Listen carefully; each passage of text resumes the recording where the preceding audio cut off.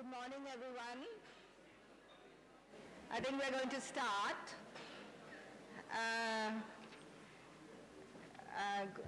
My name is Priyanti Fernando, for those of you who don't know me. I'm the Executive Director of the Center for Poverty Analysis. And on behalf of all of us at the Center for Poverty Analysis, or CEPA, and also on behalf of the Secure Livelihoods Research Consortium, of which we are a part, I would like to welcome you today to this first day of the symposium.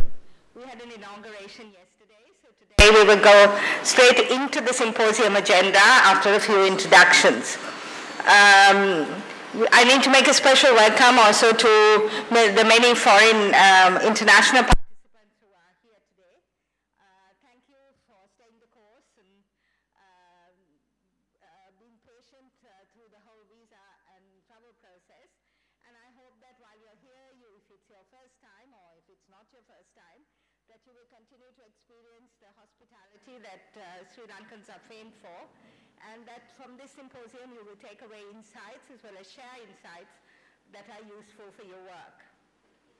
Many of you were here last evening, but many of you were not. For those who were here last evening, I'm afraid some of the things I might say you would have already heard. But I just need to start by actually introducing CEPA to those who do not know us. CEPA is an independent Sri Lankan think tank carrying out research on poverty-related issues. We have been in existence since 2001, so we are only about, sort of still in our teenage stage of our lives. But we've been very lucky during this period to have some very illustrious academics and thinkers working with us on our board, or guiding us on our board, and being among our founding members. Some of them are with us, will be with us today, and will be with us during the next 3 days. And I hope you will get a chance to meet them and talk to them. Our efforts to provide development practitioners and policymakers with robust evidence on a wide range of issues and providing robust evidence. And one of the things we're really proud of is that 4 years ago we were, along with IPS, the Institute of Policy Studies, to participate in the Global Think Tank Initiative after a fairly rigorous process of selection. This symposium is a result of another such global collaboration, this time with the Secure Livelihoods Research Consortium, a group of institutions working on livelihoods,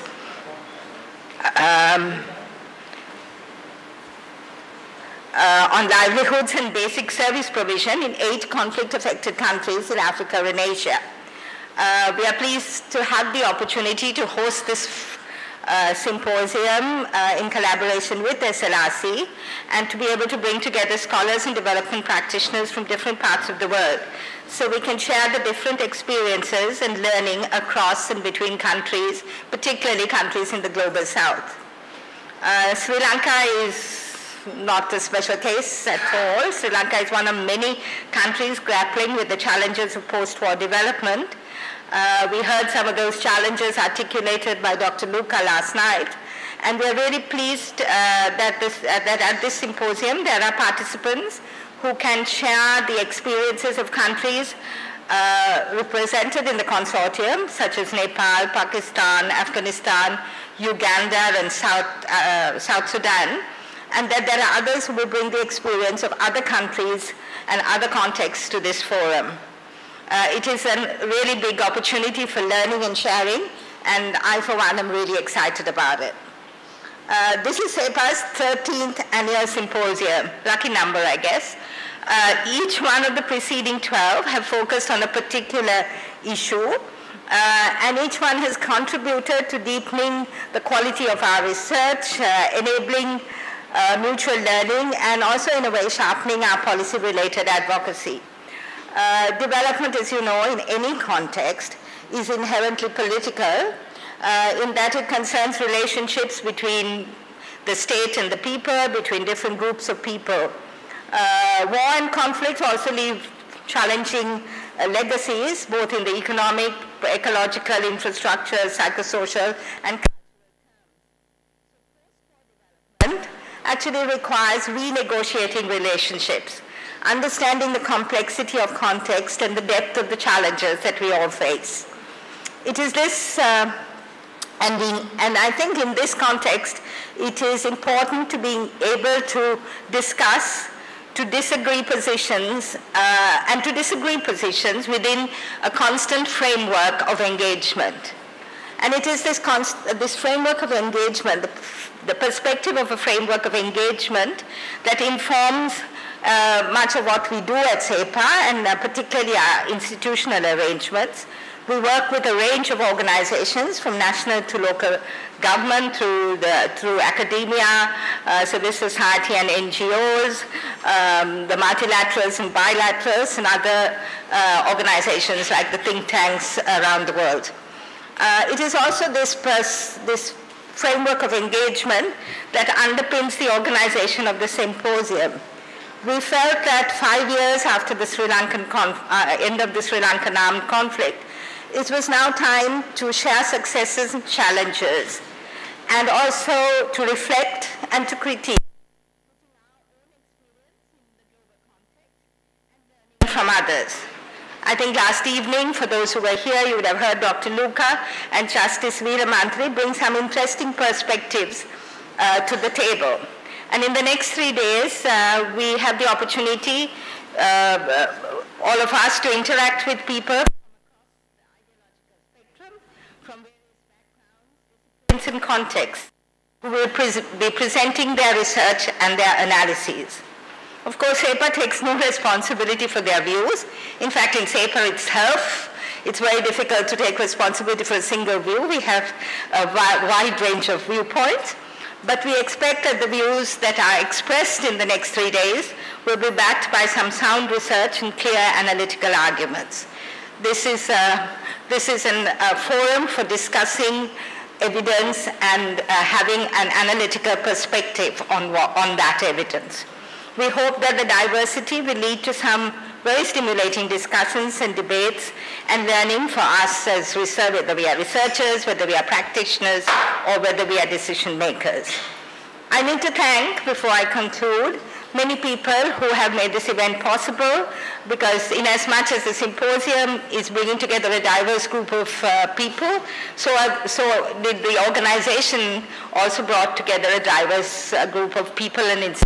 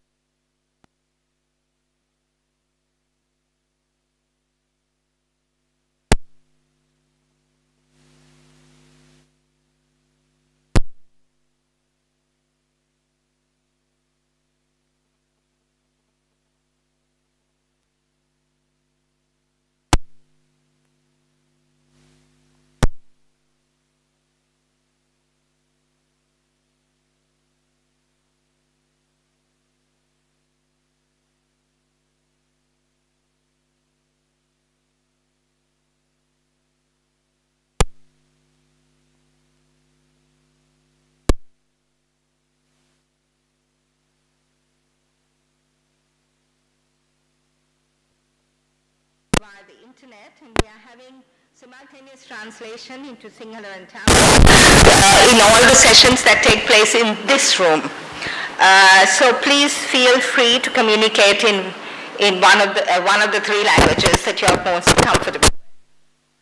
Before I give over to Vijay, I want to introduce I think several key members of the organization team. And I hope they're in the room and they will stand up when I say their names. There's Anita Vikramaratna, who is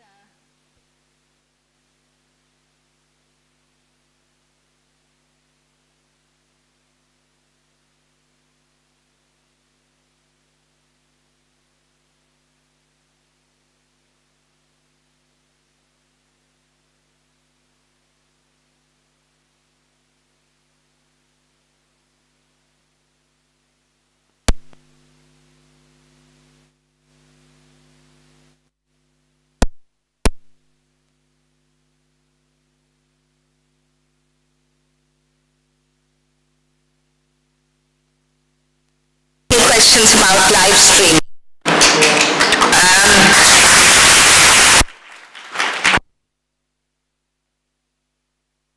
CEPA staff have green and bright orange, I think, mostly, tags. So if you can't find any of these people, please talk to any other member of staff, and they will be very happy to help you or to put you on to somebody who can.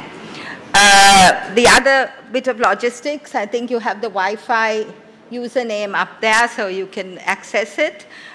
Coffee and soft drinks are served outside in the veranda, am I correct? And you can pick that up during the sessions if you wish. So thank you very much again, all of you, for being here. Symposium, however well organized, is no symposium without participants. So it's very important. So thank you very much for being here, and I hope you will have a stimulating 3 days. I can now ask Vijay to run you through the program and how we envisage the next 3 days panning out. Thank you.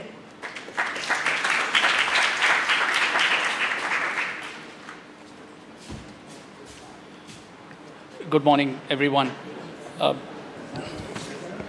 Before I actually get into my opening remarks, I just want to confirm if those of us who are using interpretation know which channel is Tamil, which channel is Sinhala. Is that clear?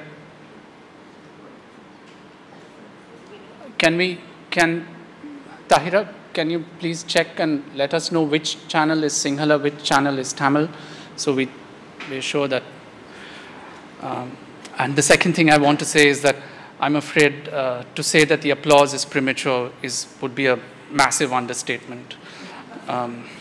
We have 3 days to go before we figure out how this went. Right.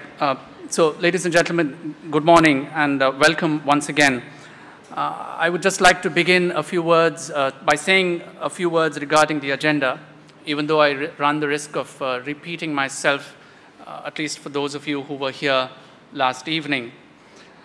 So we have 7 plenaries and 6 parallel forums that lie ahead. Given CEPA and SLRC's work, the 7th plenary, that is the one on livelihoods and social protection, should have perhaps come first. That it comes last is deliberate. We are seeking to build a conversation, starting with areas that are not necessarily zones of comfort. We hope over the 3 days to keep opening it up in the plenaries while we continue to deepen it in the parallel forums. The parallel forums, I must stress, are not miniature plenaries. We seek to explore some very specific policy concerns in depth, and we even actively sought participation of government in several of them. We hope on day 3 to start tying it up after lunch, and I very specifically want to thank Malati Dialvis, Vagisha Gunasekara, and Pradeep Piris for taking on the task of bringing together provocations and reflections, thus enabling us to look back in order that we may look ahead. We have asked many of our Sri Lankan presenters to go beyond Sri Lanka and asked our guests from outside to try to relate their own insights to Sri Lanka to the extent that they can.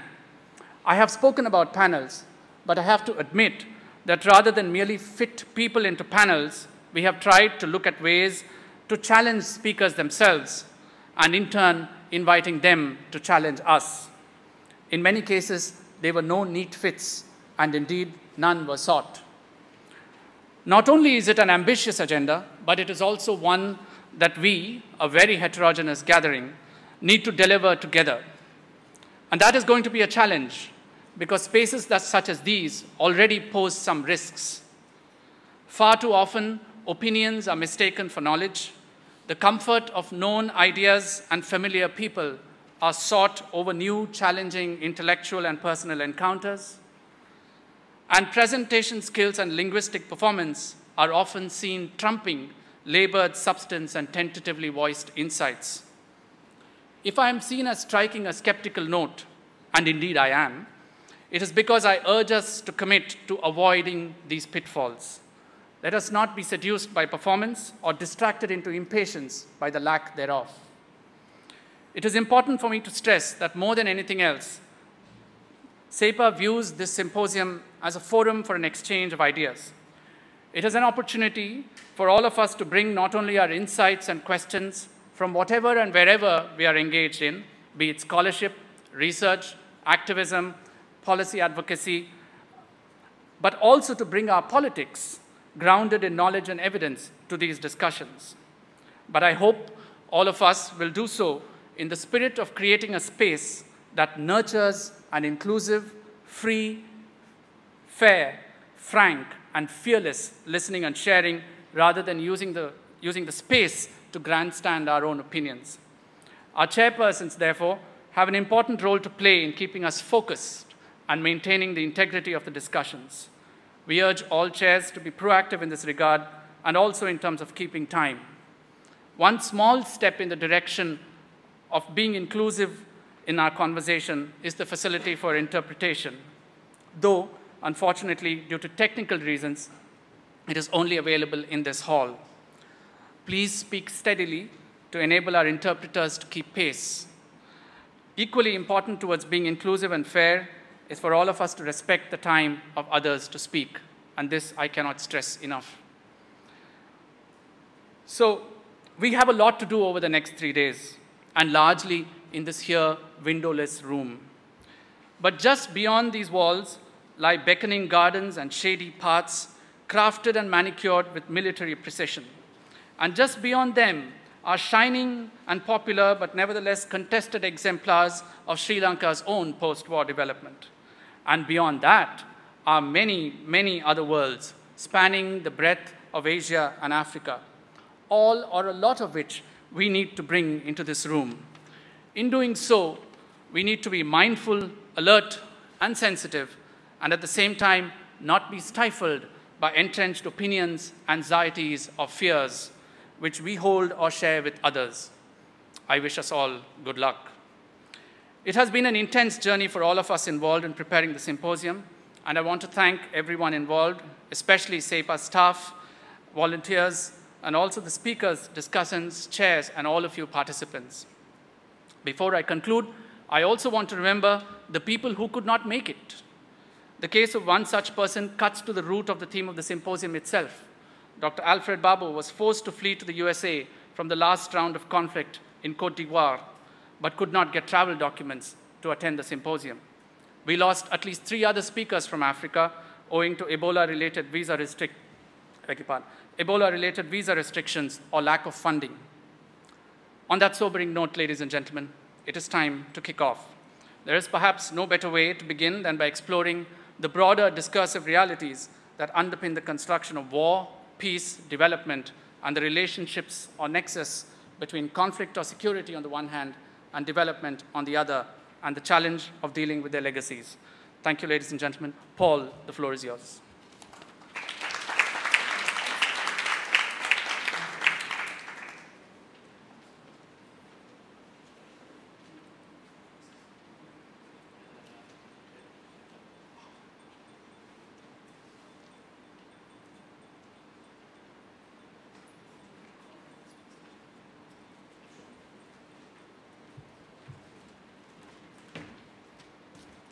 Hi everyone, last minute pick up on the running order.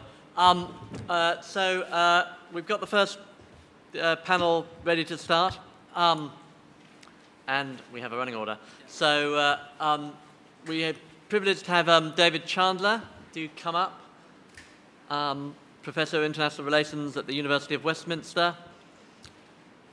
He's the founding editor of the Journal of Intervention and State Building and Resilience, International Policies, Practices and Discourses. His recent books include Resilience, The Governance of Complexity, out this year. Can you see what's there already? It's out in May. So hot off the press and available from Routledge. Freedom versus Necessity in International Relations, Human-Centered Approaches to Security and Development, Z Books, International State Building, The Rise of Post-Liberal Governance, and Hollow Hegemony, Rethinking Global Politics, Power and Resistance. So welcome, David. We're also privileged to have Aisha Siddiqa. So do come up.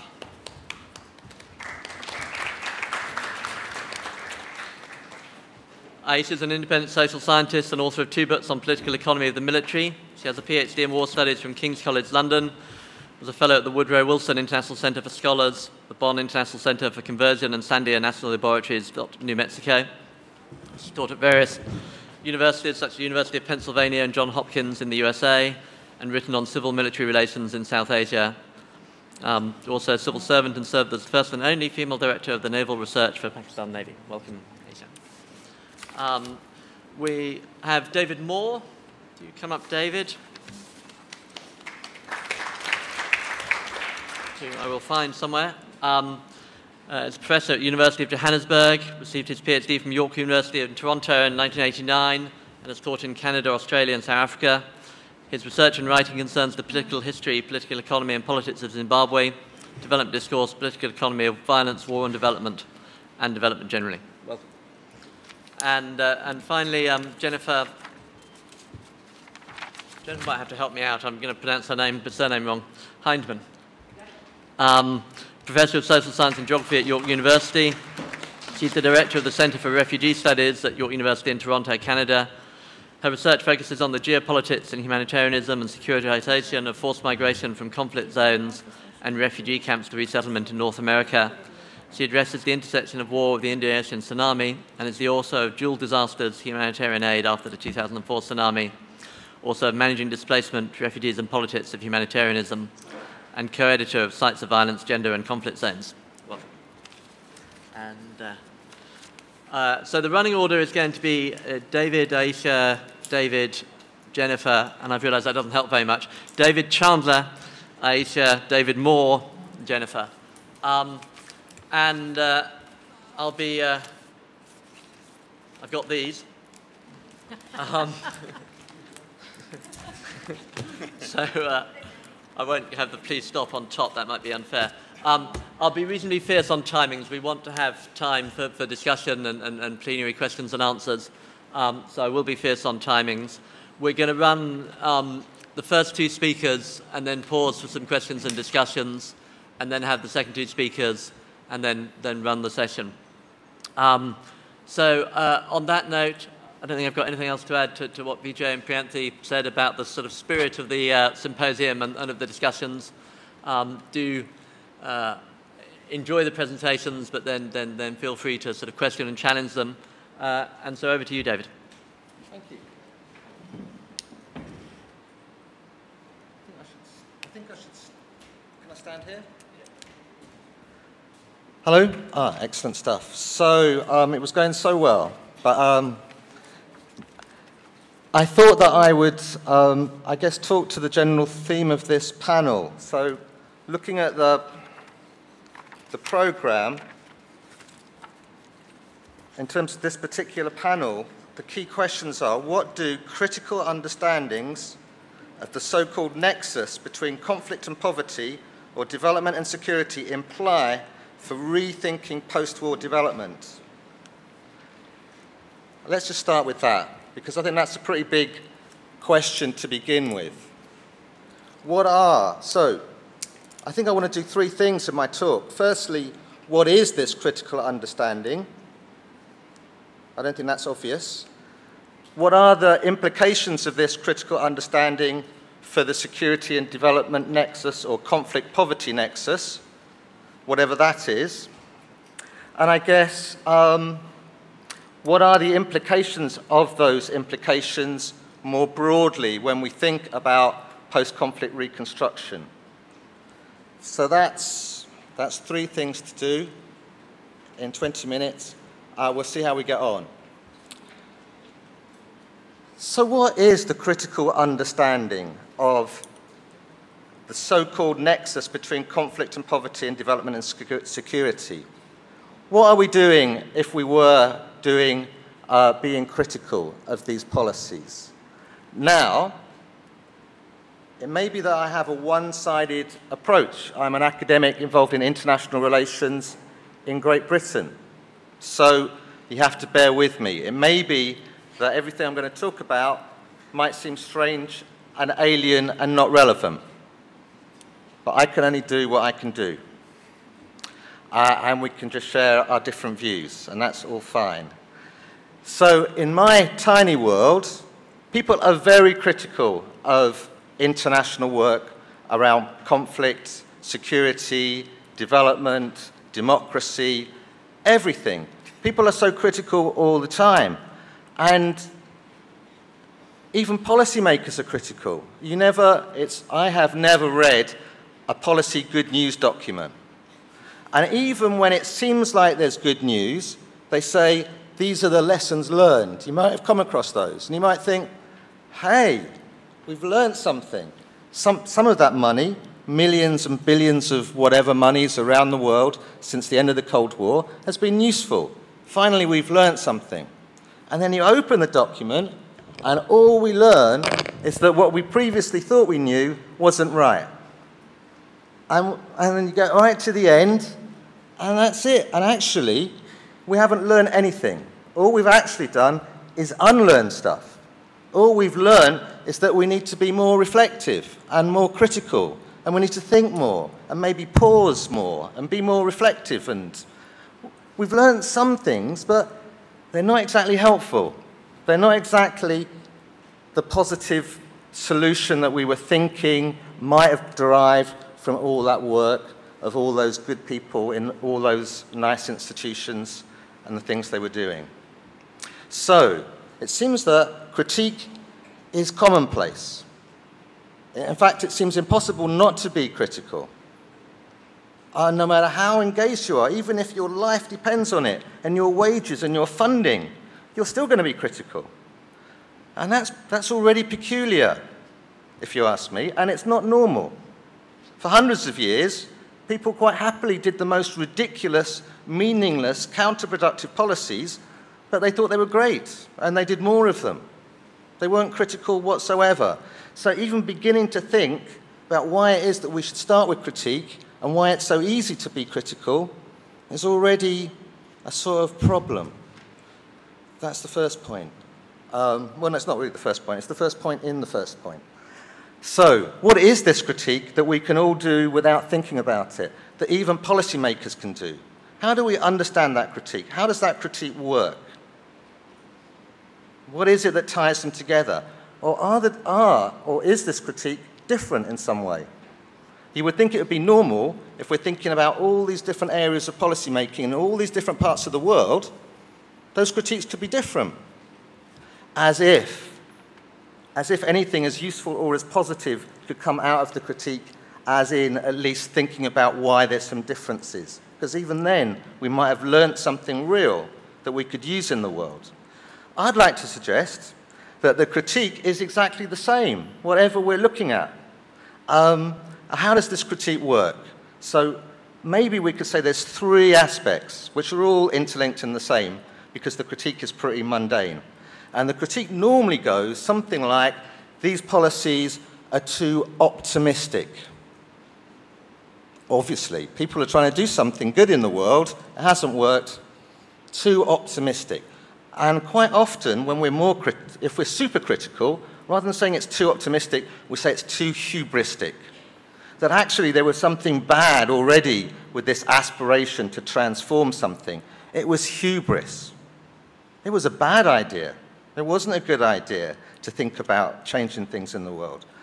So how is it that we already know, essentially, that there was something bad going on with a desire to get rid of poverty or to end conflict? That hasn't always been the case. What is so bad about it? Why is it even hubristic? No matter if you're a humanitarian or whatever, no one can survive.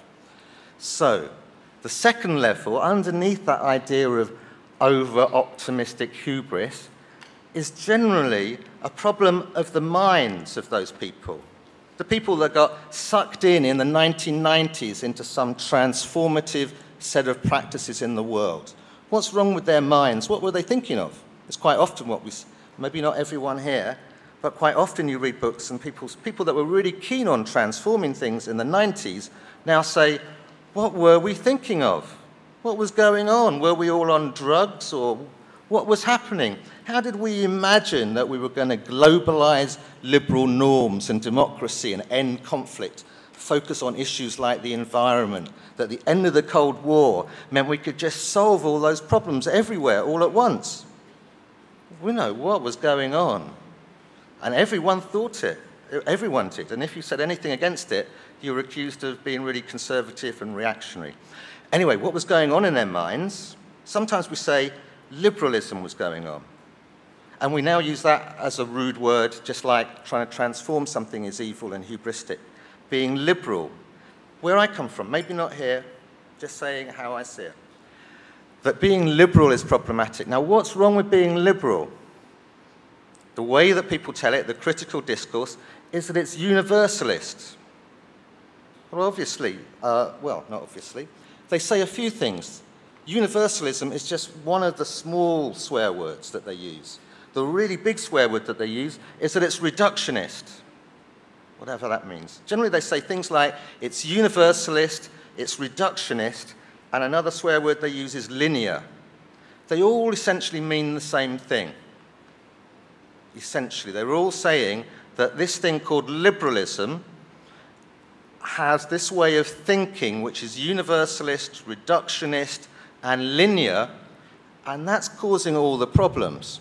That's causing people to think that they can transform things and that they can set goals and that they can, even worse, be instrumental. That's another swear word they use. Instrumental. It sounds bad already.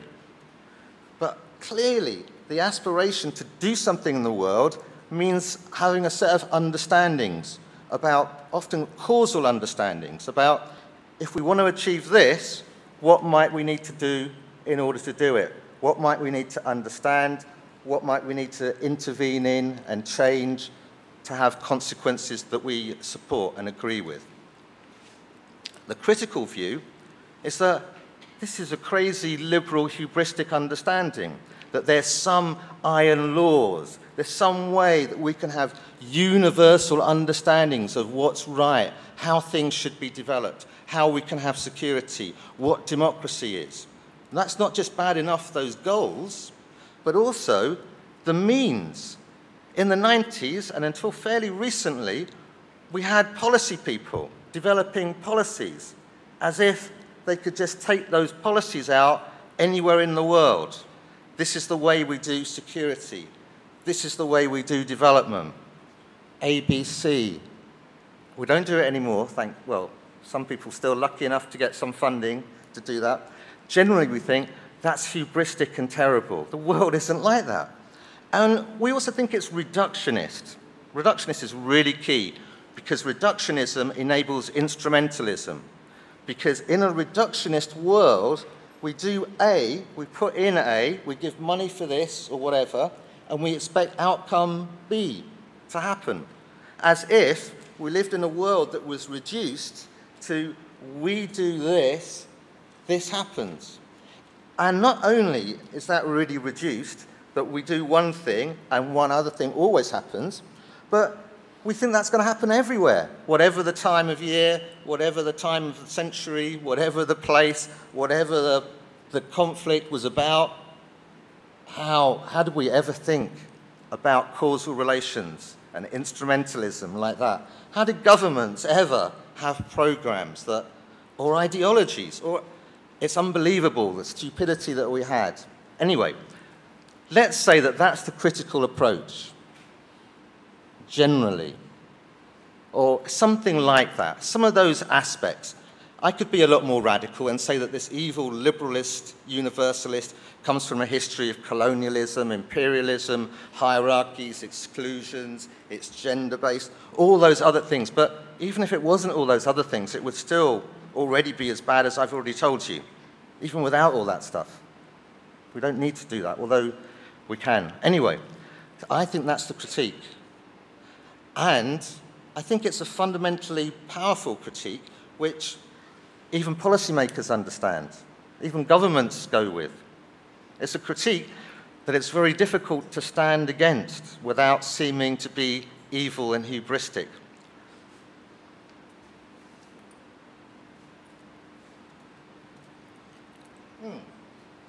However, as we've got a conference that denies that critique exists, or that at least implicitly implies that we can still do things in the world, there may be a possibility of having a discussion about why that critique isn't correct. I would like to hear that, because I have been struggling for some time with my colleagues on why that critique isn't correct and why it's problematic. And my colleagues just accused me of being old-fashioned or Eurocentric or whatever it is. Anyway, so I think that's the critique. So the second bit is I think less interesting. What are the implications of this critique for the security development nexus or the conflict poverty nexus? My God, I'm just warming up. I'm only on part 2. I've got 5 minutes left. Good job this bit is less interesting, I think. I mean, we don't even know what is this conflict poverty security development nexus. All we know is that in the old days of really liberal, universalist, reductionist stuff, we could do security just on its own. We had a whole set of separate policies. We're interested in security, we're security experts, these are the stuff we're going to put in and expect that to come out. And we had development experts. That was different. And humanitarian, everything was separated in the old days. Humanitarianism was here, politics was here, development was there. We had people that specialized. Hard to believe. We thought all these things were separate, and we could do them separately. That's super reductionism, but we thought it was normal. Anyway, then we had a discovery of a nexus. There was connections, interrelationships, amazing stuff, and we discovered this in the 90s, and we said, we can't just do security like that, because there's relationships with development. If people are poor, maybe conflict entrepreneurs will incite conflict or whatever. And if the conflict is happening, maybe it undermines development. A lot of discussion. And once we got into that, relationships between things, our whole world started to disappear. Because if you think too much about the interrelationships of stuff, even you don't exist as an individual thinking, because you're an embedded subject, and your ideas come from somewhere else, and you're entirely dependent. The whole idea of, anyway, let's not go, we don't need to go there, and we haven't got time anyway. But relationism brings in an entirely different ontology, or understands the world entirely differently, and has fundamental implications that we might need to think about if we're doing security development. So in the 90s, they had a security development nexus, relationships. The experts in the whole world, they had a big argument. Is security first? Is development first? Are they equal? Do they have spiraling things?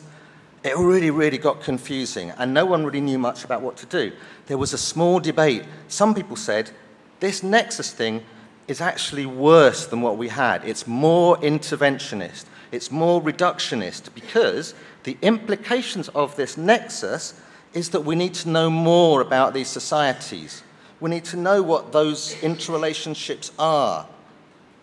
And therefore, we need to intervene more and know more. My colleague Mark Duffield would argue that this security development nexus is just a way of more intervention at a much deeper level at the local community to interpolate passive subjects ready for markets and biopolitical global governmentalities and bad things. And the security development nexus, rather than learning more about relationalities, was a bad thing and intervened more. There's a whole lot of Foucauldian discussions about, we don't need to go into it. Other people said, well, actually, this discovery of relationality seems to be quite useful for Western institutions, because now they can explain why they failed, and failed again for a long time, over hundreds of years. Or if you think the world started at the end of the Cold War, all those interventions that were enabled by the end of the Cold War. We're now beginning to learn a whole load of lessons about relationality that says we might have the best intentions of the world, in the world. We might not be evil capitalists and imperialists, we might be altruistic do-gooders, but a relational world means we can't do a lot, because we have loads of money, the best programs, the best MA students going out and reforming governments and stuff. But in a relational and non-linear world, our ideas, our programs are not going to have a linear outcome. We do lots of great stuff, but bad stuff might happen.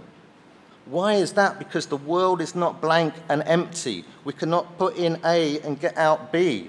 We have to think much more about the societies that we're working with, the complex histories, ethnicities, relationships, ideas, normative communities, peer groups, more and more and more and more. And then you realize that that failure was really just a result of liberal modernist understandings that thought we could just go around and transform things, and that how much ethical values we had or money and resources was all that it took. We learned through the Nexus that actually it wasn't like that. That even though we did want to do stuff, even though people needed our help, the world was much more complex.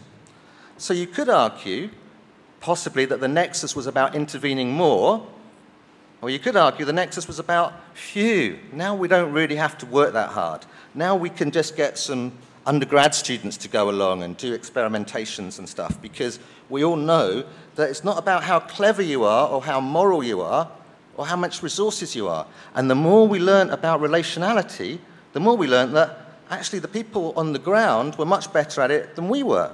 And in fact, we shouldn't even have these goals and aspirations to transform things, which just turn out dissing people and their lives. We should be more celebratory. We should be going out, celebrating communities and how they cope and how they're resilient, and how the worst thing in the world would actually be for us to intervene, because the unintended consequences of us trying to help, we know, history has shown us over hundreds and hundreds of years now, that will just make things worse.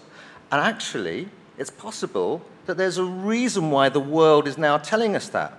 And I know I've only got 1 minute, and I know it seems counterintuitive, but it's just possible that during the Cold War, we were interested, not we necessarily, that Western powers were interested in the rest of the world because they were competing in this global ideology, capitalism, communism, lefty, right, politics, geopolitics, strategy, where they actually cared what went on in different countries. They didn't care in the way that we might care, but they cared in terms of their own interests and political allegiances and markets and contracts, all those things.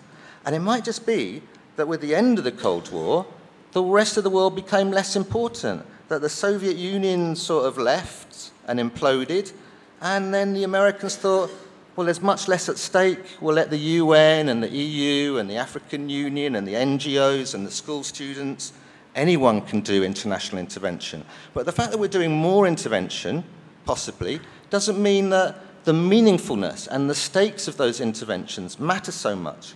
And so in that world, it's quite useful that we've discovered complexity and relationalities, and the power of the West erodes and erodes and erodes.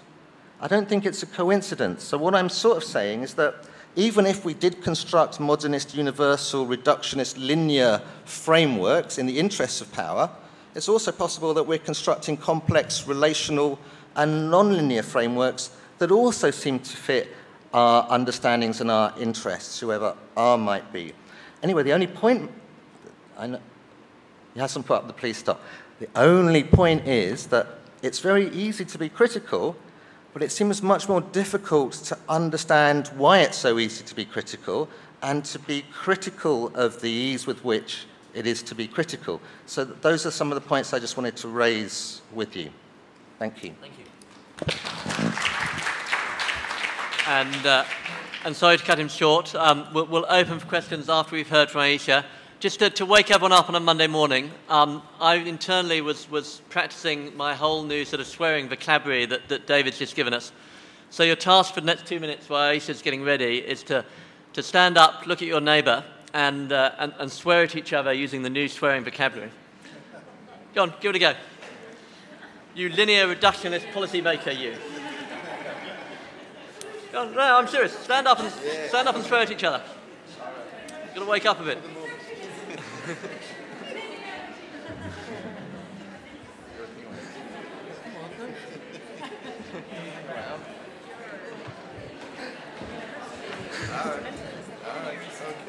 You're a relativist. Very good. I'll do it. Okay, I'm not sure you quite got that yet. You'll have to practice a bit in the break. But we've got a moment more. You can carry on swearing at each other. We're just getting the presentation up. Yep.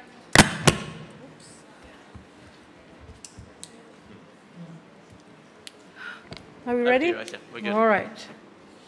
Thank you. First of all, let me thank the organizers, Vijay in particular, to invite me here. I want to thank him on two counts. One, bringing me here to speak to you, and the other is bringing me back after like over 10 years to this lovely country, Sri Lanka. I mean, I came here first in 1977 and absolutely fell in love with it. You know, just imagine coming from Pakistan to a country where you had, at that point in time, 97% literacy in Sri Lanka, and even the beggars were reading English newspapers. So we were very impressed. But again, Sri Lanka, like other South Asian states, denotes a critical example of how you know, systems can unravel. It poses a lot of questions, and so do other countries of South Asia. Now, let me take a step back from David. David has talked about development and security nexus, and he's raised some very critical questions. I'm sorry, I'm completely ignorant in development, but I look at development from a security perspective. Yesterday, I was here for the inaugural, and I thought, for a minute, I thought, what am I doing here in a conference which talks about post-war, you know, development? I'm a person who's trained in talking about war, about conflict. I'm sure, you know, conference organizers tend to make a lot of mistakes, and this may be one. But going back, I think, are we in a hurry to define an area, a region where conflict has, where war fighting has come to an end as conflict-free? I would like to pose a question of what do we define as conflict, as end of conflict? Violence does not necessarily mean that when, you know, guns are no longer, you know, when guns are being used and fired. Conflict and violence is also a threat of it. So seemingly, we can have an end of war, but we may not have the end of war. There's a lot of institution building. Yesterday, Dr. Luca talked about institution building. There's a lot of institution building which needs to be done before we arrive at a stage when we call societies as post-conflict, where they different communities begin to talk to each other. You know, when I look at the question of violence and conflict, and this is what I want to, these are the questions which I want to raise in my 15, 20 minutes. I think the problem that we continue to have violence and conflict is because of the nature of the state itself. And there are three issues that I want to raise in front of you. I think we tend to have continued cycle of conflict, mainly because there is a change, what has happened in the past 30 years at least. There has been a change in the nature of conflict as well, itself. That is something we need to look at. We have moved away, I mean, we've moved away from the post-Second World War lovely days of conventional wars. States do not fight, sadly, states do not fight conventional wars anymore. It's out of fashion. What is in fashion is sub-conventional and non-conventional wars. Now again, non-conventional, which is nuclear, is not to be fought. So what has replaced it is sub-conventional wars. And even states have begun to fight with each other through proxies. Now these proxies are connected with communities, with societies themselves. They eat into the societies.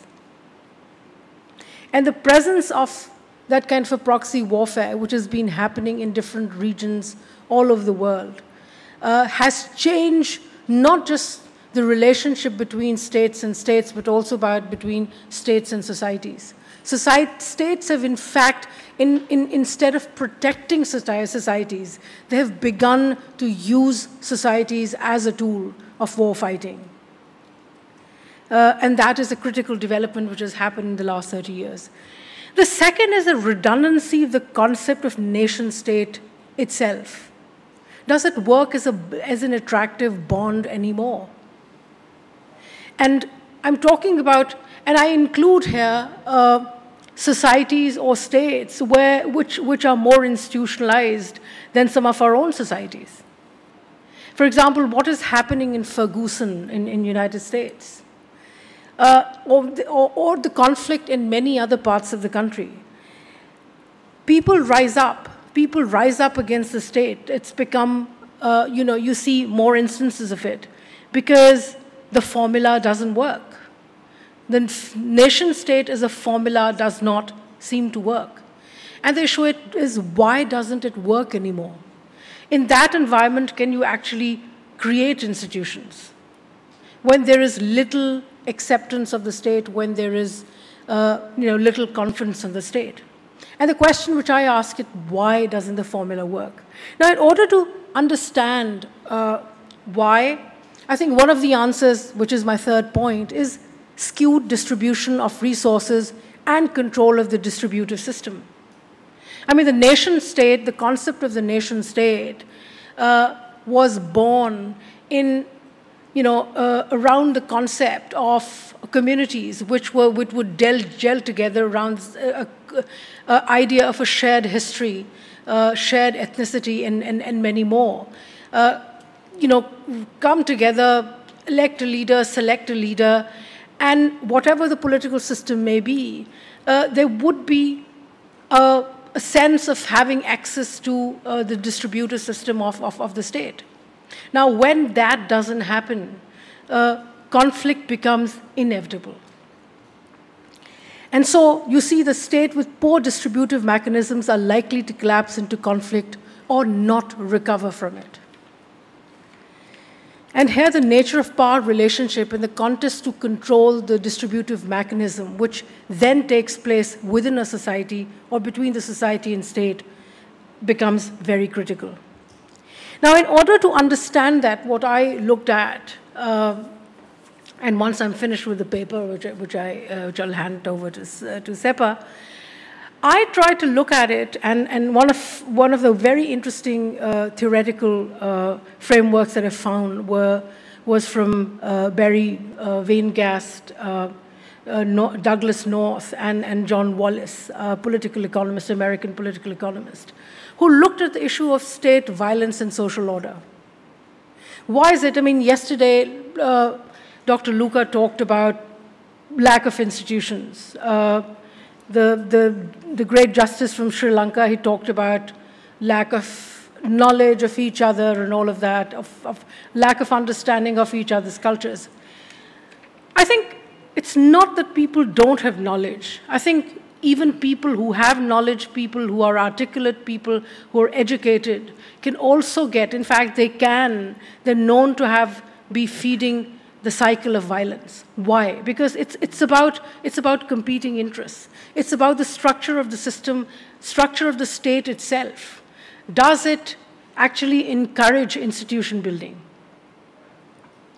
Now, what the political scientists that I've named, in their work on violence and social order, what they've done is they identify two kinds of systems. One is open access orders. Now, open access orders, which are limited, or they're limited members of this order. I mean, there are about 25 states which qualify to be in the open access order. Although I have problems with this framework, which I'm going to talk about very soon. But let me borrow and work on this framework. So, in open access order, what you see is institutionalizing of system. You have institutions which deter violence because the different elites come together, they agree upon a system which will work. It provides people open access to politics. It provides open access to political support. It provides open access to economy and resources of the state. And therefore, violence is controlled by the state itself. The militaries are in control of the state. There are multiple organizations, therefore, and multiple organizations which not only operate in the public sector, but in the private sector. It's possible to have organizations in the private sector. The civil society is diverse, active, and people realize that there is limited benefits in not obeying rule of law. There's a constant distribution of economic interest, so officials do not engage in rent-seeking. In politics, there is multi-party competition, so no one can subvert the constitutions, And institutions define behavior of individual towards each other, the state, and society. And last, the people are treated equally. Now, this is compared to the limited access order, or what these authors define as the natural state. And bulk of the world belongs to this category. What you have is dominant coalitions that limit access to resources. Rents are part of creation of rents for the elite is what gels the elite together. Organizations are personality-oriented. Systems run due to cooperation amongst personality-dominated organizations. State is one of the organizations amongst the different organizations. It's not the paramount. Power of an individual is proportional to the coalition he or she heads. So if you dominate, if you control institutions of violence and oppression, then you have, naturally, your power multiplies. Regime is supported if there is good understanding between the elite. It gives out exclusive privileges. Violence is used within this client network to extract rents and enhance power. Limited organization, control of economic opportunities. It's not a specific set of religious, political, economic institutions, but a fundamental way of organizing society. Builds on personal relationships, and in large societies, personal interests are tied in a web of individual interests. It's very personality-oriented. Now, the variation which I do with this framework is that at times, personality, even certain institutions can become what personalities are. They can take the role of a personality. Individuals can turn into fraternities, and powerful fraternities can dominate the distributive system. There's a patron-client network which becomes strong. It's a very patronage-based form of politics. The non-elite exists through these patronage networks. There's a hierarchy of elite relationship in which smaller elites know one another through personal contacts. Clients prefer patrons embedded in large set of social arrangement, which increases rents. And most important, organized religion is a source of rent seeking. And religious organizations provide privileges, they guarantee privileges of the elite. Religion is also constrained to both elite and non-elite, and military is again another source of rent. Natural states create and manipulate interests to ensure social order, and the work identifies three types of natural states: fragile, basic, and mature. I just looked at South Asia, and what I found, just a very quick look at this table. So we have a sense of where we belong. Oops.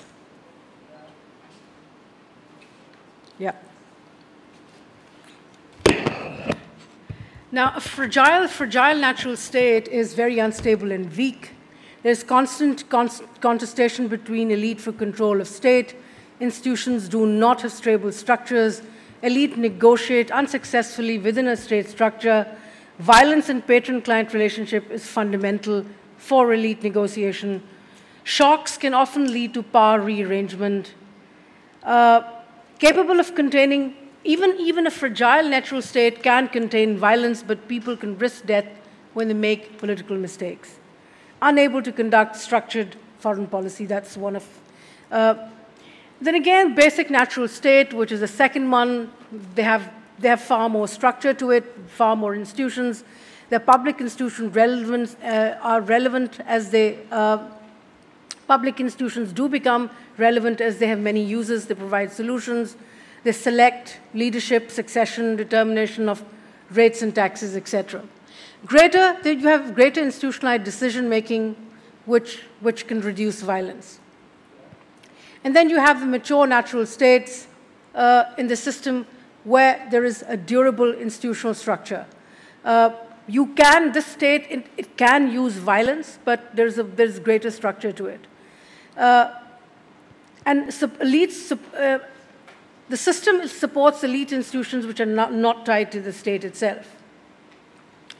Now let me, because I have 5 minutes left, let me quickly come to my concluding points. That what I've tried to do is present to you a borrowed framework, which it tends to explain what happens, what kind of institutional building, why some societies are different from the other in terms of having or not having institutions. Because the question which would come to my mind is that in an area of region of conflict, why do conflicts happen? It's because institutions are not there, but why are they not there? Why can they operate in one society and not the other? Now, in this category of natural states, fragile, mature, and basic, it's important to understand that states can shift from one category to another depending on maturity of the society and its ability to create institutional structures. Now, what do you mean? How does that happen? Now, for that, dominance of an elite group tends to strengthen patronage.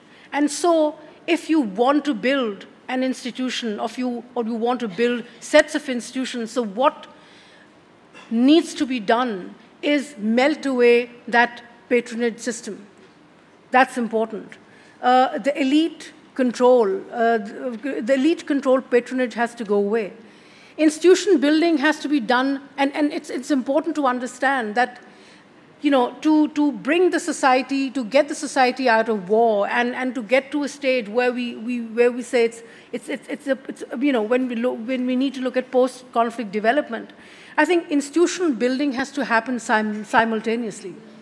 You cannot have you know, greater work put into creation of certain institutions, like strengthening means of violence, institutions that generate violence like the military. You cannot have you know, greater effort invested in building up a military and not other institutions. You cannot create just strengthen means of violence at the cost of not developing other institutions. Use of military, I mean, in these conditions, the use of military to enhance the power of the state, in fact, has an opposite effect. It creates greater oppression, greater violence, and continuous conflict. There has to be the dialogue. There has to be an institutional dialogue between different stakeholders to be able to sit on the table and, you know, for those communities which do not have a sense of participation in the distributive system of the state, to have that sense that they are part of it. And so, allowing militaries, again, let me stress the point, allowing militaries to expand infrastructure in the name of institution building, therefore, becomes dangerous. You cannot give extra strength to, you know, to the state's tool of violence. So in post-conflict situations, peace may happen, but it may prove temporary if not accompanied with multiple institution building. It's not about, I mean, I insist, it's not about infrastructure only. It is about social reorder. The peace in itself has to reflect that accommodation, that institution building that, you know, many conflict situations lack at the moment. Thank you.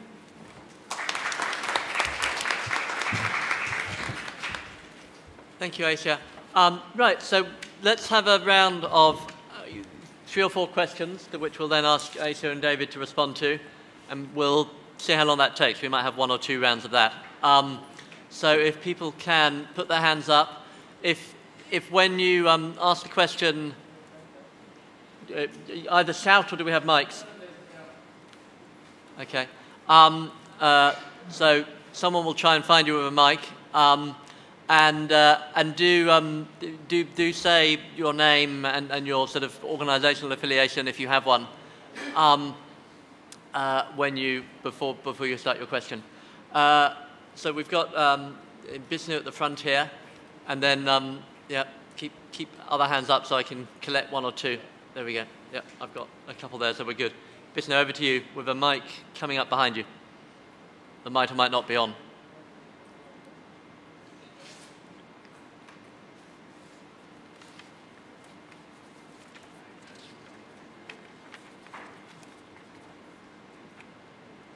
Try it. Can you hear me? No, come up here. Pass the mic. Perhaps I will produce loud sound. David, whenever I listen to you, I feel really... Come up here. We've got one more to come. Gentleman at the back, why don't you ask your question and we'll pass it on to Vishnu as you've got the mic. We'll get Vishnu up here and then we'll sort out the other mic. It is a punishment. Thank you, David. I listened you in Istanbul. I was thrilled. When I listen here again, I am so enraged. But this all the concept, how you will be able to disseminate that concept to the powerful donors who are not really able to understand what you said, at least from the practice I can reflect. It will also help me to reflect in the afternoon. And Aisha, I really didn't understand this comparative chart. What was the basis to keep some country in particular, for example, basic natural state and some others? Without that characterization, I feel a bit comfortable looking to my own country and the complication there, and it seems relatively in the basic natural state. So can you explain a little bit more? Thank you. Thank you. That was Vishnu Apreti from NCCR in Nepal, who failed to introduce himself.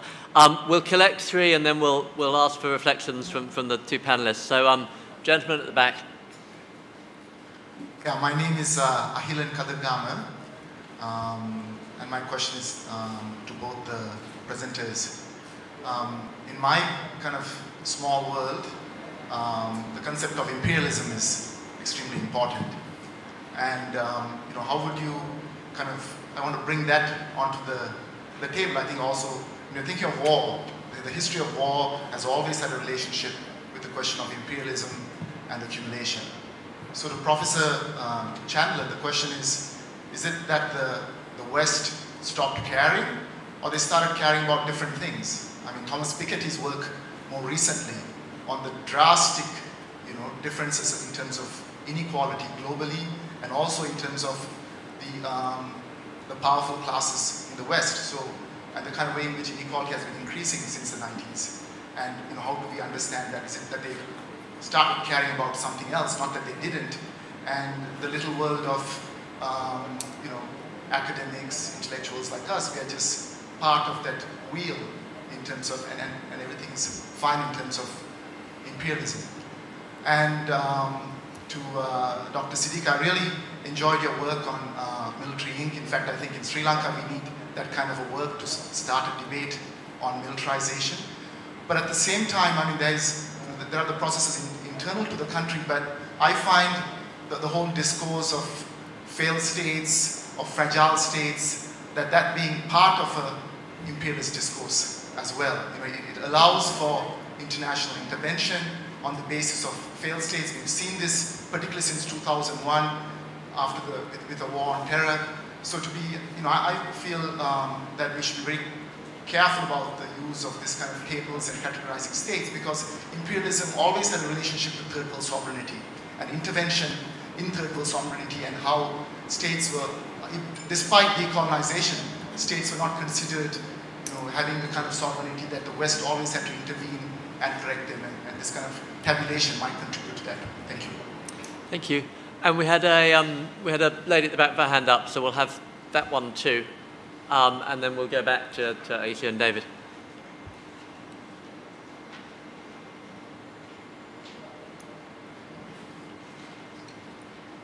Hi, my name is Anar, and I work with Okapi Research and Advisory in India. We work on social innovation and social entrepreneurship in South Asia.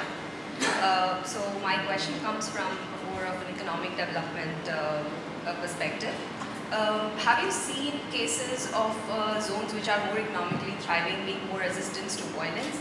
And if they are not, or if they turn up being fragile, what are the institutions that, you know, are to fail first? Did you get that?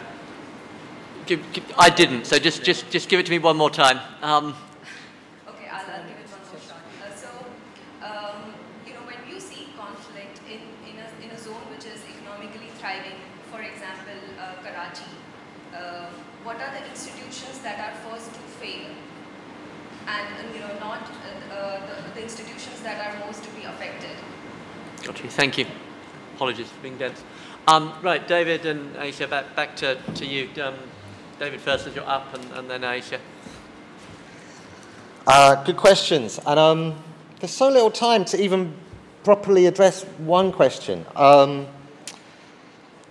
So I just worry that the empirics of the world don't always help us hugely.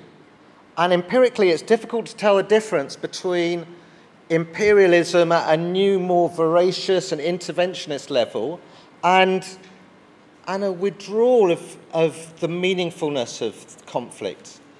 And the reason for that, the world is less clear. When people talk about complexity and interrelationality and stuff, and the difficulty of governing and of policy making and of being critical, it's because it's sort of true. Because the world that produced clarity was a world of conflicts which were cohered ideologically. And all I'm sort of suggesting that if that world is less apparent than it used to be, it makes everything difficult when it comes to political theorizing and political policy making. That's all that I'm sort of suggesting. And that difficulty, I think we can trace without being rocket scientists. We can trace it from a hubristic confidence of transformation and universalization, liberalism, to what Aisha was talking about, neoliberalism, where we don't live in a universal, liberal, linear world. We have to work on the preconditions that would enable people to become liberal. That was already a defeat and a retreat. That's why we call it neoliberalism. In between liberalism and today, we had neoliberalism. And they said, look at the pluralities and the differences. There's no universals like capitalism, markets, imperialism. People are making their own capitalism and their own conflict and their own development, and they're making it badly. Let's try and understand that. That's already non-linear. It's already, we can't really solve their problems because they're making their own worlds. What's the preconditions for them to be liberal? They started off institutions. If only we gave them laws and frameworks and courts and trained some people and sent them over, then they might become liberal. Then that didn't work. And then they said, maybe we need to work at civil society at a deeper level so that once we've changed the laws and given them institutions, those institutions can have more of a relationship to the society. And from 1990, let's say crudely, internationally, because that's where we're doing the policy experimentation, from 1990, the complexity, the relationality, the differentiation of the world became clearer and clearer. And that critique of universalism and universal rationality, the universal ability to have democracy and equality under the law, that critique initially we called it neoliberalism. It said that rationalities are plural and socially constructed. Neoliberalism works on a level of the problem rationality. What are the preconditions to enable people to do markets and democracy properly? And in the last 20 years, it was problematic and contradictory because it had the same goals, peace, development, all the rest of it, but it was sort of anti-universalist. It said we have to go deeper into the complex social processes, the preconditions of the preconditions. You know, and then we ended up working in schools and preschool because we had to go back further and further and deeper. And at the same time, those intervening people were promising liberal universalism, democracy and peace. It was a hugely embarrassing set of moments. And we call that an understanding, an understanding of the rationalities. It was in people's heads that was the problem. And all I was trying to say is that more recently, neoliberalism has been understood to be not really working. And then we had a shift to an ontology, a relational understanding of complexity, where we don't have to go deeper and deeper with causal determinations. If we work at people at schools, and then civil society might work, then institutions might work, then they might choose peace and democracy. We've sort of said no. actually, the world is complex and interrelated. It isn't determined like that. We can't set goals. We can't do social engineering on the other side of the world at the deepest level of history and social interrelations with the hope of transforming it. That's what Douglas North and all those people did, you know, from the 70s onwards. It was a good way of explaining differences and how they're always going to exist and how capitalism's not to blame, but it wasn't a way of doing policy. And more recently, we're developing a different way of understanding, that people have coping capacities. We don't say their rationalities are problematic. They've only got a problematic rationality if we lived in a liberal, universal, linear world where everyone has to think the same to do the same things. If we live in a complex, plural, and differentiated world, then local understandings and coping mechanisms and resilience and pluralized forms of knowledge are exactly the only ways in which we can deal with ongoing problems and crises. Wrap yourself up, David. Sorry, yeah. It's a speech, not an answer. It was more like a big exhalation. Aisha, and then maybe I'll get you to try and come back to a couple of the questions. Yeah. Vishnu, what I tried to do was, during in my talk, explain what are the characteristics of different states. And I thought that you would then sympathize or appreciate these categories. But I would repeat, the category fragile, basic, and mature depends on the nature of institutionalizing different power structures. Now you may not, we can, and this is a work under process. I think there has to be interim categories put there. I'm working on it. But I think this is to give an idea of where patronage systems are very strong, where actually it explains, the table explains where different states of South Asia Asia stand. So it doesn't mean that there's going to be constant violence in a category like fragile state, but the likelihood of patronage system generating violence becomes very high. They are not institutions, they are personalized institutions. Institution building, in fact, then becomes very personalized in a fragile natural state. But as institutions build up, you see that increasing. Talking about imperialism and categories. See, sadly, what we need to realize is that constantly looking outside and saying, oh, we do not fit in a category because if we do try to put ourselves in a box based on our own capacities, an assessment of our own capacities, how good we are, then there's going to be an intervention. In fact, when you talk about imperialism or neo-imperialism for that matter, it has always that local driver within the societies. Now, how do you fight back imperialism?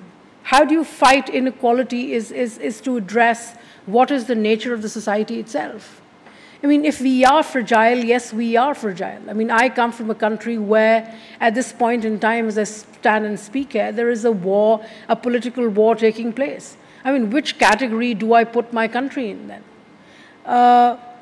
It is unfortunately a state where, institutional mechanisms have not developed. Institutional mechanisms, now we can say that this is a framework which has been given to, by others, by imperialist forces to judge us and then intervene. But I think when states are weak enough, then intervention would be possible, even if it's, imperialism or lack of it.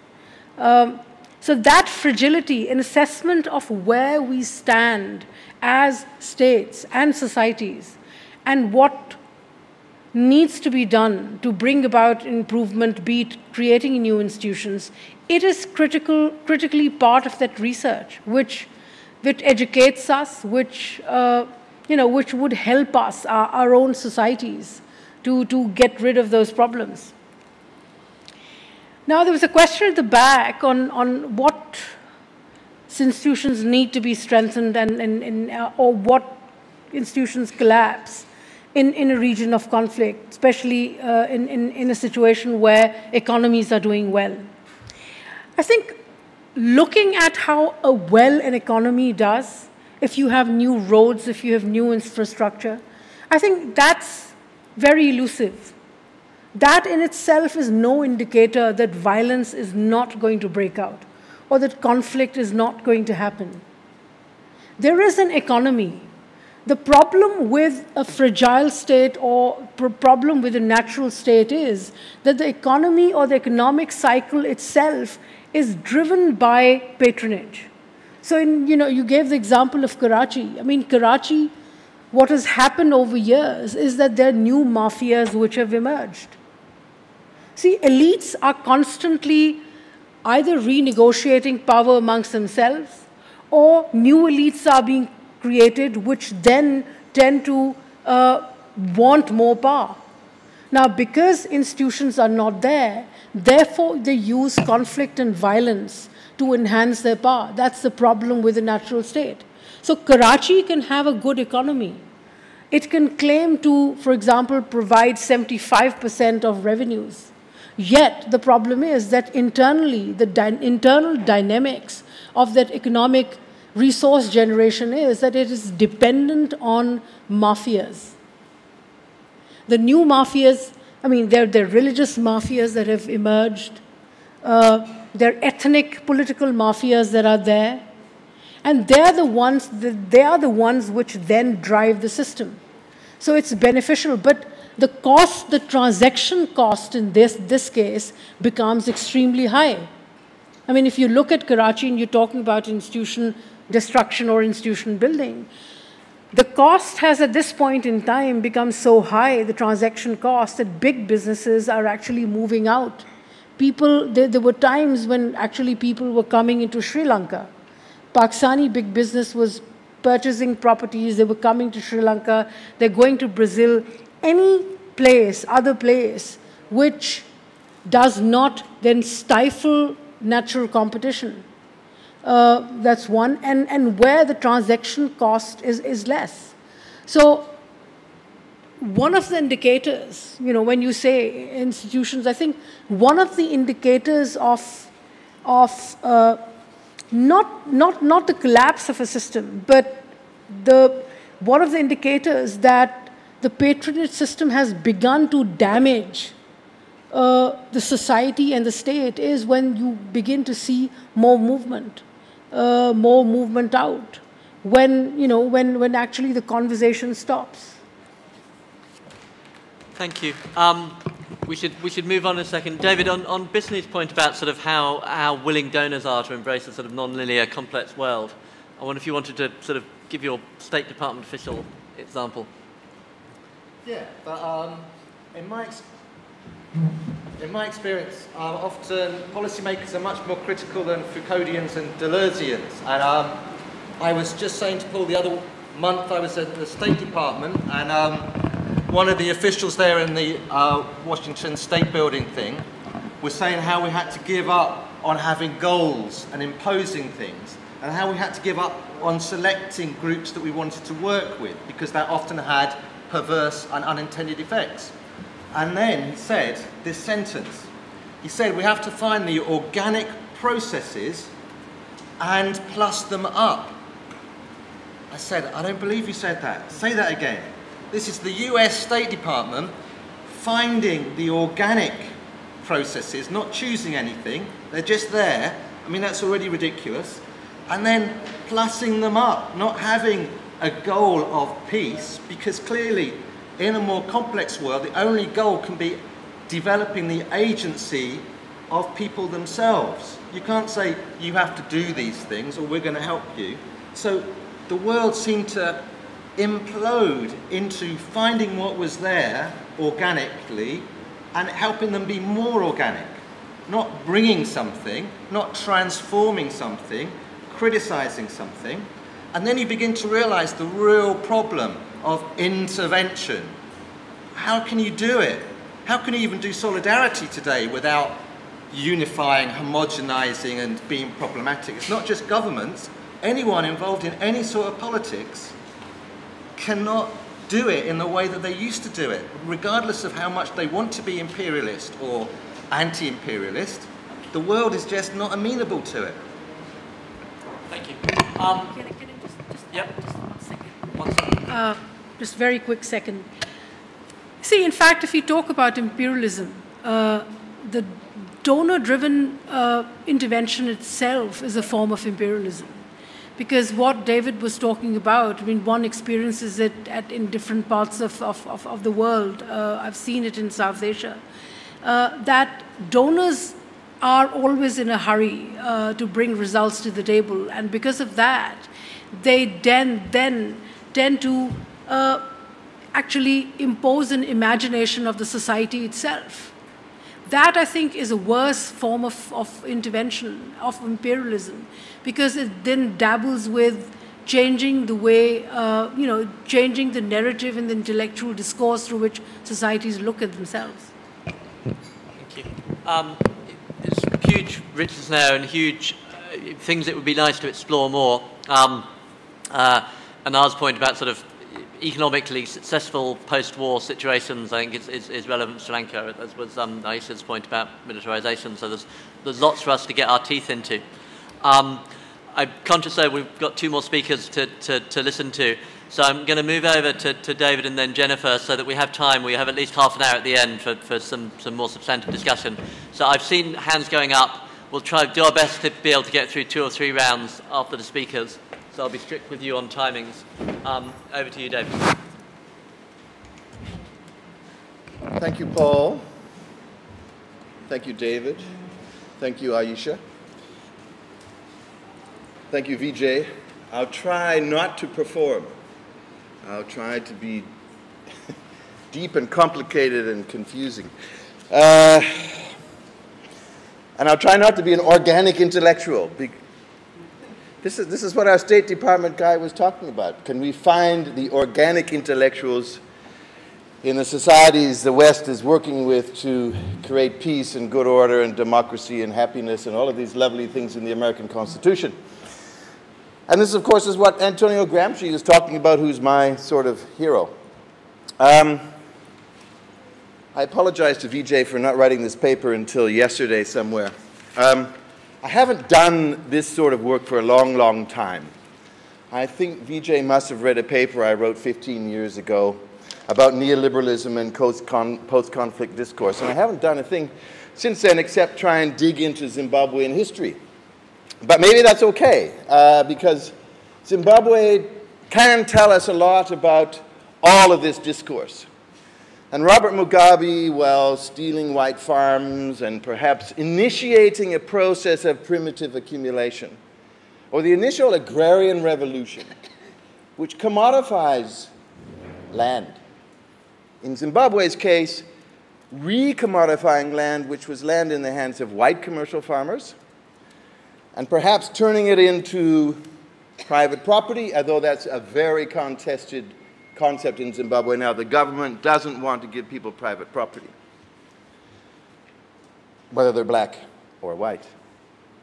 So we might be witnessing in Zimbabwe a racially twisted form of primitive accumulation, which is what I'm talking about in the long term, in the structural sense. I'm going to be an old-fashioned dinosaur, Marxist, linear, reductionist, and I'm a liberal too, as we were trading our swear words. Jennifer said, you're liberal. I said, you're a postmodern feminist, post-structuralist, relativist, who's now heavily into securitization discourse. It's a very good paper she's going to present, which is very linear and very reductionist. When you talk about security, read this morning's paper. Fascinating speech by the UK High Commissioner from Sri Lanka. Absolutely fascinating. Geopolitics, securitization, discourse of democracy, discourse of humanitarianism. We rescued 12,000 hostages. We are creating peace, development. Today's newspaper is just a perfect example of development discourse writ large. Fascinating. There's my Sri Lanka spiel. We were supposed to bring this. So I'm always going back and forth from deep empirical history, digging in the archives to see how this ruling class developed in Zimbabwe. And then I flash back to good old Karl Marx. And it makes me very confused. And also, David and I had a long discussion. Should we use PowerPoints or not? We both agreed we wouldn't use PowerPoint, but in the end, I'm using this picture because it's an example of what happens when ruling party strategies fail to work within the democratization discourse imposed, to an extent, by the West to a party which is considered as a puppet of imperialism by Mugabe. When that party almost won an election in March 2008, then the stuff hit the fan. Then the state imposed this violence on the opposition, and this is what you got from a key member of the security apparatus of the opposition party. Disappears one night, they find him 2 weeks later in the field like this. The last time I showed this slide was at a historical materialism conference at SOAS. And it wasn't part of the slide I was going to show, but when I was reading this stuff, anyway, my old friend Henry Bernstein wrote me a long letter after this seminar at the Trotskyist Conference International, right? He says, what are you doing, David? Are you a CNN journalist? What are you doing showing these images of this violence? This is sensationalism. And I said, I'm sick and tired of this theory where we're trying to understand complexity. What should the West do? The elephant in the room that I think David left out was China. We are seeing a deep, deep, deep crisis in the international political economy. You watch Obama talking about chemical welfare in Syria. Oh, gee, this is terrible. These poor people. What happens if we intervene? Should we intervene? Should we put all our soldiers back in a place like Iraq again? This self-doubt, this reflection, which to be reductionist is a reflection of the leader of a superpower which is in decline, right? Where have they been successful since Vietnam? They lost Vietnam, right? It's been a whole process since the 1960s of deep, despairing discourse.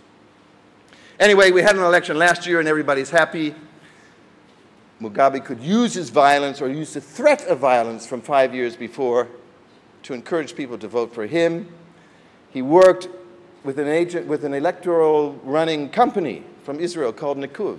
This is a company which makes millions selling its expertise at manipulating elections to countries in the third world.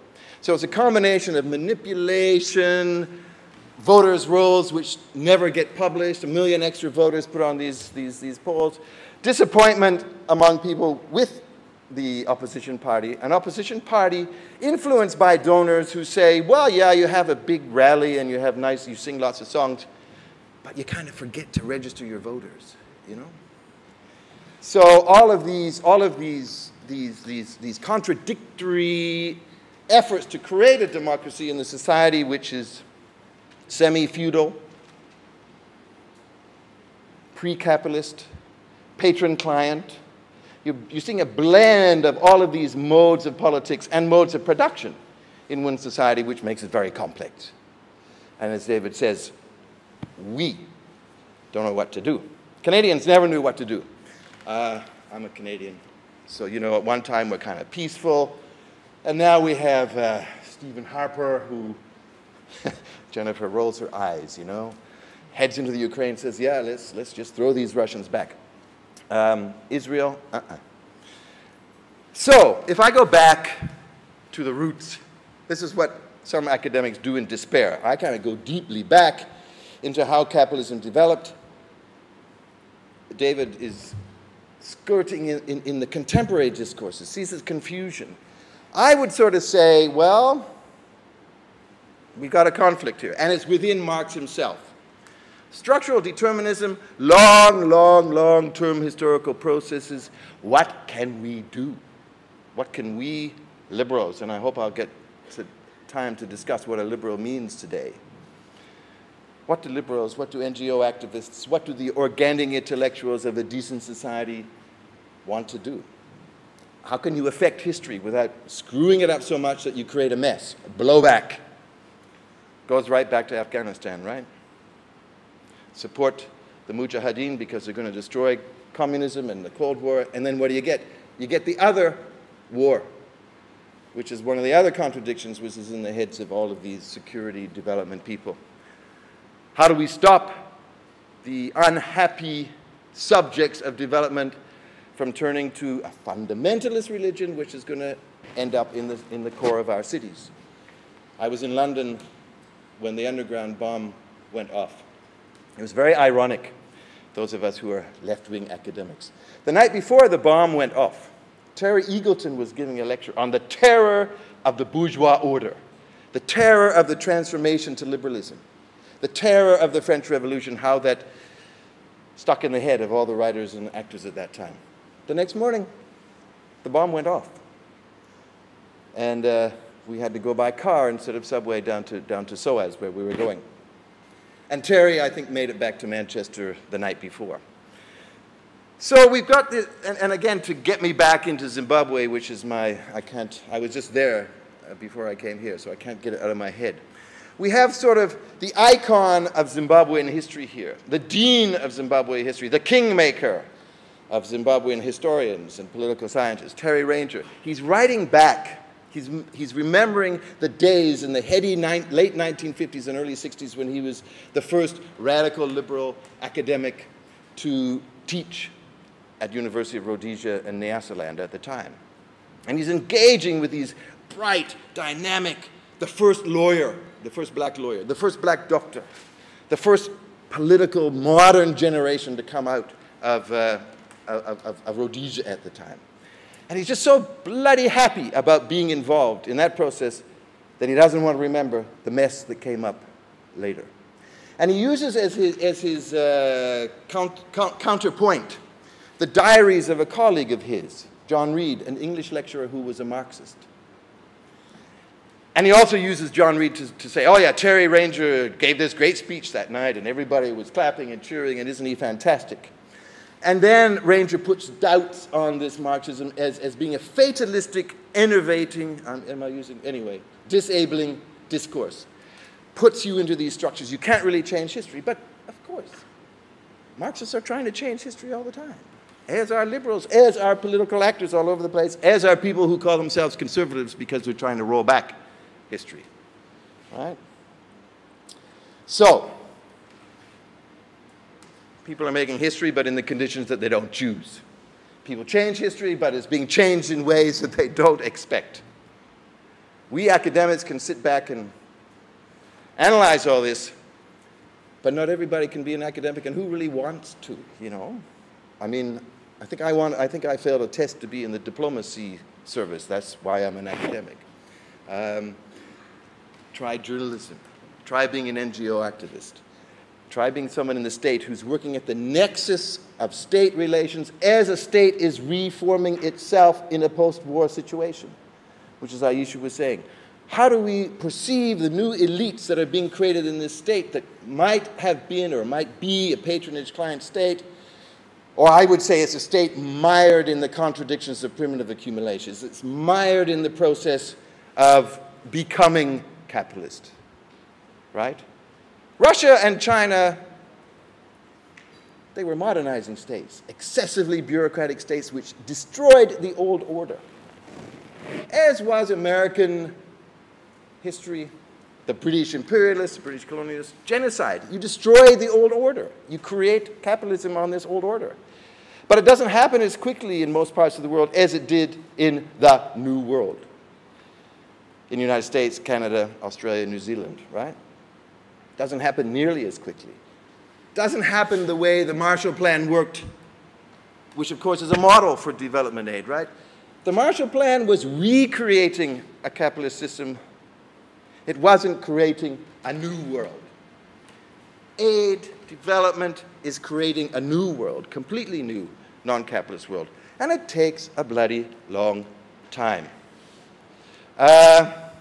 Global apartheid stays with us. Okay, so at the same time as this primitive accumulation process is going on, the commodification of labor, the privatization of land, the creation of the working class out of the peasantry, all of these things that Marx talks about, divorcing the producers from their means of subsistence, right? The lords give up, are taken away from their propriety over the serfs. The serfs gain a freedom to enter into contracts for labor, but they're also forced to sell their labor because they don't have any land anymore, any access to land, right? They can buy land if they have capital, but how do you get capital? The thing is with Marx is, when you read his chapter on primitive accumulation, you get this constant to and fro between, oh, it takes a long time, 12th century to 16th century, what was that, 400 years, 500 years? And then you get this discourse of, oh, well, there was this quick movement here, a different moment, more or less in chronological order. Spain, Holland. Then you get to India. Sorry, I'm going over the post-conflict discourse, but you know all about good governance, you know all about the end of neoliberalism and the creation of good governance. I think good governance was kind of, okay, neoliberalism doesn't work, and I think David and I, somebody might ask David and I to discuss our differences about what neoliberalism is, or was. Good governance comes up when neoliberalism is seen it can't work anymore. You can't just create private property and a capitalist order out of nothing. You can't just give incentives for these people who are trying to enter the market. You've got to have a state which will control this. Otherwise, you get violence. Otherwise, you get a mess. So you have good governance. But the problem with good governance is that essentially the economists will never trust the state to do it. You can't trust the state, but you need the state. So you're in a dilemma. You're in a real complex situation. We need the state to help us through the transformation, but we don't trust it. If we go back to history, this whole history of primitive accumulation, Oliver Goldsmith, the poems, the literature, the singing about England's transformation from a peasant society to a modern capitalist society, right? Once destroyed, the bold peasantry, his or her country's pride, can never be supplied. A breath can make them, a breath can take them away. Karl Marx, everything that is solid melts into thin air. Everything is uncertain. The destruction of a world order, the destruction of a mode of production, and full of corruption. If anybody wants to read about corruption, read about 17th century, 18th, up to the 19th century in England. Rotten boroughs. In 1831, the borough of Gatton, 7 voters, no voters, few voters, no secret ballot. You buy votes. This is a history of capitalist development, full of corruption. Marx on India. My students do not understand this Karl Marx. Karl Marx hated capitalism, right? But he hated pre-capitalist India, pre-capitalist systems even more, right? So it's horrible what English colonialism is doing to India, but it is destroying these primitive, was he a racist? Was he a Victorian, Eurocentric? Well, you know, this is the debate that David is. But eventually, the Hindus themselves will have grown strong enough to throw off the British yoke, and we may safely expect to see what we see now, 150, 170 years later, a booming, contradictorily developing capitalist society. He predicted it. Was that linear? Was that reductionist? Was that economistic? Was it structure determining superstructure? I'm not sure, except that it takes a long time. And we don't know. So in the meantime, we do democracy. Iraqis come out with your votes in the air, but we blow it, right? We end up with a caliphate. In Nigeria yesterday, Boko Haram, the people who kidnapped, what, 200 schoolgirls, they've declared a caliphate in northern Nigeria. They're moving across to Cameroon, Mali. The whole Africa is security discourse. If you want to talk about security discourse, don't give a damn about democracy anymore in Zimbabwe. Just create that cordon sanitaire around South Africa. Protect South Africa, because South Africa has 35% of the economy of Africa in those small little borders. 50 million South Africans, 35% of the economy of about 1 billion people. Protect South Africa. Don't let Bin Laden's heirs come in there. Security discourse. Samuel Huntington, page 23 of the Wall Street Journal, April 23, Samuel Huntington knew that democracy comes in waves. Be prepared for 50 years of authoritarianism. Tunisia, Egypt, Iraq, Zimbabwe, forget it. Security, authoritarianism, reconfiguring of a state in an authoritarian manner. That's what's coming. In the meantime, the organic intellectuals for the discourse of CEPA, which has all of these, we have to develop new constitutional and political arrangements. It's in the foreword to our program, right? Rebuild the economy, secure livelihoods, shape mechanisms for reconciliation and transitional justice, et cetera, et cetera, et cetera.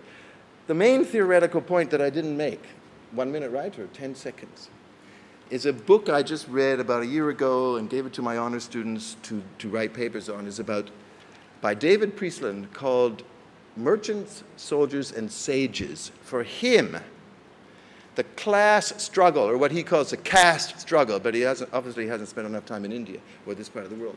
The caste struggle is the struggle between merchants, soldiers, and sages. We are the sages. All of us are the organic intellectuals trying to create a peaceful world like CEPA wants.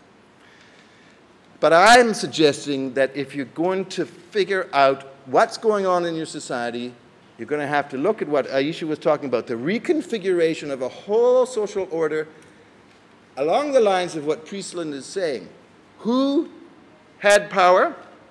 Where did the alliances between soldiers, sages, and merchants fall apart, which led to war?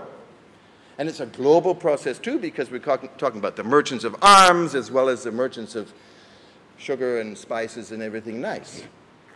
So what happened to that relationship, that alliance between soldiers, sages, and merchants to create this war, and how is this alliance being reconfigured now to create something that we would like to see?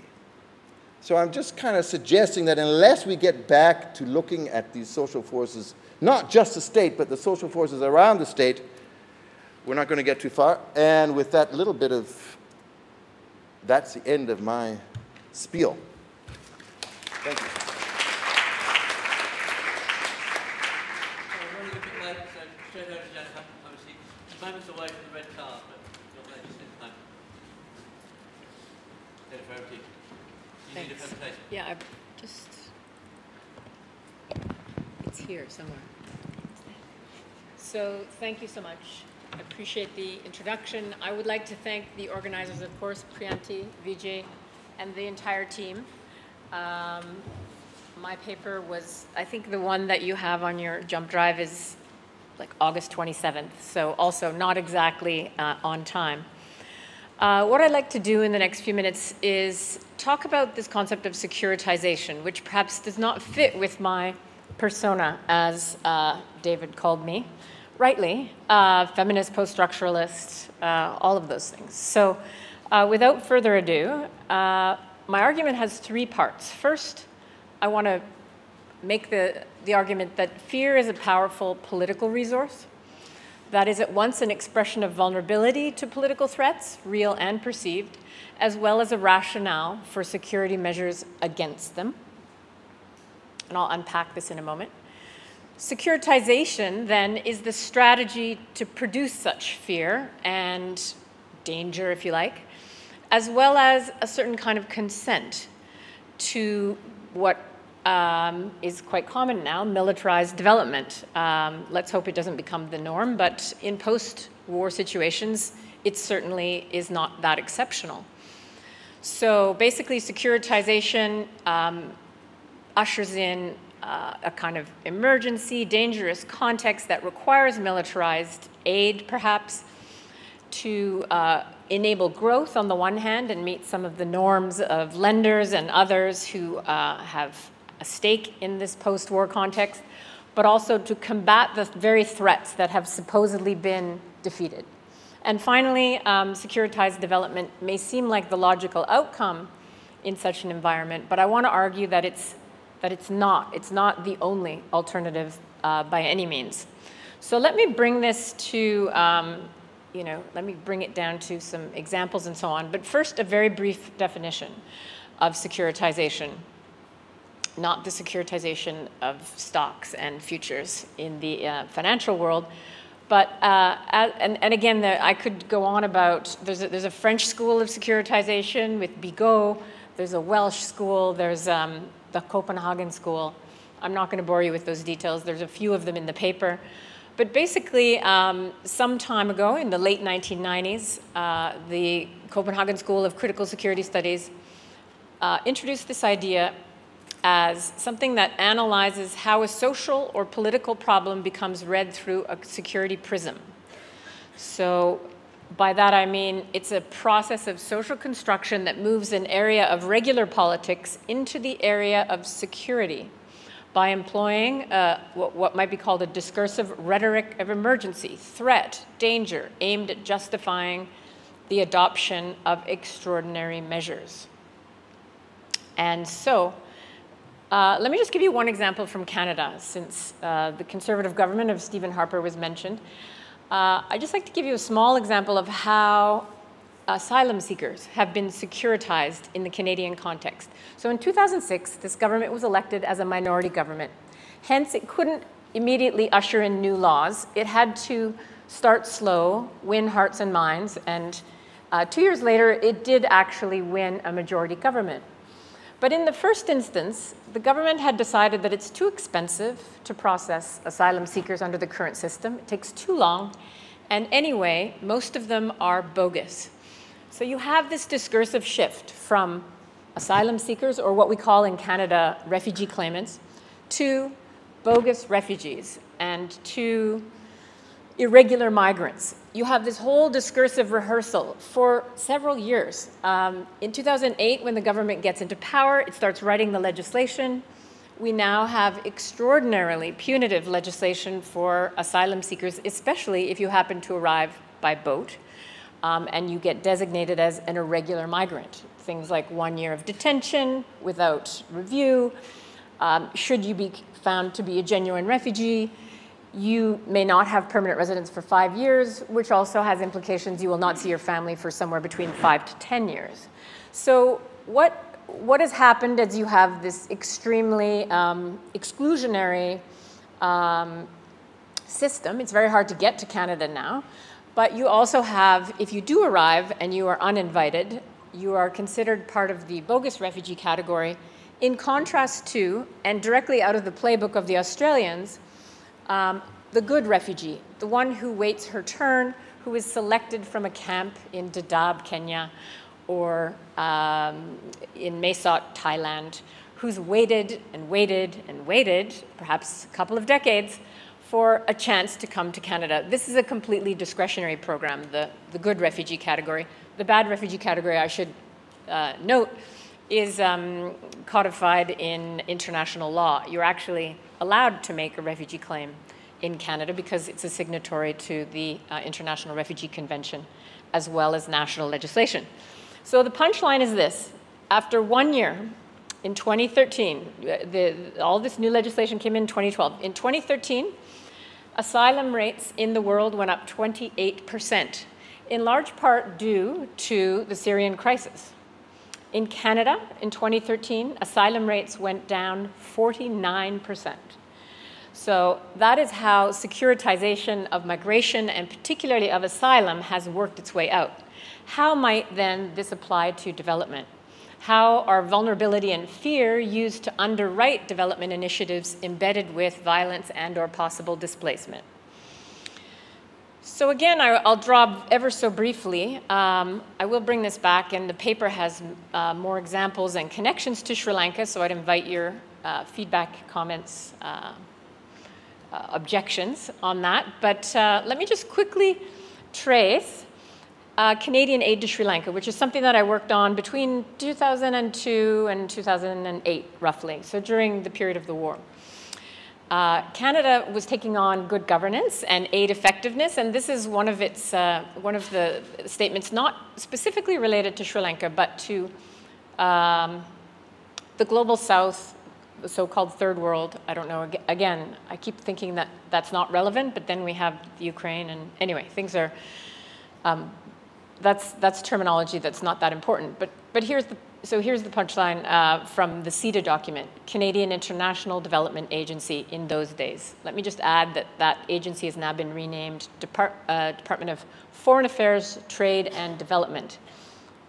Aid is now explicitly, not implicitly, foreign policy in Canada.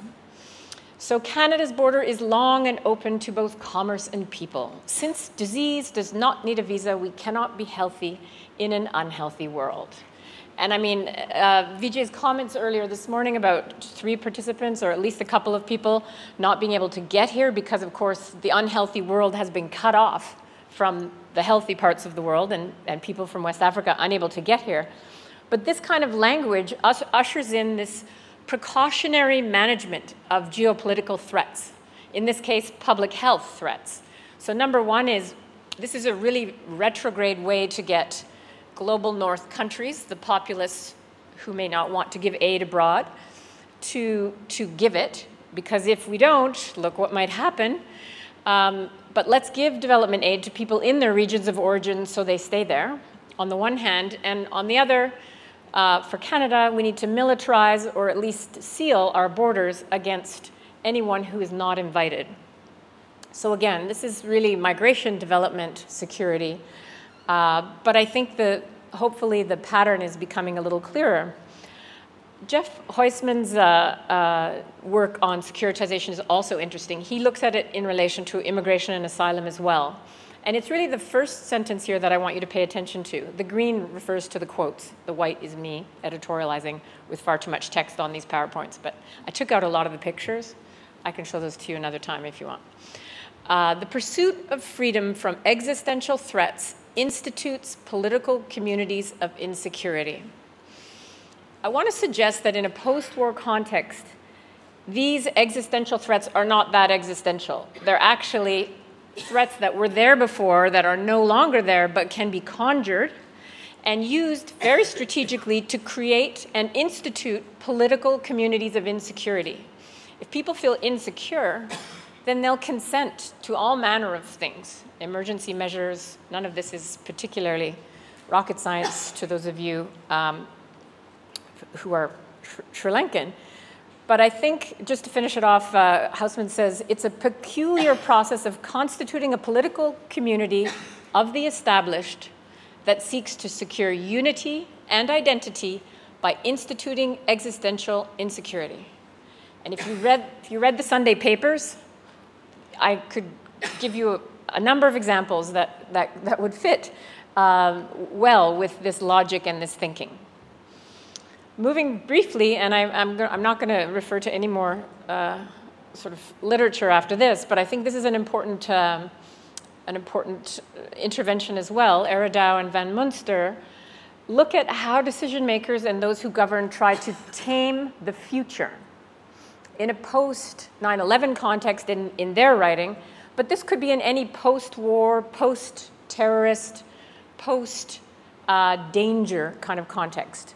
So where there's uncertainty, you're trying to tame the future. This is a world where catastrophe, quote, catastrophe has become once more the dominant political imaginary of the future.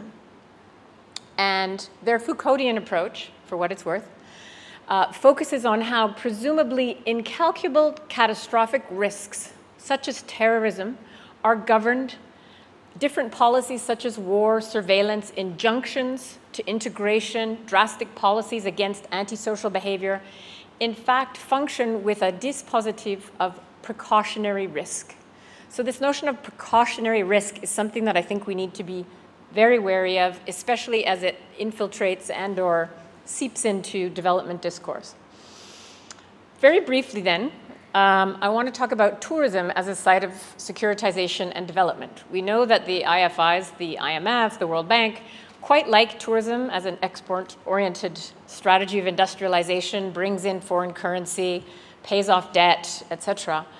But I think I want to look at it here as something much more banal on the one hand, but also securitized in a framework of post-war that is unsettling and should be unsettling to us. Tourism may seem like a banal sideshow to the big G geopolitics of post-war displacement, reconstruction, and development, but I've argued, as has Diana Ojeda, a Colombian scholar working in Colombia on displacement, war, and securitization there, that tourism is in fact a key space of securitization, and of course it is a space of development as well. Ojeda contends that tourism is a site of everyday geopolitics because it is enmeshed with and co-constituted at the intersection of these big political issues: internal displacement, paramilitary violence, multinational land grabs, and drug production in Colombia. But she's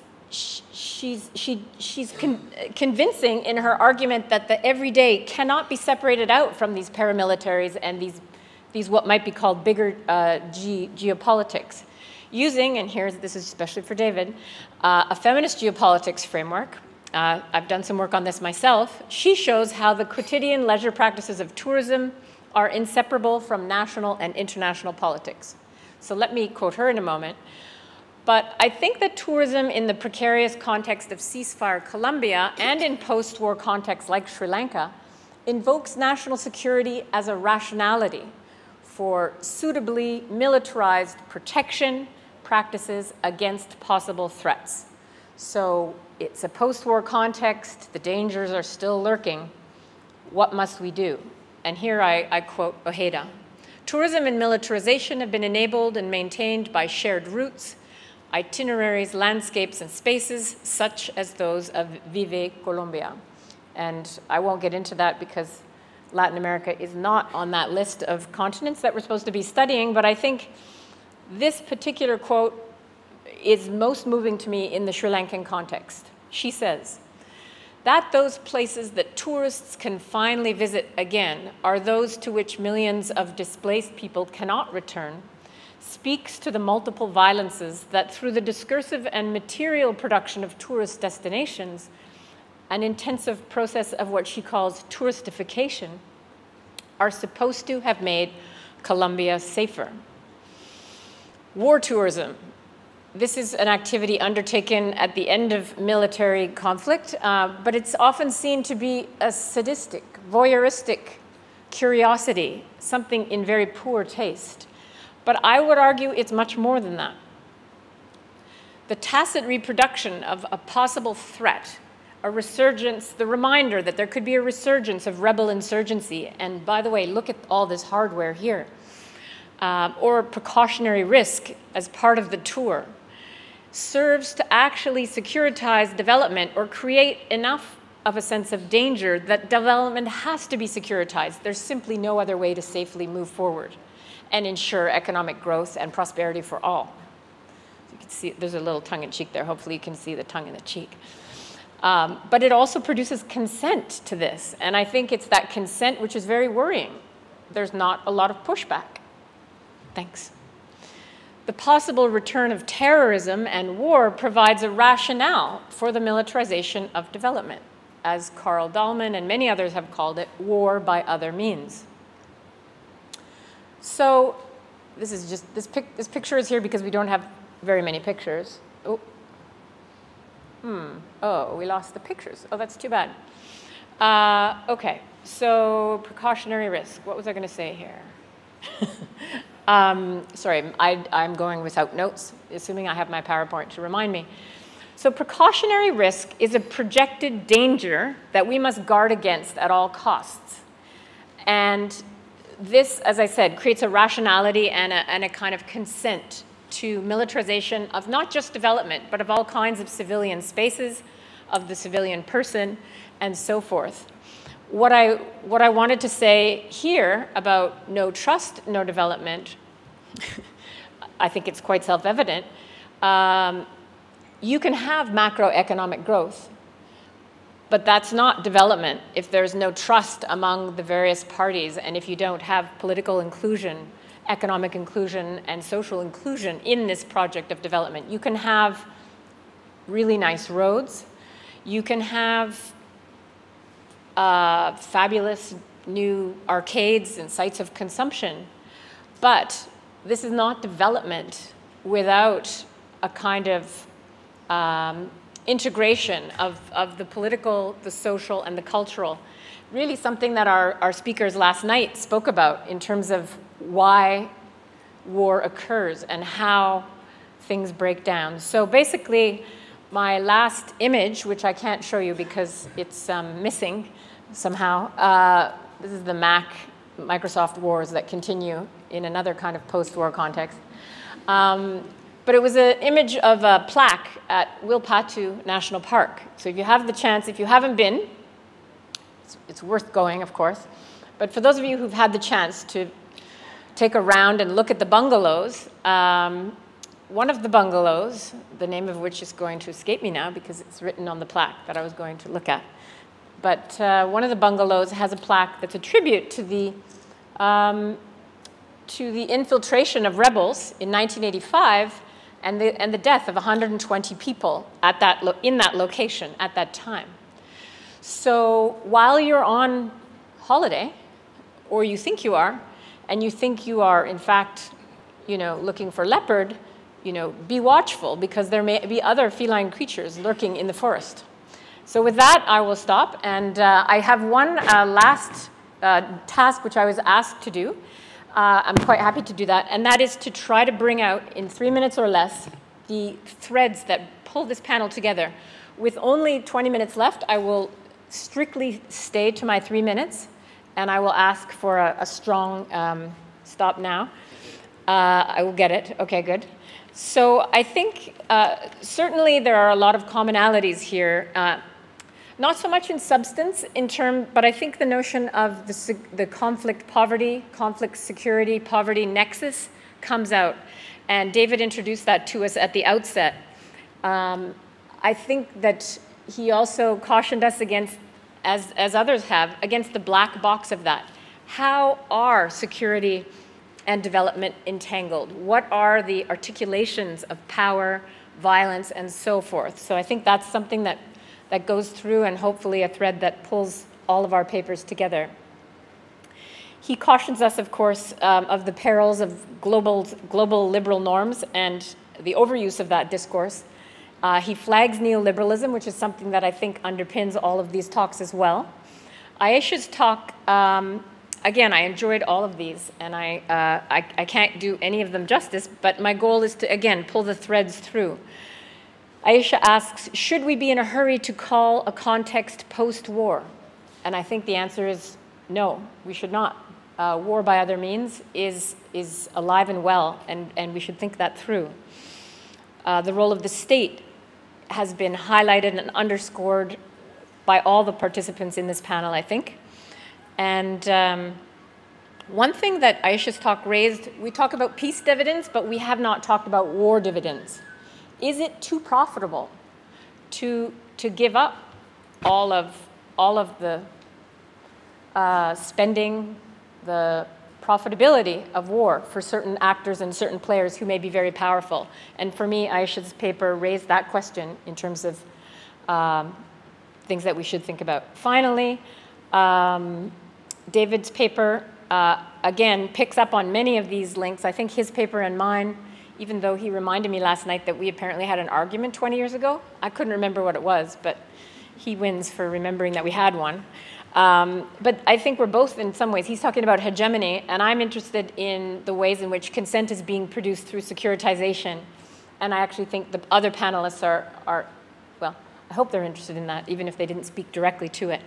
But the nexus of state relations, primitive accumulation, and civil society, which David did mention, is something, along with aid as imperialism, that even if it was not explicitly discussed as much as it should be, we have the aid plenary coming this afternoon, all of these issues have been raised, and I look forward to engaging them and hearing from the rest of you. Thanks again for your attention. Thank you, Jennifer. Okay, I'm conscious we've only got 20 minutes left, that we've had a sort of long morning session without a coffee break, so we shouldn't run over too much. I was a bit fearful chairing this. I thought we might be in for a lot of theoretical abstraction, quite a lot of sort of complex vocabulary, maybe a bit of intellectual masturbation, and instead I think we've got 4 really sort of interesting presentations that, as Jennifer's drawn out, have had more commonalities than I feared they might. We've had new swear words, which has been fun, and we've had the last three speakers, I think, talking really interestingly in really interconnected ways about the threat of violence and how the threat of violence in post-war contexts justifies how post-war development happens. And there's been a real commonality between that. Just to keep us on our toes, at least up here, we've had also Aisha sort of live tweeting about the current political crisis in Pakistan. So a reminder that these are sort of real-life problems that we're talking about that are playing out sort of, as we speak in Islamabad. And we had a great phrase from David, how to affect history without screwing it up, which I think will stay with me as a sort of question for how we go about thinking about what we do in these post-war contexts. So over to you. I'm conscious that lots of people want to make a point, so please keep your points brief. I'm conscious that if we give all the panelists time to respond to all of the questions, then there won't be enough time for them to make their points. So I'll collect quite a lot of questions and then ask the panelists to be disciplined about not trying to answer all of them, but just picking up on the points that they feel are most interesting. And so if your question doesn't get answered, nobble the panelists in the lunch break and have a more detailed discussion with them then. So stick your hands up and I'll probably sort of scan across the room this way. Unless people don't get their hands up quickly here, in which case Vijay and Julia, and I'll go this way instead. Vijay, go and grab a mic. Oh, okay. Julia. And remember to say who you are. My name is Giulia Minoia. I work with the SLRC in Afghanistan. And my question is related to this story from the State Department. I like the idea that comes from this person and having organic example to be plussed up. But I think I'm witnessing something similar in Afghanistan. So what I see is that donors are funding programs related, for example, to the development of markets in small areas of the countries where things are working quite well in terms of, for example, security. So they can access that area. And so we end up having no structural transformation, but having small examples of, for example, access to markets, small entrepreneurship that are working.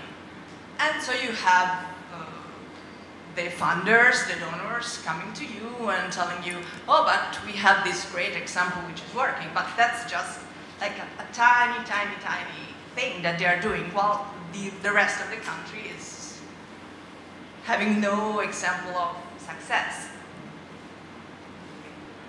So how would this work in terms of, how do we bring together like no intervention, no structural transformation, and having like organic examples which have been plussed up and still pretend that we do development? Good question, a tough one. Vijay, did you have your hand up to ask a question or to wave at people?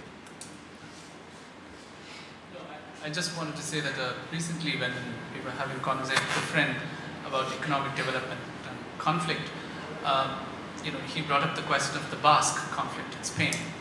I just, in some ways, I think this goes back to Ahilan's point about problematizing those categories.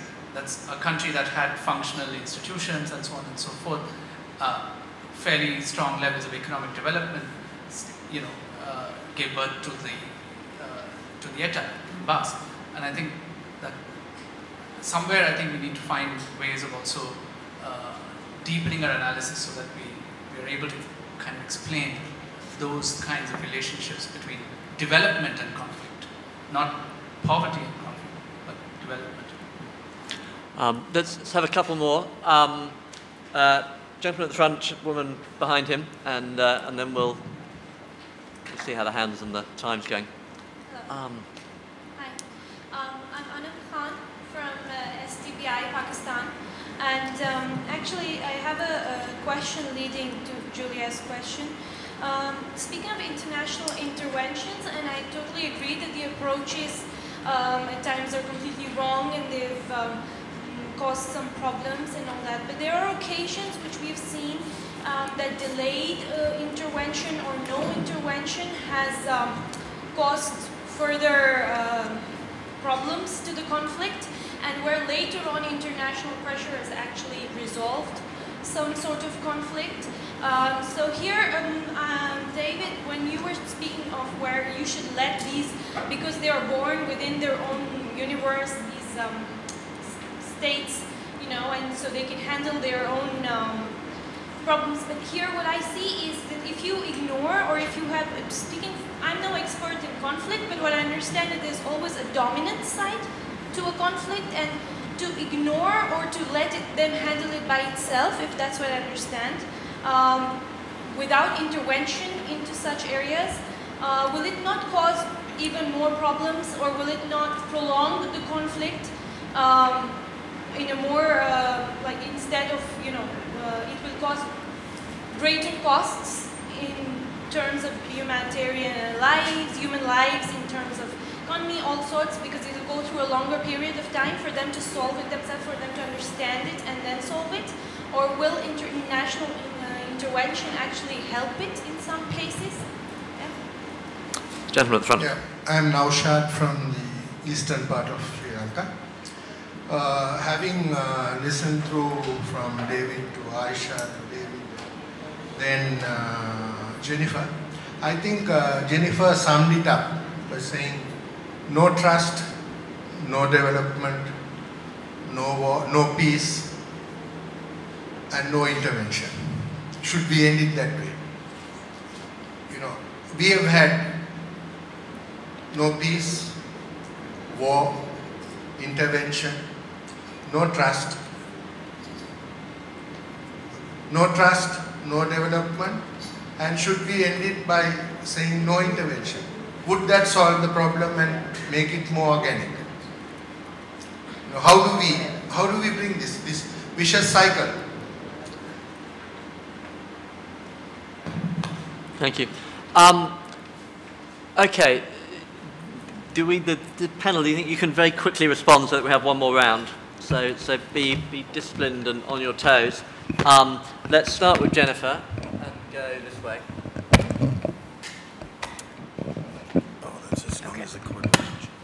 All right. Can you guys hear me? All right. Thank you.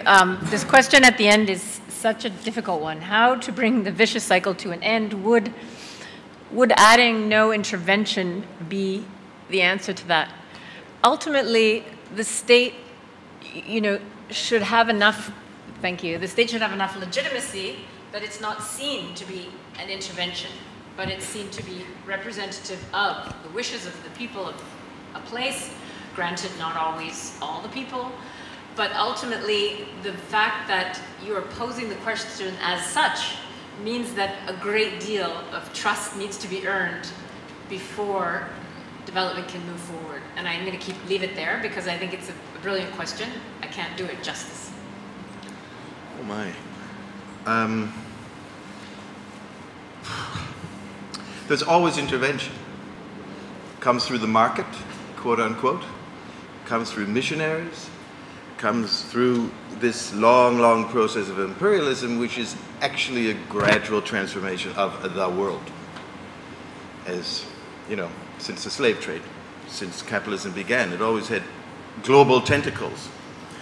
And Marx is actually interesting on that in the primitive accumulation chapter, because he says this is a simultaneous process. It's a long-term transformation to entrepreneurship, to small capitalism, to commodity production in the creation of an industrialized working class and urbanization within the center. But it's part and parcel with the slave trade, with the you know, that terrible, terrible integration of the world economy been integrated on violence. So the question of intervention, we often, we have this magical notion of sovereignty, which was actually created for most of the world by an intervention. Colonialism and then decolonization. Let's get rid of these messes. You look at the British trying to unload Zimbabwe, get this nuisance, get this unilateral declaration of independence guy out of the way, and let a new ruling class come into power. And let's just trade as usual, right? So what is intervention? Is intervention me not, my friends are in Zimbabwe. They get beaten up, they get thrown out of university dormitories. I'm supposed to, not go, not talk. So I guess intervention for the interveners around this table is reinvent liberalism. What really annoys me about my students is they think neoliberalism, creation of the market, get the state out of everybody's lives, is liberalism. Liberalism is, yes, we have a market, yes, we have capitalism, but let's talk. Let's be free. Freedom of association. Let's criticize. Let's have trade unions. A social liberalism, you could say. So let's 100 flowers bloom.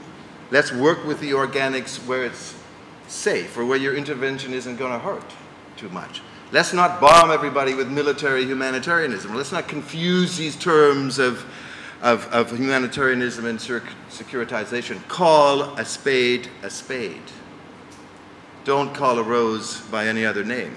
So let's just be honest, encourage, facilitate, discuss, all of these liberal buzzwords.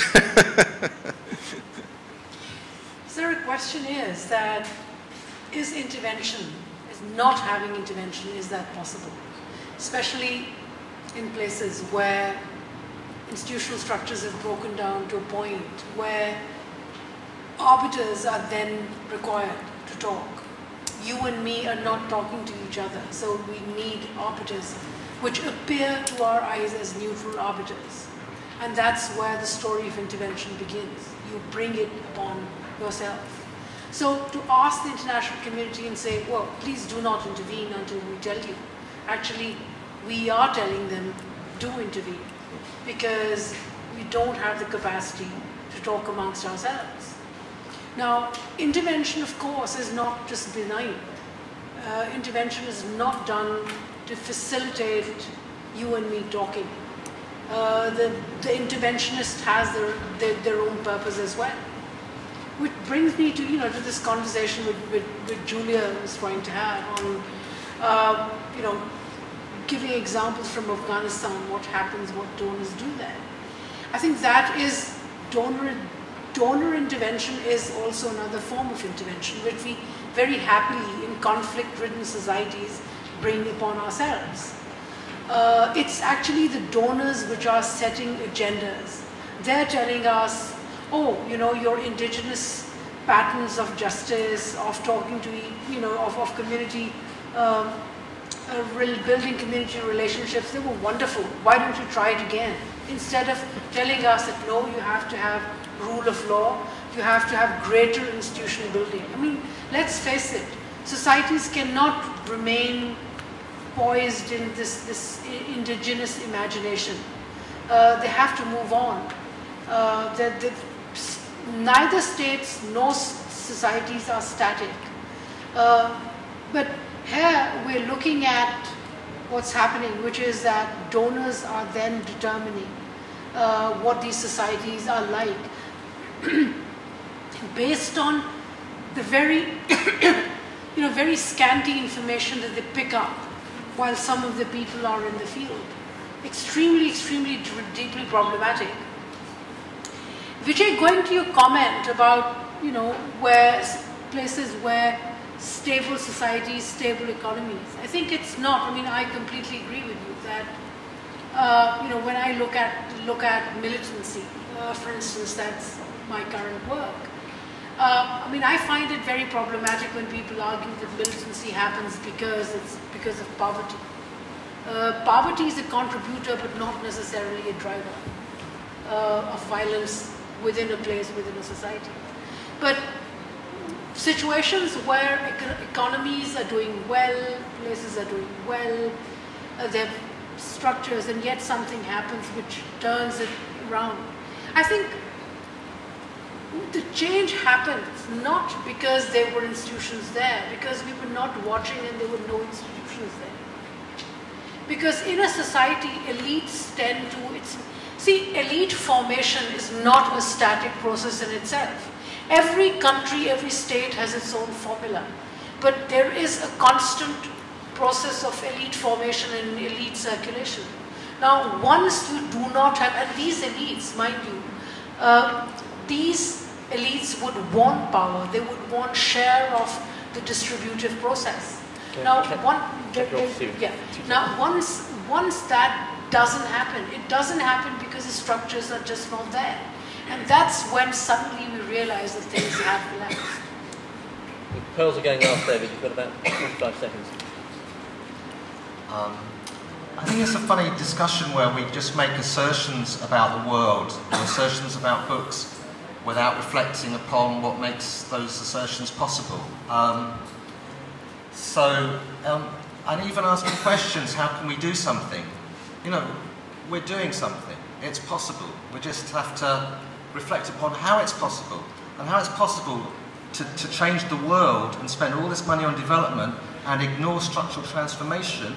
It's because actually now we think that that's a good way of doing it, and that is what development should be. And we can't even remember what made us think that structural transformation was either good or possible. So there's no point in sort of saying, what can we do, without even beginning to understand how we do what we're doing. I mean, it seems peculiar. Thank you. Right, we can have sort of 3 or 4 more points. They can't be questions because we won't have time to answer them. And bear in mind that you're starting to keep people from their lunch, so they've got to be reasonably brief points. Gentleman at the back. With a mic from somewhere. There's one here. Oh, and one on its way.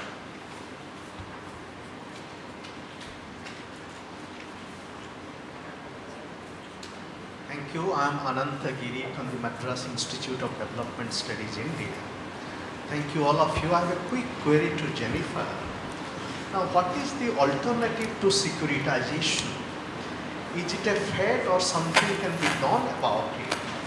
And how the current discourse of human security, of course, which has been for a long time, how working with human security through responsibilization may constitute an alternative. My quick query to Aisha, what is the context of the contemporary political war of position in Pakistan? And what is the role of judiciary there? And is there a continuity in the way the judiciary is trying to usurp politically representative power through other means? And what is the internal social dynamics behind this? Thank you. Anyone else with a burning point? Okay. Sorry, it's... No, okay. Aisha, it's such a sort of topical question. Maybe we'll go into lunch with 2 minutes from you responding to the question about Pakistan. Well, what is happening in Pakistan is again, part of what we've been discussing for the last 1 hour. It's a problem created by a very powerful military, which does not want democracy institutions, alternative institutions to strengthen. That is how it's come about. But very superficially, there are these 2 new parties, one which is represented in the parliament, and another is a party of a cleric who didn't even contest elections, who are arguing that the elections held in 2013 were fraudulent, and therefore there is this protest. I mean, the reason I was tweeting was that Islamabad at this point in time is burning. There are protesters who have taken over the national television headquarters. The army is roaming. So I do not know, whether I return to a Pakistan with a military government or and a martial law there or not. The role played by the judiciary, again, in structures where patronage systems dominated by one or the other. It can be individuals, it could be a particular kind of a regime. Now, when such such patronage structures emerge, in Pakistan's case, the patronage structure is dominated by the military, then all other institutions get destroyed in the process. We saw a period, an intervening period, in which we thought the judiciary had strengthened itself. The judiciary was actually a strong emerging as a strong alternative institution. That was certainly not the case. I mean, if you look at the subscript, if you look at the the text between lines, you'd see that actually it wasn't the case. The judiciary has always supported the military. Now, in the intervening years, which means the last 3-4 years, it was playing the same role, but a bit differently. But to the naked eye, it seemed that it had emerged as an alternative institution. Now it seems to have fallen flat. And in fact, what has been happening during this, as a result of this public protest, so-called public protest, which some of us believe is engineered from from the GHQ, from behind the scenes, is that it's completely trashed judiciary as an institution. You have these protesters sitting there, they're being ordered by the Supreme Court to move out, but they're not. So the dignity, respect of that institution, judiciary, is no longer there. So I mean, the end point is that this chaos is going to completely wash away all institution building that had happened in the past 5 years. And on that sobering note, let's go for lunch. Thank you very much to the panel. It's been a fantastic morning.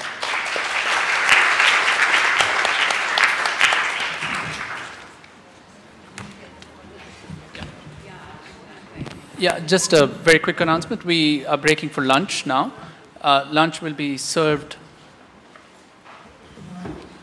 Sorry, where will lunch be served, actually? Lunch is served there. The lunchroom goes from the garden, towards the garden. Okay, so exit and then left and smell the food. We come back at 1:30. Please, we have 2 more panels to go, so I request you to please be on time. Now, those of you who may not have noticed, behind, embedded in your, well, embedded is a very wrong word given the discussion of this panel, but in your pouches here, there are lunch coupons. Yeah. Thank you. See you back at 1:30. We will be coming to rally you a few minutes before 1:30.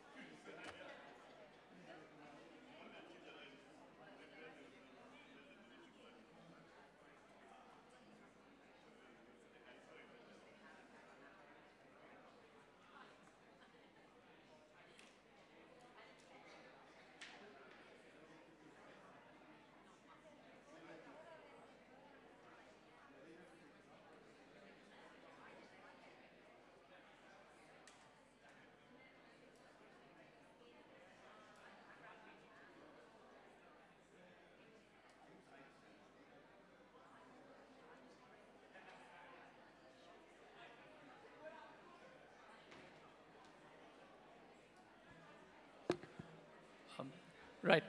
Good evening, good afternoon, ladies and gentlemen. So maybe we should start our next panel, which is on macro-political economy. May I invite Dr. Dushni Veerakon, the Deputy Director of the Institute of Policy Studies, just across the road from here, in fact, who will be chairing this session to please come and begin proceedings. And while Dushni introduces the panel and we settle down, we'll try to get more people come into the room.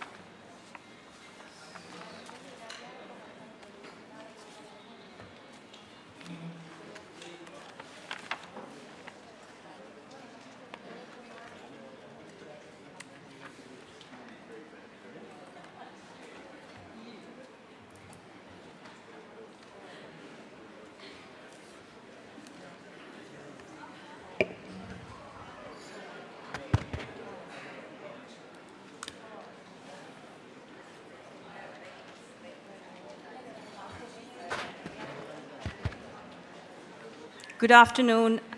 Let me welcome all of you to this second session on the macro-political economy and post-war development. I don't know where my 4 speakers are, but if they're in the room, could I please invite them to come to the head table?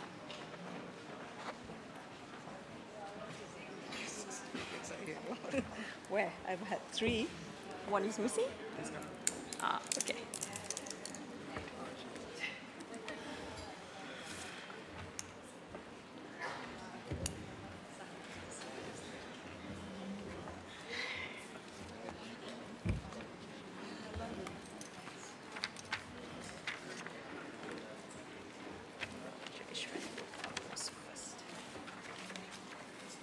Right.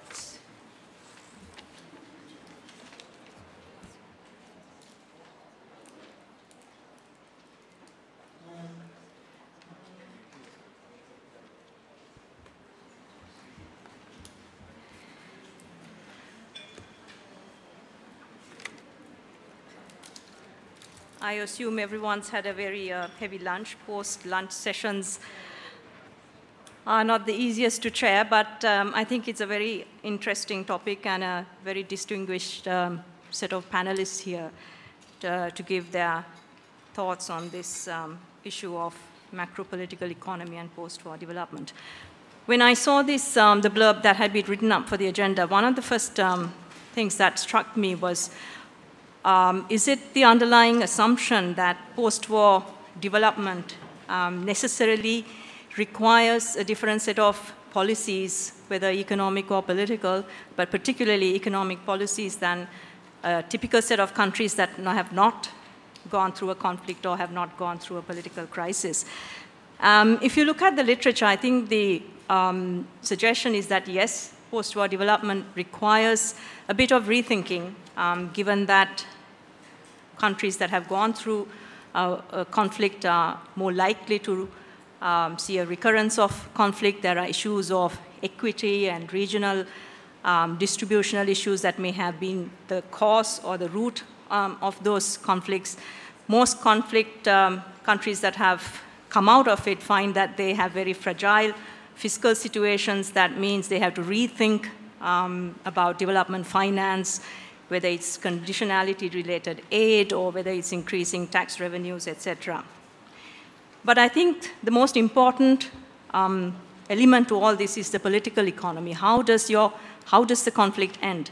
Is it a winner-takes-all victory, or is it a successful independence struggle? Is it a negotiated settlement that has elements of power sharing?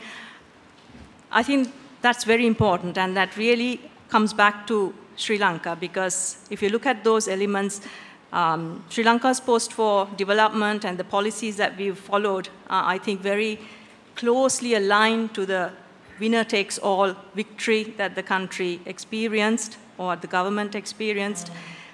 If we look at the main focus of the government's thinking is that delivery of economic development is the answer to addressing the main roots and causes of the conflict. But again, at the same time, if you look at the economic policies that we have followed over the last 5 years, there really has been no change in post-2009 economic policy setting. The framework of development that we are seeing today, an ambitious public investment program, sort of an attempt to ensure there's equitable growth across the country, the support for SME development, the thinking that we must develop a national economy, all that was set way back in 2006 under the government's Mahinda Chintana 10-year development horizon framework. So what we have seen post-2009 really essentially somewhat of an acceleration of that program, particularly in delivering infrastructure to the north and east after the conflict ended. Now, post-2009, Sri Lanka is seen as a country that has very successfully seen a recovery of its economy, 7.5% growth, unemployment is 4%, poverty is under 7%. By headline numbers, it looks good. It's increasingly cited as an emerging economy to watch. At the same time, of course, we know there are concerns. Growth and development is extremely skewed. There is limited private sector involvement in post-war development. There is greater state involvement in economic activities. Sri Lanka's growth process has been one that has been driven by consumption, financed with external debt. Now, at the national level, there are, of course, problems related to that, but I think those problems, whether growth is sustainable, whether it is generating productive employment, I think those questions and answers are more acutely felt in the former conflict-affected regions of the northern and eastern provinces. So we have 3 papers on Sri Lanka. There's a bit of a skewed panel, heavily tilted in favor of, it's an unequal war, I should say. 3 papers on Sri Lanka, but each of them, I think, comes from a different entry point. And we have 1 paper on Palestine, which is, of course, not a post-war economy, unfortunately, a country that is seeing recurrence of cycles of violence, 3 such episodes over the last 10 years, the latest of which we've all seen the horrendous cost of what is happening. So let me start off by inviting Dr. Rajesh Venugopal. He's an assistant professor of international development at the London School of Economics, and he will be presenting a paper on post-war development in Sri Lanka, 3 contrasting approaches. At this point, may I also kindly request the presenters to keep to 20 minutes.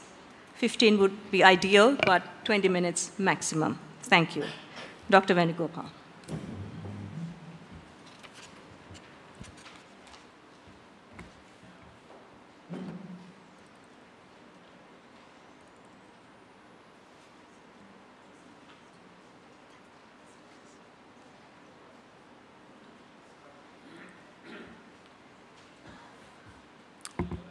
Thanks very much.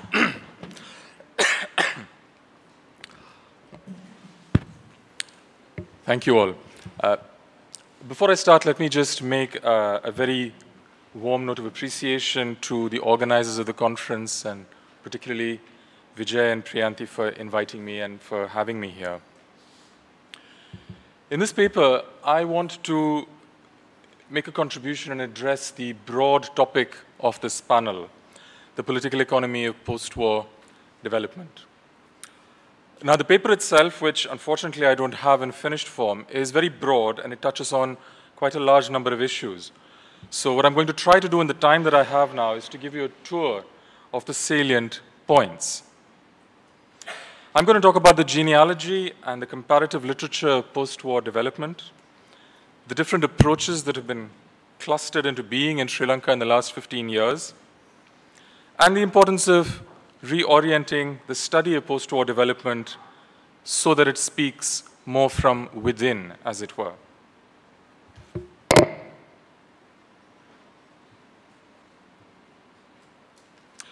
What I mean is that there is a need to better understand the dynamic interrelationships of the political, the economic, the social, perhaps even the cultural in the post-war context in a way that is immersed within this milieu. And moreover, using categories and concepts that also emerge from within and rather than coming from elsewhere. In Sri Lanka, political economy approaches have produced a very rich literature and some very interesting insights. For example, in understanding how issues such as class can be used as a lens to understand ethnicity better, to understand how it articulates, moderates, channels ethnic politics and conflict in particular directions. In other words, the rational, objective categories and motivations that economic relationships are supposed to provide are meant to help us in this context, in this framework, as a way to understand the supposed irrationality, the dysfunctional aspects that we see of war or breakdown of violence better.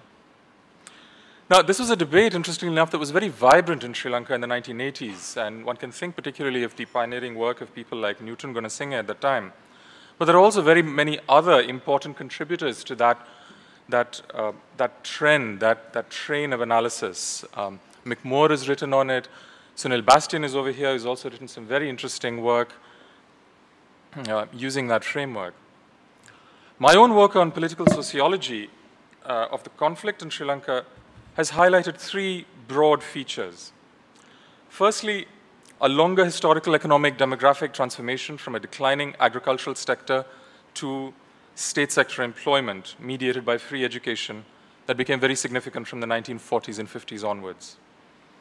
Secondly, a complex inversion of the left-right political axis on issues of economic policy versus minority relations that created a socio-political confrontation between what I've called cosmopolitan capitalists and sectarian socialists.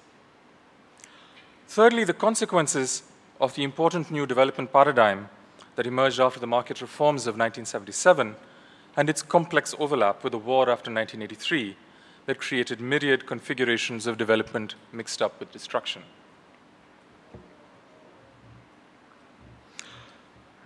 So one of my agenda items that I'm going to talk about today is the idea of domesticizing, not domesticating, domesticizing, I suppose, the study of post-war development.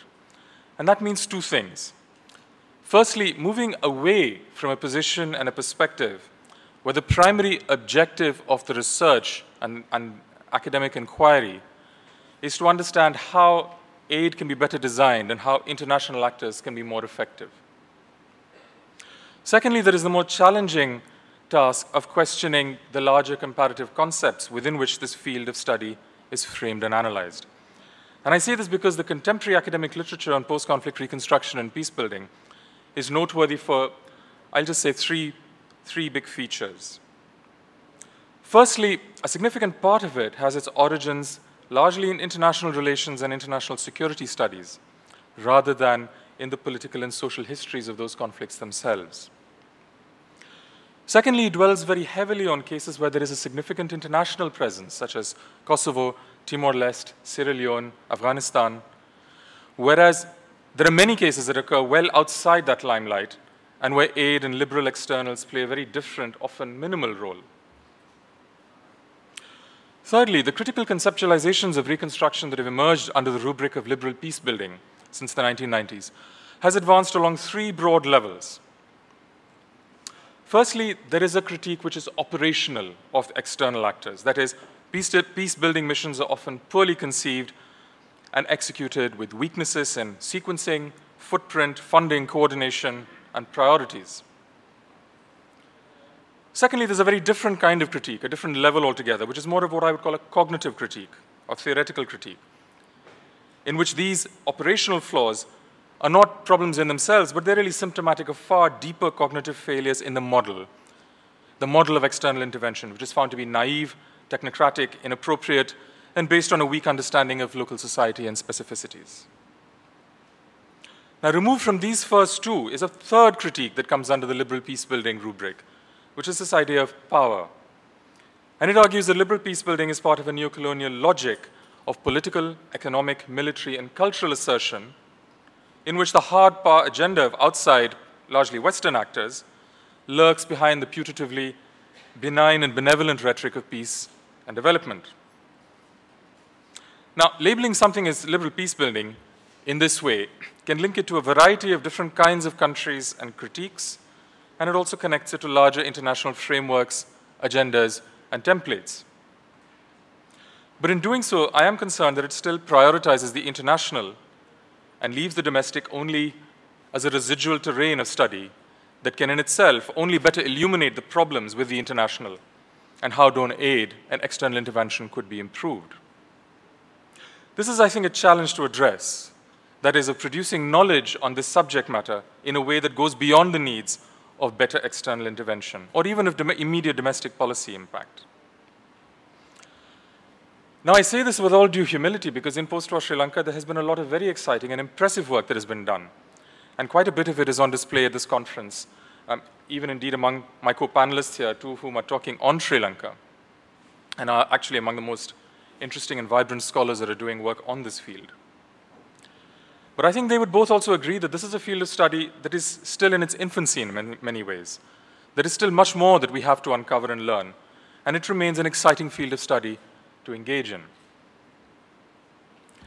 Now, having dealt with that, let me take you through a brief detour to situate the genealogies of post-war development scholarship and practice and relate it to how it has led to three different and distinct clusters of development options today. Firstly, I think it's important to recognize the historicity of this debate and where we stand. Violent conflict and its aftermath became part of the international development agenda at a very specific time. I think David Chandler mentioned it in his talk earlier, in the early 1990s. And what this means is that the international development industry, hitherto preoccupied largely with matters of economic policy and economic metrics of success and failure, had in this early period of the 1990s came to expand and absorb different areas beyond economics into its orbit. Among these various different areas is the identification of violent conflict as a critical source of development failure and a new area for development intervention. As a result, development actors of various kinds began to work explicitly on conflict prevention and were drawn into closer cooperation and coordination with security actors in increasingly complex and deeper forms of intervention. Secondly, in this period, a new wave of academic research found that the causes of violent conflict lay within economic and developmental factors. Now, this is not something that was necessarily the case before. The study of violent conflict had a lot more to do with politics, and it had to do with constitutional law and things like that. But in the 1990s, we have a new wave of research that says that familiar developmental maladies such as poverty, inequality, natural resource dependence are responsible not just for economic problems, but they're responsible for problems of conflict, and that we need to reorient development interventions with these in mind. Now, thirdly, within Sri Lanka itself, the idea that the ethnic conflict is fundamentally rooted in economic causes has very wide circulation and influence in the academic, media, policy, and popular spheres. The rise of radical anti-state insurgencies in both the Tamil and Sinhala communities in the 1970s and 80s is frequently identified as a problem that results from geographic marginalization, economic deprivation, and intra-group social hierarchies such as caste. Indeed, this idea that underdevelopment and poverty are at the heart of the conflict underpins the present-day rationalization that the way to overcoming the legacy of the past is primarily through accelerated development and prosperity. These diverse traditions and currents of thought have, particularly since the early 1990s, become influential in framing the rise of a new era of developmentalism, explicitly designed with addressing the causes and consequences of conflict. Through a variety of different domestic and international channels and sponsors, and with the experience of the post-1977 period, development and conflict have converged domestically and have since about the year 2000 have clustered into three broad alternative pathways that have some overlap amongst themselves, but are actually very distinct. And I'll give you a broad overview of what these three are. The first is this idea of Big Bang market reform. And this model of post-war development is closely associated with the ceasefire period of 2002 to 2004. And if you cast your minds back to that period, in the circumstances of the economic crisis and the IMF bailout of 2000 to 2001, the UNF government that came in at the time sought to unleash a rapid volley of business-friendly structural economic reforms to stimulate economic investment and growth. These included reforms to land and labor laws, the privatization of state-owned enterprises, the reduction of the fiscal deficit through cutbacks and agricultural subsidies, poverty alleviation schemes, and state employment. The ambition behind this approach was to generate a virtuous cycle of economic growth, rising prosperity, and hence a diminished appetite of all parties for a return to conflict. In other words, development would be, in this way, a conflict preventive mechanism. The UNF government's eagerness to implement deep structural economic reforms and its willingness to contemplate substantial concessions to address the ethnic conflict won it the strong approval at the time of the international donor community, particularly the larger IFIs, and also the backing of Sri Lanka's large corporate sector. However, just looking on and trying to develop this very briefly, the issue of political economy, it also generated a powerful domestic political backlash from trade unions, farmers, and public sector workers that ultimately played an important role in catalyzing the collapse of the government and its model. The second approach to post-war development that exists out there is something that exists at a very different scale, perhaps not even contradictory, but certainly distinct in its own right. Implemented typically and putting CBOs and NGOs on the front and funded often by smaller OECD donor countries, this is a far more deeply insinuated model of development that operates much more at the village, community level. The kinds of developmental needs it addresses are a very different assortment of economic, social, human welfare, even political issues such as livelihoods, vocational training, psychosocial counseling, citizenship awareness, and various kinds of advocacy. Unlike the large state-run projects, this is far less coordinated and much smaller and more fragmented, but is as a result more closer to local needs, more nimble, more adaptable to changing circumstances. Now, in Sri Lanka, this kind of approach with its community-level sensibility has a history in organizations such as Sarvodaya that well precedes the NGO revolution of the 1980s by 2 decades or more. Nevertheless, it gained a particular salience in the 1990s, particularly under conditions of the expanded war. I'll move on now to the third model of post-war development, which in historical and comparative terms, at least in its ambition and its aspirations, is a reversion to something closer to an East Asian model of catch-up developmentalism. The central elements of this approach are to prioritize large-scale infrastructure-led monuments, to focus on domestic rather than international capital, to switch away from Western donors and the intrusive scrutiny and engagement that comes with it.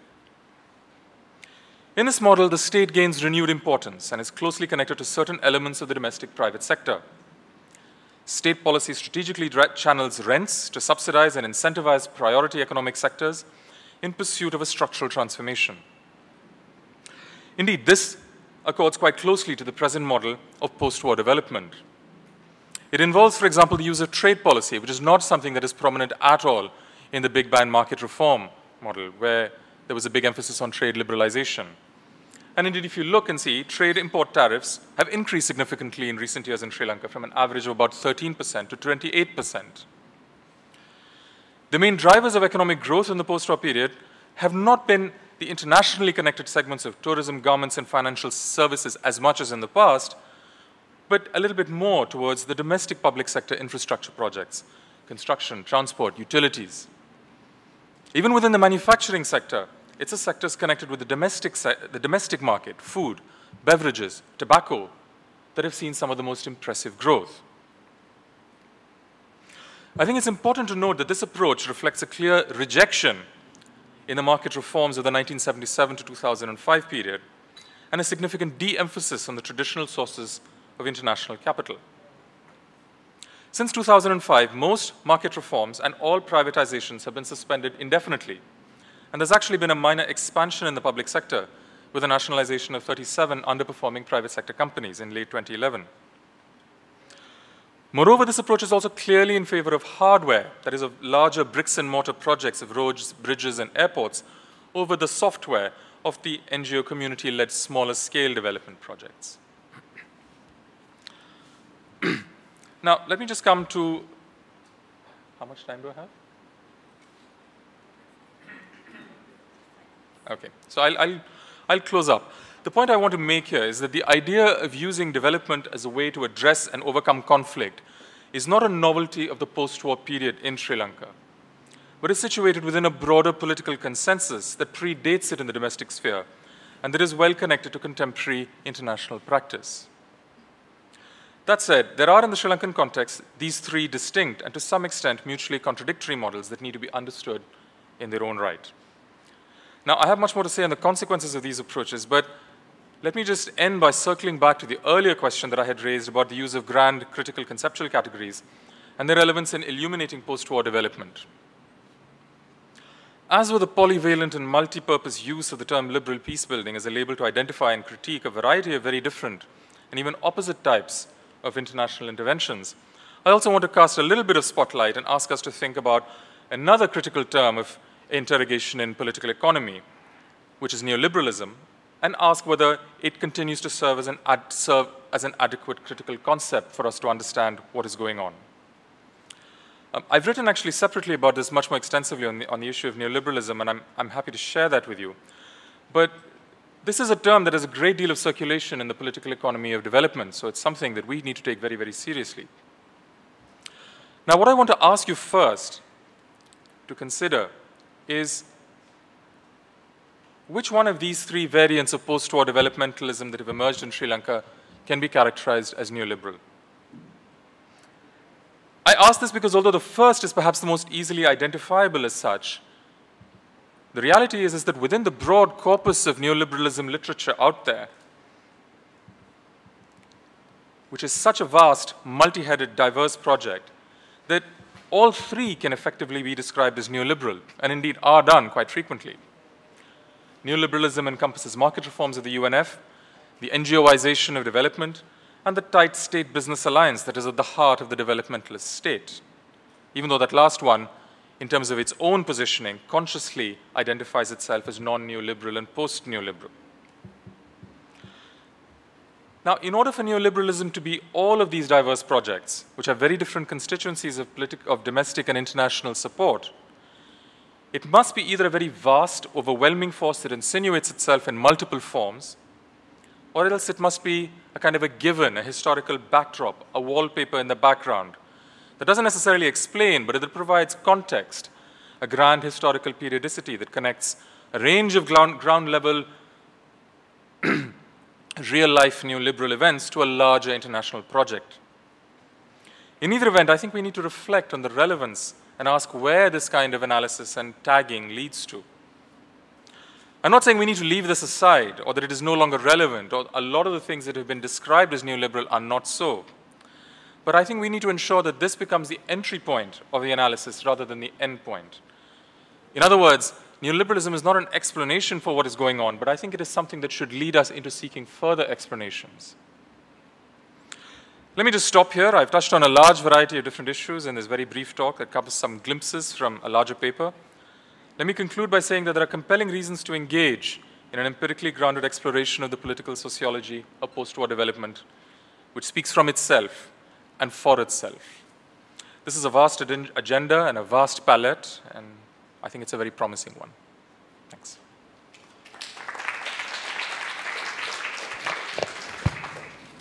Thank you, Dr. Venugopal, and thank you once again for confining yourself to 20 minutes. Let me now call on Dr. Muthukrishna Savanandan, Principal Researcher, Point Pedro Institute of Development, to present his paper. He'll be speaking on post-Civil War economic development in the eastern and northern provinces of Sri Lanka, a critical comparative analysis. Sorry.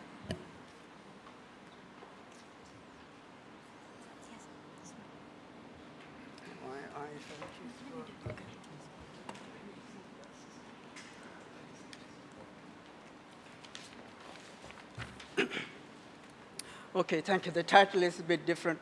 Is it on? Yeah.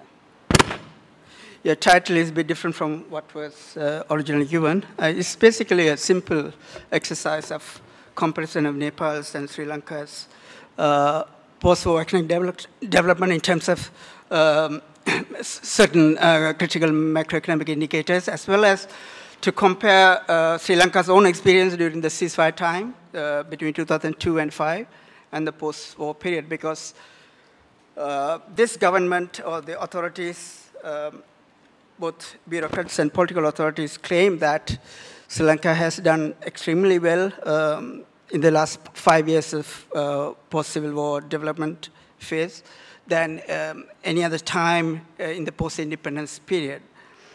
To some extent, it may be true, but it may not be true in certain other extents. But if you look, I'm not going to give details about Nepalese and Sri Lankan conflicts. As you know, that conflicts are different. Similarly, Sri Lankan conflict and the Nepalese conflict are also different. Generally, to best of my understanding, the Nepalese conflict is framed as a case of, has been caused by primarily by underdevelopment of certain parts of Nepal. And of course, the political structure there also was not a kind of a parliamentary democratic model. Most other parts of South Asia has had, it was a feudal kind of setup. Nepal was never directly colonized. Nevertheless, it has had fragilities in terms of it was a landlocked country. It was not that much open to trade, partly because of that, for a variety of other reasons as well, whereas Sri Lanka is has been an island nation, and it has always been trading with the rest of the world throughout history, pre-colonial time as well. So the direct comparison may not be that straightforward, but nevertheless, I just do a basic, simple exercise in terms of looking at some of the macroeconomic indicators. In the first 5 years after the ceasefire, of course, Nepal, I don't know whether some people may not call Nepal as a post-war or post-conflict country as such, because that model was different. There was a ceasefire agreement with the between the government and the rebels or insurgents, Maoist insurgents. Whereas in Sri Lanka, the completely a different scenario where the insurgency was militarily crushed, at least for the time being. So these also have implications for the development model that is pursued after the respective civil conflicts. So first I look at the macroeconomic indicators, means mainly growth, GDP growth rate. In terms of Nepal and Sri Lanka, I'm doing only at the national level because unfortunately Nepal has got very little subnational data. In the case of Sri Lanka, we have provincial level data, so I'm also comparing provincial unemployment rates or employment generation rates, poverty levels, per capita income by province, etc. But in the case of Nepal, it just as the macro indicators, national level data of Nepal with that of Sri Lanka.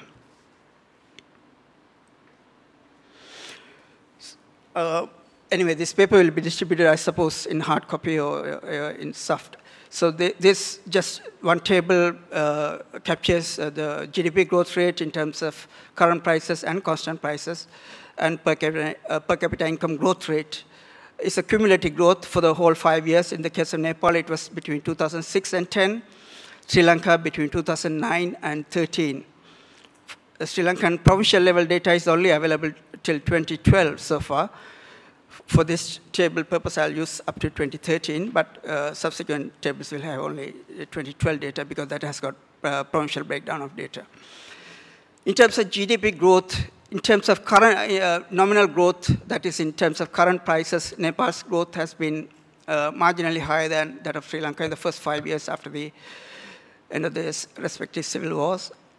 However, in terms of real GDP growth, Sri Lanka has fared much better, 33% compared to 20% of Nepal in the first 5 years after the civil war. Again, in terms of per capita income as well, it's given in both current prices and constant prices. In terms of current prices, Sri Lanka has marginally higher cumulative growth rate of 79% in the 5-year period of 2009 to 13. Nepal had about 78.5%, 2006 to 10. At constant prices, the gap is much wider. Sri Lanka has grown by 34%. The per capita income in Sri Lanka has grown by 34.2%, whereas in Nepal it has been only 14.3%. So in these two indicators in terms of overall GDP growth rate and per capita income, perhaps Sri Lanka has fared better than Nepal. But in other three indicators like inflation, unemployment, and poverty, Nepal seemed to have fared relatively better in some instances, just marginally in terms of unemployment. For example, inflation between 2006 and 10, there has been a plus 1.6% points higher inflation in 2010 in Nepal compared to 2006 inflation, annual average inflation rate. Whereas in Sri Lanka, compare the annual average inflation rate of 2009 to 13, in 13, inflation was 3.4 points higher than it was in 2009. Unemployment, there's a marginal difference where Nepal unemployment rate have declined marginally higher in Nepal by 1.6%, whereas in Sri Lanka, it has been only 1.4%. Poverty is much more pronounced in favor of Nepal. Nepal has reduced its poverty level. But in terms of absolute numbers, of course, Nepal's poverty rate is very high. It's about 25, 26, 27%. Whereas Sri Lanka, latest figures we have is 6.7%. But I'm just looking at poverty in Nepal, in the headcount poverty ratio in Nepal in 2006 compared to 2010. Similarly, I'm comparing with Sri Lanka's 2009 figures to 2013. In that terms, Nepal poverty rates, headcount poverty ratio has decreased by 5.6 points, whereas it has decreased by only 2.2% in Sri Lanka. So as I said, in terms of growth and per capita income, perhaps Sri Lanka has fared better in the first 5 years after the civil conflict, whereas in terms of inflation, unemployment, poverty, which affects the marginal populations, most Nepal has performed better. I have my reasons why it could be so. I'll come back to that later. I'll just present the data first, 3 or 4 tables, but after that. So next I look at is this, what I call the ceasefire time, post in civil war time, 2002 to 5, 4-year period, and then compare with the post-civil war period of 2009 to 2012. Nationally, as well as at provincial level. Provincial level, I take 2 conflict-affected provinces of eastern and northern provinces. All data is not available, unfortunately, especially inflation and unemployment. Inflation in Sri Lanka at provincial level, we do not compile that because we don't have provincial level consumer price indices. We only have district level, so we don't have. Poverty also hardly any data. So basically, this only on terms of economic growth. Economic growth, of course, post-civil war period has been a much higher rate of growth, both nationally as well as at the provincial level, northern and eastern provinces. For example, in the east, ceasefire time between the cumulative growth of GDP, provincial GDP between 2002 and 5 was only about 44.6%, which increased to nearly 70%, 69.6% in 2009-12 4-year period. In the north, the margin was even higher. During the ceasefire time, it was 68.5% cumulative growth between 2002 and 5, which has increased to 95.9% in 2009-12. Sri Lanka as a whole, of 49.5% growth during the ceasefire time, which has increased not that highly, but 56.7% during the post-civil war period. But in terms of per capita income, ceasefire time has performed much better at the provincial level, especially we only have data for the eastern province for comparable data, and at the national level as well. During the ceasefire time, national level, okay, this per per capita income, this table and the following table is based on household income and expenditure survey. Unfortunately, for the Nepal case, there's a significant difference between per capita incomes based on gross national product and based on household income and expenditure surveys. But unfortunately for Nepal data, subnational data is very much less than in Sri Lanka, so I couldn't do that. So I had to use that GDP data at the national level. But here, this per capita income data is derived from household income and expenditure survey of 2002, and then the next one was in 2006-07, and the household income and expenditure survey of 2009, 10, and 12-13, the latest one. So in terms of per capita income, during ceasefire time nationally, per capita income increased by 111.4%, whereas in the post-Civil War period, it has risen by only 31.1%. In the Eastern Province, in the ceasefire time, for example, 176.8% cumulative growth of per capita income between 2002 and 5, whereas in the post-Civil War period, it's been only 21.3%. Unfortunately, in the Northern Province, we have no comparable data because for 2002-5 period, we don't have per capita income data for North. However, in the post-Civil War time of 4-year, 2009-12, per capita income has risen by 72.9%, almost 73%. As I said, inflation, unemployment is unavailable. In the East, we have only the poverty rates has declined by 3.5 points in the post-Civil War period. We don't have data for the ceasefire time, so we really can't compare. At the national level, again, poverty has declined by 7.5%, 7.5 points during the ceasefire time, which is only 2.2% in the post-Civil War period. So comparing the ceasefire time as well, not all macroeconomic indicators are positive, comparatively positive. It is, especially in terms of per capita income, poverty, that post the ceasefire time has performed better. Even national data of in terms of inflation and unemployment rate also ceasefire time was relatively better than the post-Civil War time performance. Okay, next table is, okay, I'm comparing 4 different provinces of Sri Lanka. North and East, of course, because they are conflict-affected provinces. But Southern province, I'm taking it because 3 provinces in the country received the highest amount of public investment during the post-Civil War period. Northern and Eastern provinces because of massive reconstruction work, but Southern province as well. That's because that's the home province of the president, and new international airport, new seaport, and a lot of other highways have been developed, and a lot of public money has been put in there. Just to compare this, and also to compare with the Western province, because Western province is the most prosperous province in the country, accounts for about 43% of the gross domestic product of the country as a whole. Just to see how relatively different provinces have performed. Of course, in terms of, as the government always keeps saying that, it has had, the Northern province has had the highest provincial growth rate since the end of the Civil War.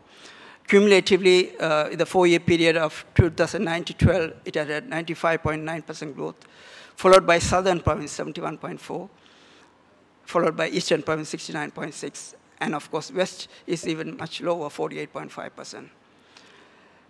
In terms of per capita income as well, Northern province has performed better vis-a-vis other provinces, 72.9% rise in per capita income between 2009 and 2012. Southern province 37.7%, West 41.5%, East has been lagging behind, only 21.3% rise in per capita income between 2009 and 12. Growth in unemployment rates are not available for comparable data is not available because the labor force, annual labor force survey has just commenced in 2011. 2012 labor force survey was the first one to cover the entire 25 districts of the country. 2011 covered only 2 districts in the northern province, but not the 3 districts in the Wani. Therefore, I'm not looking at the unemployment rate as such, but growth of employment, new employment created between 2010 and 2012. In the case of North, we only have for 1 year data, 2011 to 12. But as I said, 2011 is the year the labor force survey recommenced in the North after about 20 years, more than 20 years actually. In the East, there has been a decline in employment, marginally, minus 0.8% in terms of, compared to 2010. In 2012, there was a marginal decline of employed population in the East. In the North, just 1 year, there was an 8% rise between 2011 and 12. But in the South, between 2010 and 12, there was a rise of 3.3%, West 2.6%. Poverty ratio as well, we don't have, so far we don't have the provincial poverty ratios, but we have district level poverty ratios. Poverty is very high in the northern province, especially in the Wani districts. Mullaitivu district had the highest headcount poverty ratio of 28.8% in the country. Manna had 20.1. Monragala district had the 3rd highest, which is outside the conflict zone.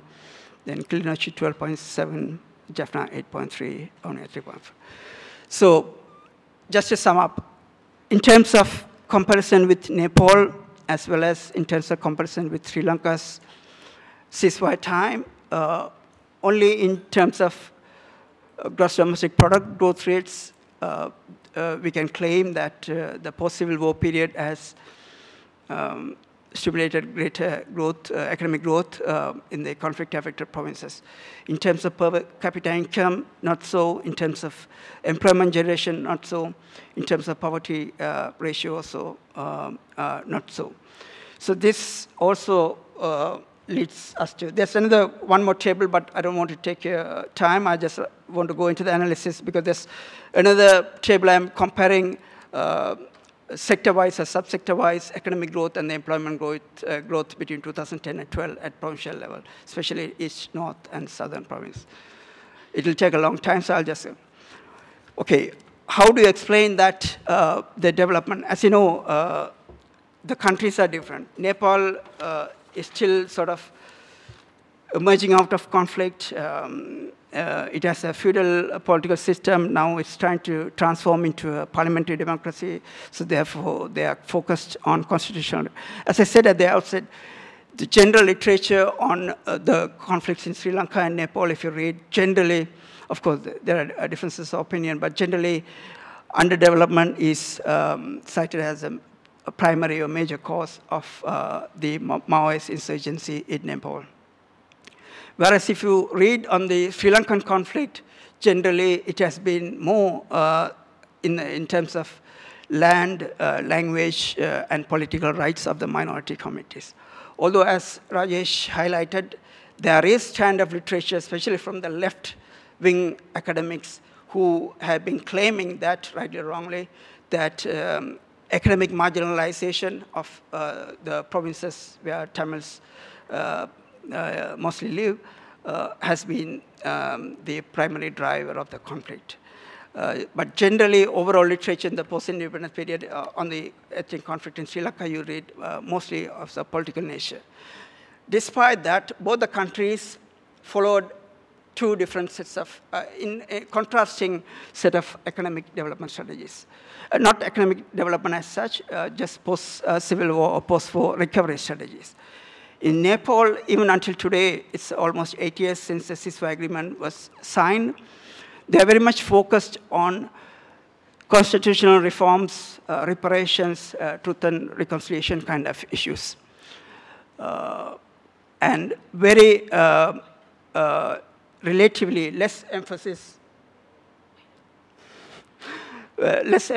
on economic development, whereas in Sri Lanka, it has been mostly economic development driven. So the government, rightly or wrongly, feels that as in the 80s, left-wing academics argued that economic marginalization was the primary cause. And that is what causes of conflict, therefore that has to be addressed as a priority. So that's what government is not at all concentrating on constitutional reforms or any institutional reforms as such, but almost entirely on economic development. But as the data shows, economic development has not necessarily filtered down to the former conflict-affected provinces, or even southern provinces and other peripheral provinces in the country. Then my time is up. Just to say, and also the financing of even if we take the development model as given, financing of the development model is different. In Nepal, it continues to rely on traditional concessionary finance from international financial institutions or Western donors, so-called Western donors, whereas Sri Lanka, by and large, even before the end of the conflict, we have been more and more relying on international private capital market borrowing and also new development partners, so-called new development partners such as China and India. These also have implications for the nature of development and the outcomes of the development process. I've written a lot on this, a little bit elaborated on these points in my papers. I don't want to take any more time. I'll stop here. Thanks.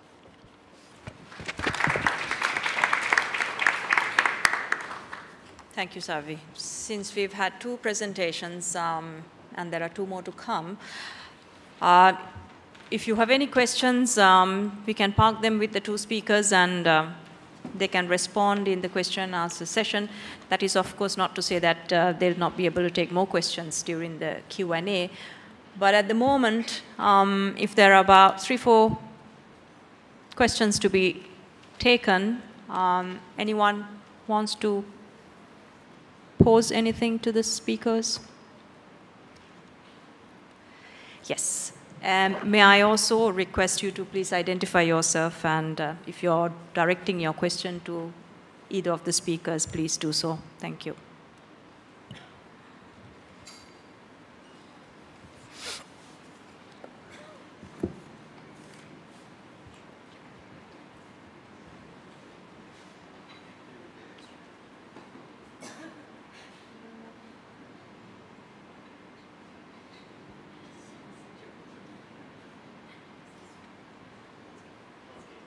I'm from Nepal.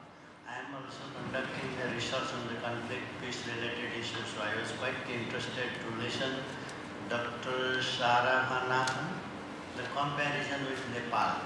And one of the conclusions I get is that Sri Lanka focused on the economic aspect and Nepal was weak. I fully agree on that. We were not able to do until this year. What are the determinants of successful orientation, economic orientation? What are the preconditions for that? What makes Sri Lanka successful on that? So we can learn a lesson from your country. Thank you.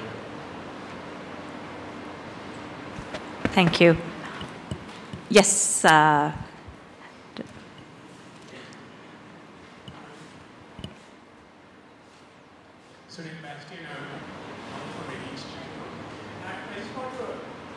Ask a question from Raj, which is very interesting, trying to identify these ideas or concepts in terms of post-war. Where do you put nationalism? Where will you put, I mean, on one hand, those who study Sri Lanka's conflict, especially those who go beyond constitutions and politics, will have a very strong focus on nationalism. Now, I think there are very few writings on Sri Lanka on economic nationalism, which goes back to the 50s. Where does it fit in? For me, sometimes this development state that you are talking about, when I look at how its behavior, I'm wondering whether there's much more in it, where we look at in terms of ideas of development, where we have to give a much more emphasis on nationalism. Because after all, Sri Lanka conflict, for example, sometimes have been explained as competing nationalisms. Thank you. Can I take one more question and then we'll get on to the next set of presentations? Right. Do you want to answer that immediately or wait until the 2 presentations? Okay. Why don't you? No hands, right? Okay. Then why don't you answer?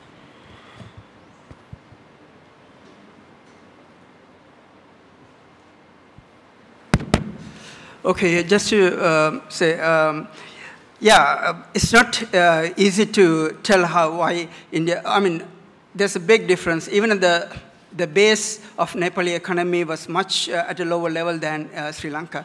Even during the civil war time, we have had on average 4 to 5% annual growth throughout the history of 30-year period. So our base was relatively better, I would say. So now I think, as Dushni pointed out, in the first 4 years of post-civil war period, 2010 to 13, we have had on average about 7.5% growth rate. So naturally base, and the markets are much more developed. As I said, Nepal has, the political system itself was different, and the topography is different. Sri Lanka has been, and we also opened up the economy we were the first, Sri Lanka was the first one to open up the economy in 1977 with a series of liberalization, successive phases of liberalization, etc. So we had a long history of some basic strength in terms of economic development. But whereas Nepal has been unfortunately behind, and it's in terms of per capita income also 1/5, it's only about $730 per capita income in Nepal. It's a low-income country in 2013, whereas Sri Lanka was $1,330, so 1/5 of. So it's not easy. It's not that just because we have followed certain path of certain policies, Sri Lanka has followed certain policies that Nepal could easily adapt that. You know, it's not straightforward. So I don't know. I don't want to give any prescription as such, but we could talk about at length later on. But just to say that the base itself is much more. There's a big disparity of base between Nepal and Sri Lanka in terms of economic development.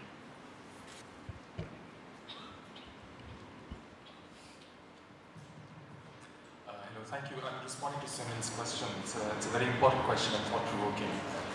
I think it takes us away from the realm of macro-political economy, so to speak, and into what I would prefer to call political sociology. And what comes to mind when we're thinking of the relationship between nationalism and development is, for example, the work of Tom Nairn, who talks about nationalism as a development, as a pathology of development. So there is a great deal of connection between nationalism and development. And indeed, if you want to look at it in terms of class categories, the classic difference between two of those three models that I talked about would be the difference between what one would call perhaps a comprador bourgeoisie, which is much more attuned to the idea of deep market reforms and an externalized external orientation with internationalized connections, towards a much more national bourgeoisie, which is prevalent not just in Sri Lanka but throughout. One can go back to Friedrich List, for example, and this idea of nationalism being a very important component of this idea of rapid catch-up development, particularly infrastructure-led development. So the work I don't think has been done, in the sense that I hesitate to say this, the evidence I'm putting together is circumstantial and it's comparative historical. What I mentioned in my talk was actually the important work on this has not yet been done. It's really there to be done. But my suspicion would be that the elements of the jigsaw puzzle seem to fit in towards this kind of a configuration. Thank you. If you have questions to ask of the two speakers, please keep them in mind. When we open up for Q&A, you can still raise them. Let me now invite Ahilan Kadirgamar, who is a PhD candidate at City University of New York, to present his paper, which is on neoliberal development, failure of reconstruction and challenges of revitalizing the war-torn North.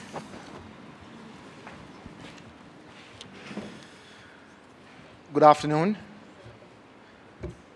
Can you hear me? Yeah.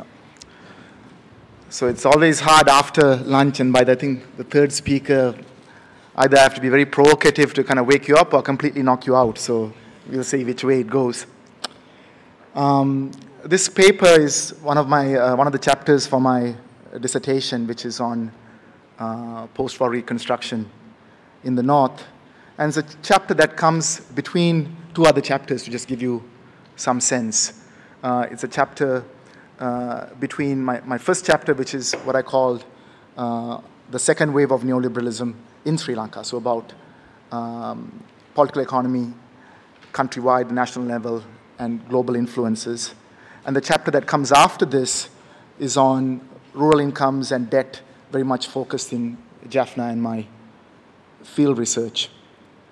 In this paper, the first half of it is more narrative of what has happened over the last 5 years and the kind of historical backdrop to it.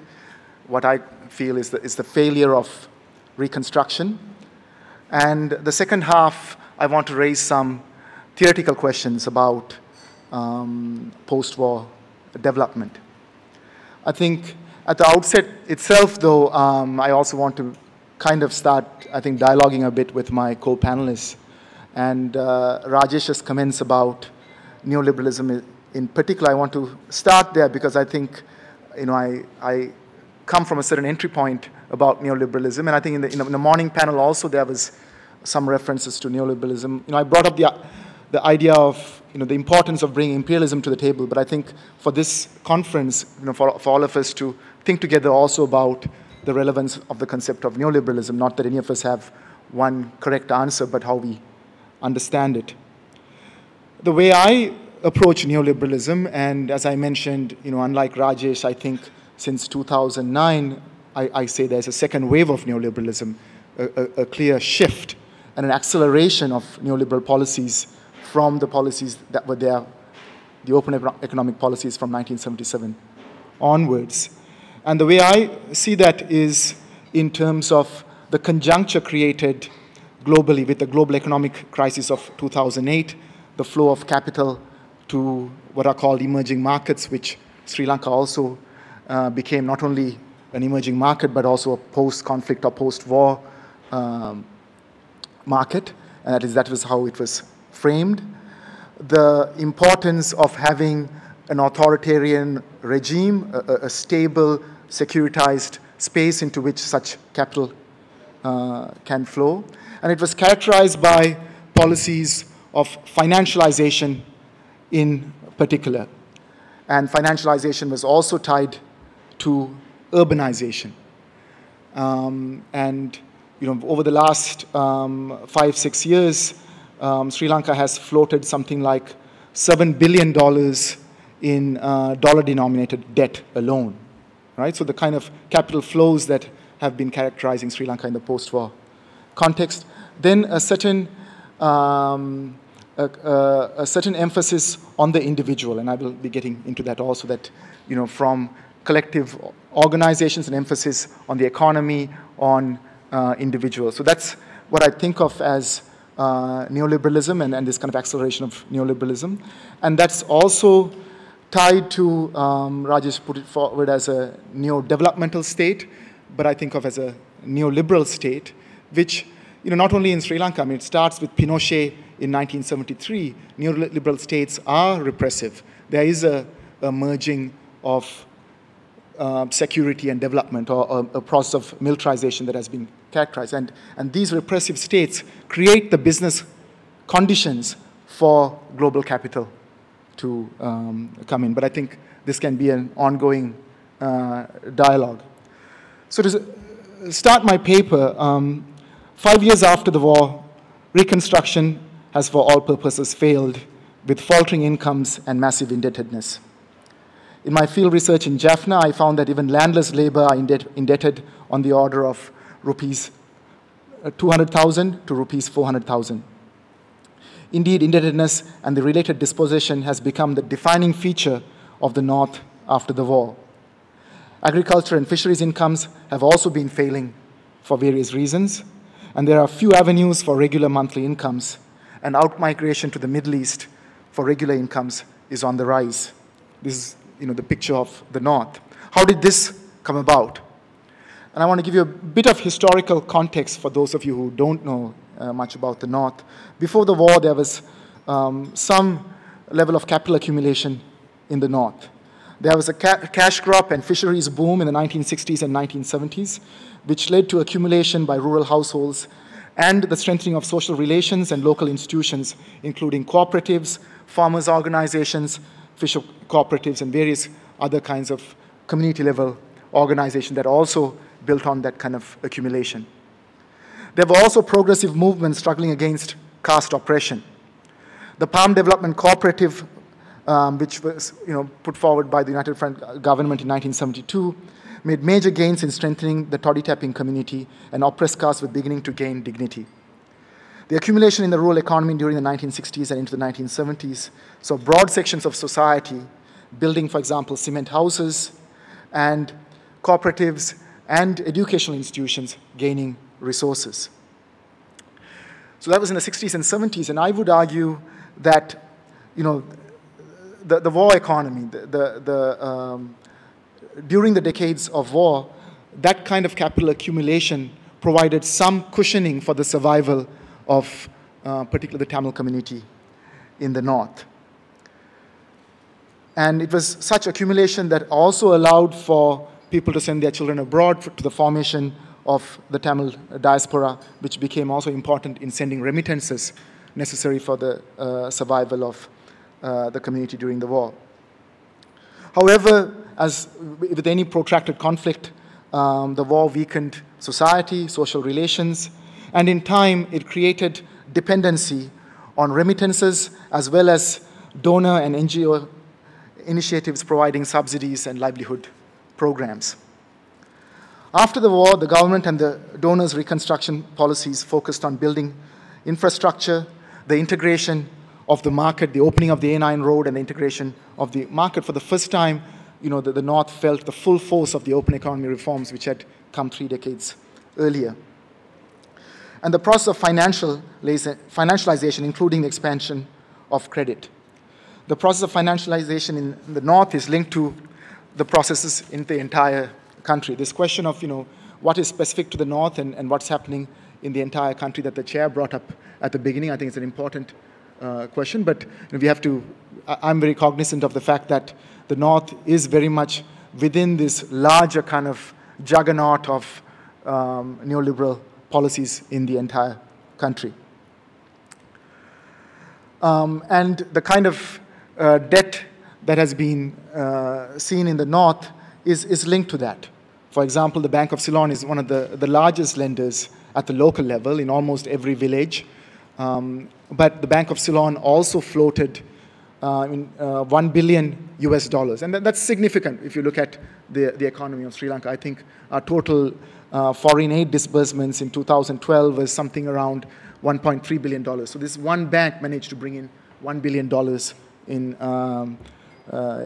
foreign currency into the country. With criticism emerging about the economic crisis in the North, the Central Bank Regional Development Department recently made the following comments about their efforts in the North, which were again focused on economic growth and the expansion of credit. I'll just read quickly because I think Sarvi has spent quite a bit of time on economic growth and the provincial level, and then the Central Bank claims that in 2009 there was 12%, in 2010 22%, and 25% in 2011 and 2012 in terms of provincial GDP growth. So they show that as, this idea of failure is wrong. Here is the proof in terms of this level of growth. And they also have a number of figures on the widespread kind of credit that has been backed by the central bank and given. I have the data here, but I want to get to some of the more conceptual points, so I'm going to skip that. Indeed, such widespread credit growth reaching a large section of the northern population is only the tip of the iceberg. This is credit backed by the central bank. Credit has been given for various other self-employment loans and lease hire purchases. A situation of cascading loans has increased such indebtedness, where a household or an individual will take a self-employment loan for, say, 100,000 rupees or 200,000 rupees, and then use that towards buying a tractor for 700,000 rupees or 800,000 rupees, which have to be paid in monthly installments. They'll then end up pawning their gold to be able to make those payments, and pawning really escalated in the north and in the entire country with the global gold price boom between 2009 and 2012. And a recent World Food Program study found within a year and a half, this is gold accumulated over generations, within a year and a half, gold assets in part of Vavuniya and Mullaitivu dropped by 50%. This is significant when we are looking at rural provisioning. So there was no serious income generation or employment policy. Expansion of credit was supposed to create businesses and employment, and people were encouraged to find self-employment. I mean, this is the other thrust of neoliberalism, that each individual is asked to fend for his or herself, that they have to find the employment, despite this being a community coming out of a devastating civil war. And also in the context of already social relations having unraveled during the war, the further thrust is towards individual initiatives. In this context, one of the few real possibilities for individual incomes is to seek employment in the Middle East, where they have no protection in the form of labor rights or as citizens, but there is a possibility of a regular monthly remittance. The subaltern sections of society do not even have the possibility of seeking employment in the Middle East, as they lack the social networks, social capital, or the monies required to reach the Middle East. The failure of reconstruction comes in parallel with the weakening of social relations, where individuals are atomized and collective efforts to face the crisis are not there. There is also the reconsolidation of caste, with the social exclusion of oppressed castes and landless, who face the deepest consequences of the crisis, where subsistence also is in question and out-migration is not possible. There is also a new gendering of the political economy of the North. Women are having to bear the economic brunt of reconstruction failure, where provisioning in the home, caring for the family, and seeking wage work is putting tremendous pressure on women. And in parallel, a discourse of cultural degeneration is being deployed in the Tamil public sphere to control women's sexuality and their economic contribution as changes to social relations are resisted. So this is the broader kind of political economic context in the North. Now I want to make a few theoretical points relating it to the theme of the conference. Particularly, I think this question of post-conflict, post-war, this has been in the topmost in our mind. I think also many of us in Sri Lanka. I think 2 years ago at one of the CEPA seminars, Sunil very forcefully put that Sri Lanka is not a post-conflict country, it's a post-war country, that conflicts still simmer underneath this facade of normalcy.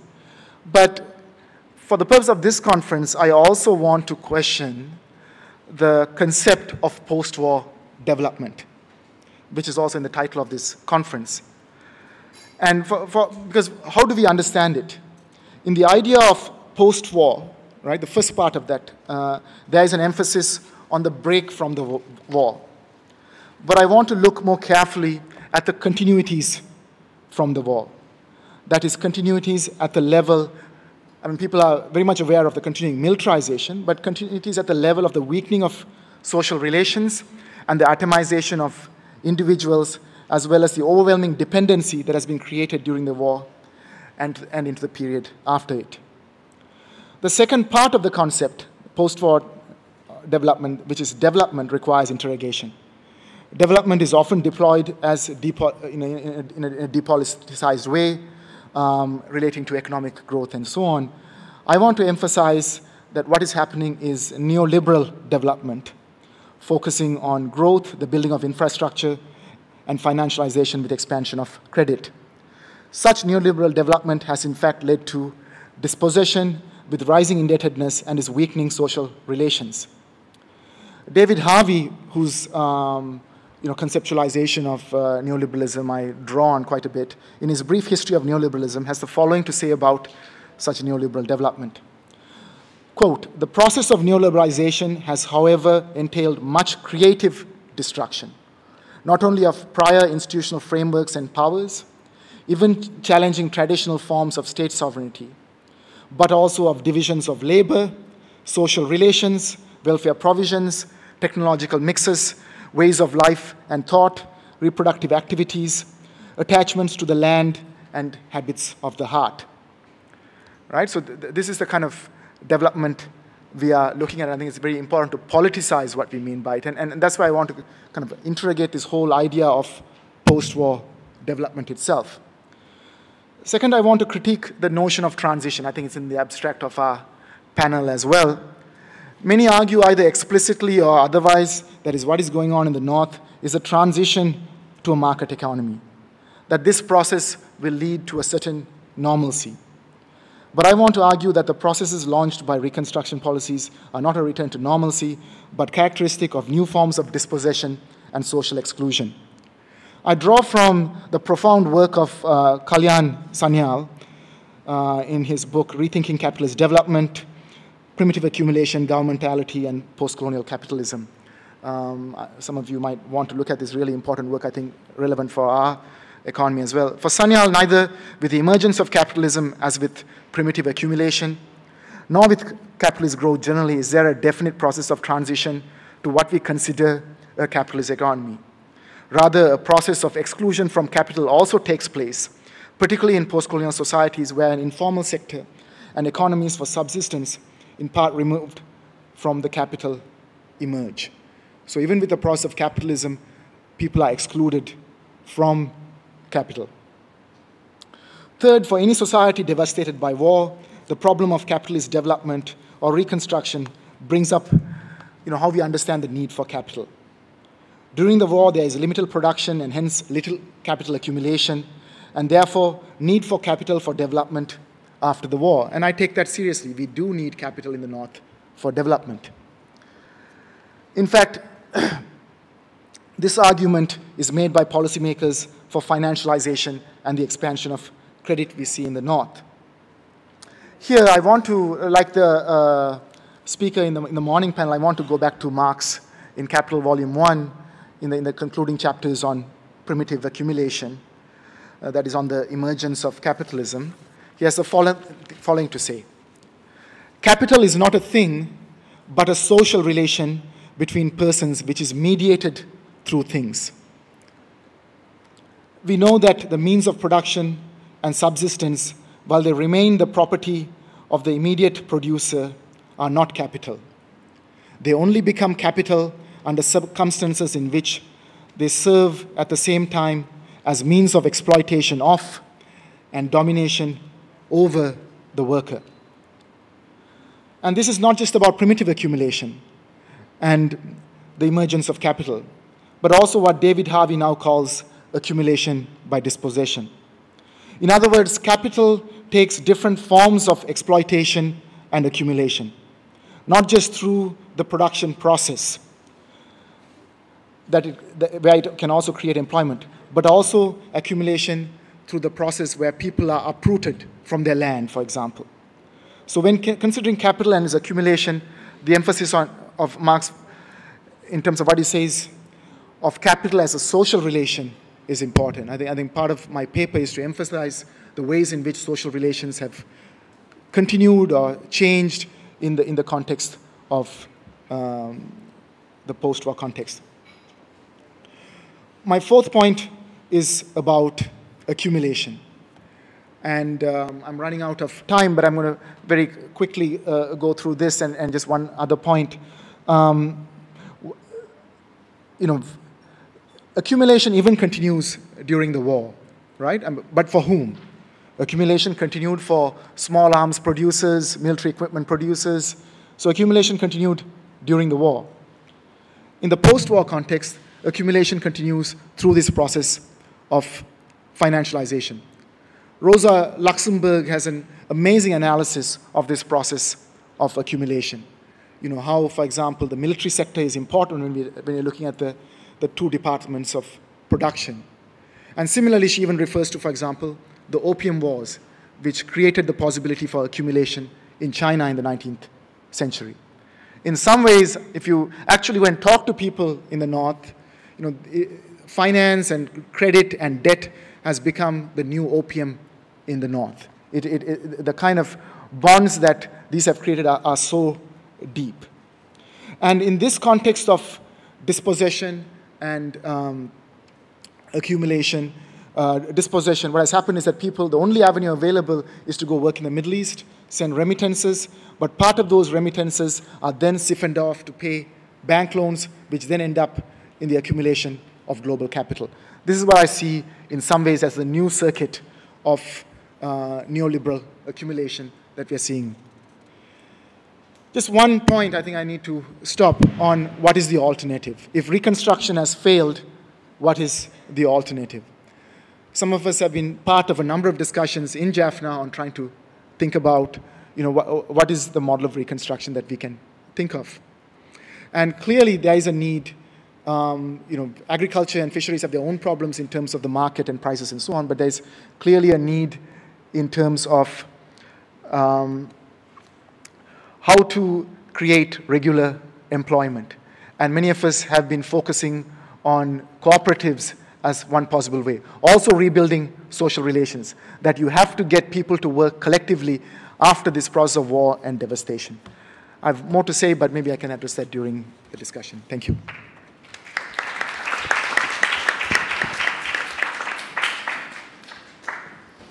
Thank you, Ahilan. May I now call on Dr. Sahar Tagdisi Rad, who is a senior economist at the African Development Bank.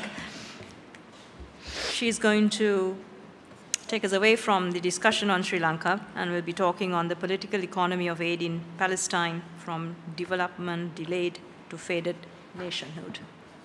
Thank you. Thank you. Thank you, Mrs. Chair. First of all, before I start to take you away from Sri Lanka for a little while, let me thank Vijay and his colleagues who've really worked quite hard to get me here despite all my complicated plans. And glad to be here, and just to preempt any hitches which may come up, I've just arrived this morning from London, so excuse my jet lag if it sort of appears at some points during the paper. So my paper, the way I understand it from Vijay, is that it's a bit of a bridging one. So it's going to bridge between the political macroeconomy panel that we've had and the next one that we're going to have, which is specifically on the issue of aid and aid effectiveness. So I will make references to both. Now, it might seem a bit confusing that I'm coming from the African Development Bank, but talking about Palestine. So I'm here sort of taking one hat off and putting another one on. Right now, I'm working on Libya. I'm the economist for Libya, which is a whole sort of complicated situation on its own. I had promised that I may refer to it right now in this paper, but I probably refrain from that because I'm too much right in the middle of it. I'm happy to sort of engage in some discussions during the Q&A. And that's partly the reason why it was complicated to come here, because we are doing a lot of work in this transitional economy of Libya. As you all probably know, there is a lot of sort of the crisis there has heightened. And I hope that at some future point, I'll be a little bit more distant from it so I can sort of give you a better analysis of it. Palestine is what I've been working on before, and before sort of this switch to Libya. But it's an ongoing work that I'm leading. And as time goes by, as Mrs. Chair just mentioned, the relevance of the work on the Palestinian economy does not shift, and it just becomes more and more relevant. Now, what is the objective of this paper? It's basically kind of looking at how inapplicable, through a case study, and I tell you why this case study is important, how inapplicable the sort of mainstream, neoliberal, neoclassical framework of economic development, but also aid effectiveness, is to the study of aid in ongoing conflicts in this situation, because it is not a post-conflict situation, although many want to define it as that. Now, why Palestine specifically? It has had the highest sustained per capita aid allocation in the world for the majority of the 1990s, and also in the early 2000s. It's a very small economy, as some of you may know, just over 3 million people population. And so one would think that with a per capita income sustained over many years, since Oslo Accords, which was the peace process in 1993, of well over $500 per capita, then the economy should be in a relatively okay state right now. But all that we hear about it is that the economy is at the point of collapse, and it is, and it's actually much worse than we hear in the media. So Gaza Strip, for example, has one of the highest, as well as the West Bank, one of the highest rates of poverty, one of the highest rates of inequality, unemployment, etc., across the world. So for a country or a territory which is smaller than a town even or a city, then one wonders that what else does it take or why has it gone so wrong? The other reason why Palestine is quite important to study or to study the effectiveness of aid in this little territory is because post-1993 Oslo Accords coincides with the rise of neoliberal economics influence on the aid agenda. So one can kind of draw comparisons and see how the two coincide. How has the development of this debate reflected itself on the way aid has been allocated in the Palestinian territories? And also the fact that it's quite a unique example of where before even the Palestinian Authority, which is effectively the Palestinian government, was created in 1993, it was the World Bank which created what they call the Investment in Peace, a document which set out, even before West Bank and Gaza Strip were kind of defined, set out what the Palestinian economy is supposed to look like over the next 10 to 20 years. And in that document, basically, they set out sort of the liberalization of the Palestinian economy, that it's going to have very low levels of tariffs, et cetera, et cetera. So it's really an economy which was created before it was politically created, it was economically created by the donors on the ground. Now, I'm going to come back to the Palestinian case a little bit later on. But let me start this is the macroeconomic part of it. That, okay, why has there been this huge mismatch in the way aid has been allocated to Palestine and the way the economy has developed?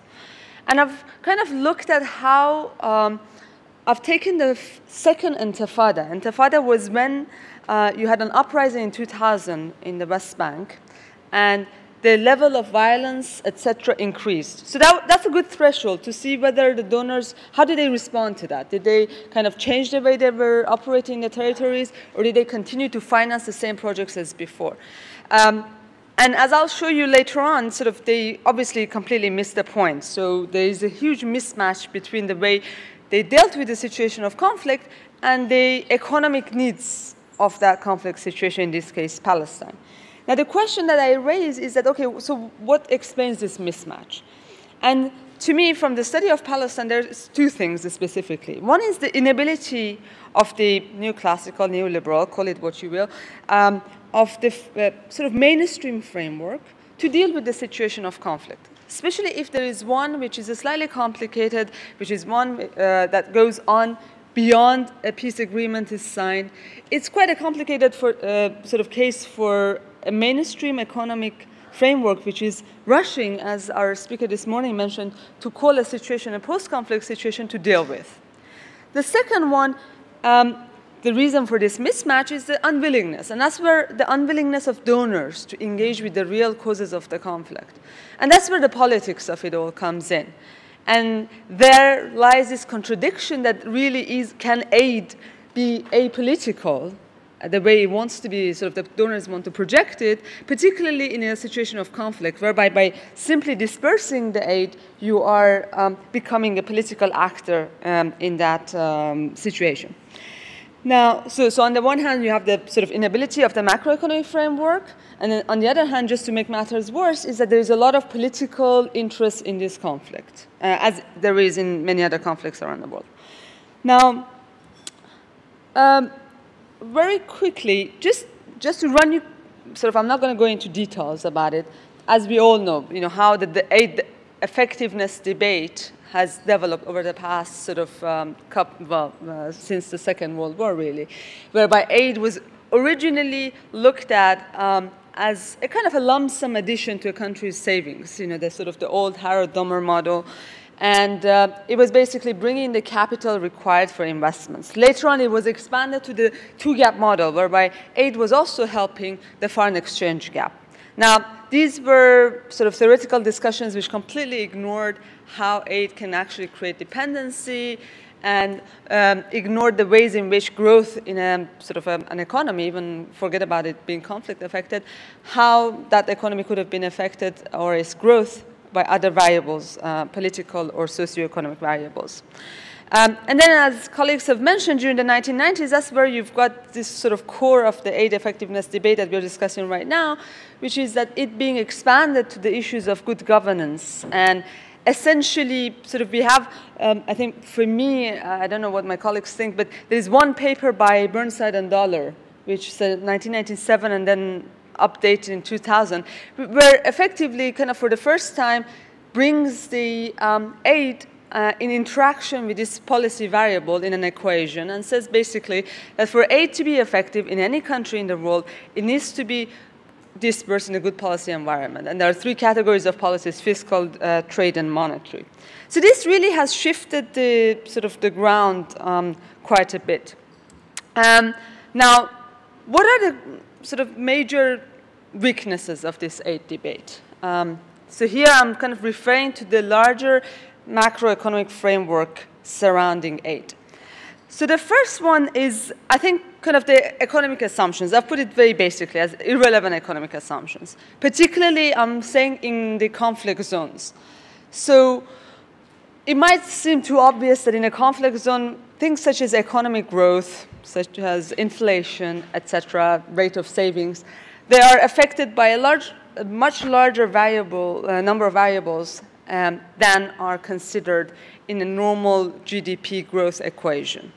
And this, when you look at the specific case studies, you realize that that is not how, for example, the World Bank's investment in peace considered the Palestinian economic growth to look like over the next few years. When you look through this document, which was created just prior to the Oslo Accords in 1993, essentially the way it's looking at or projecting the Palestinian economic development into the future is one which is as if sort of no occupation had happened since 1948 or 1967. It's basically looking at the levels of savings, investment, the usual sort of growth equation.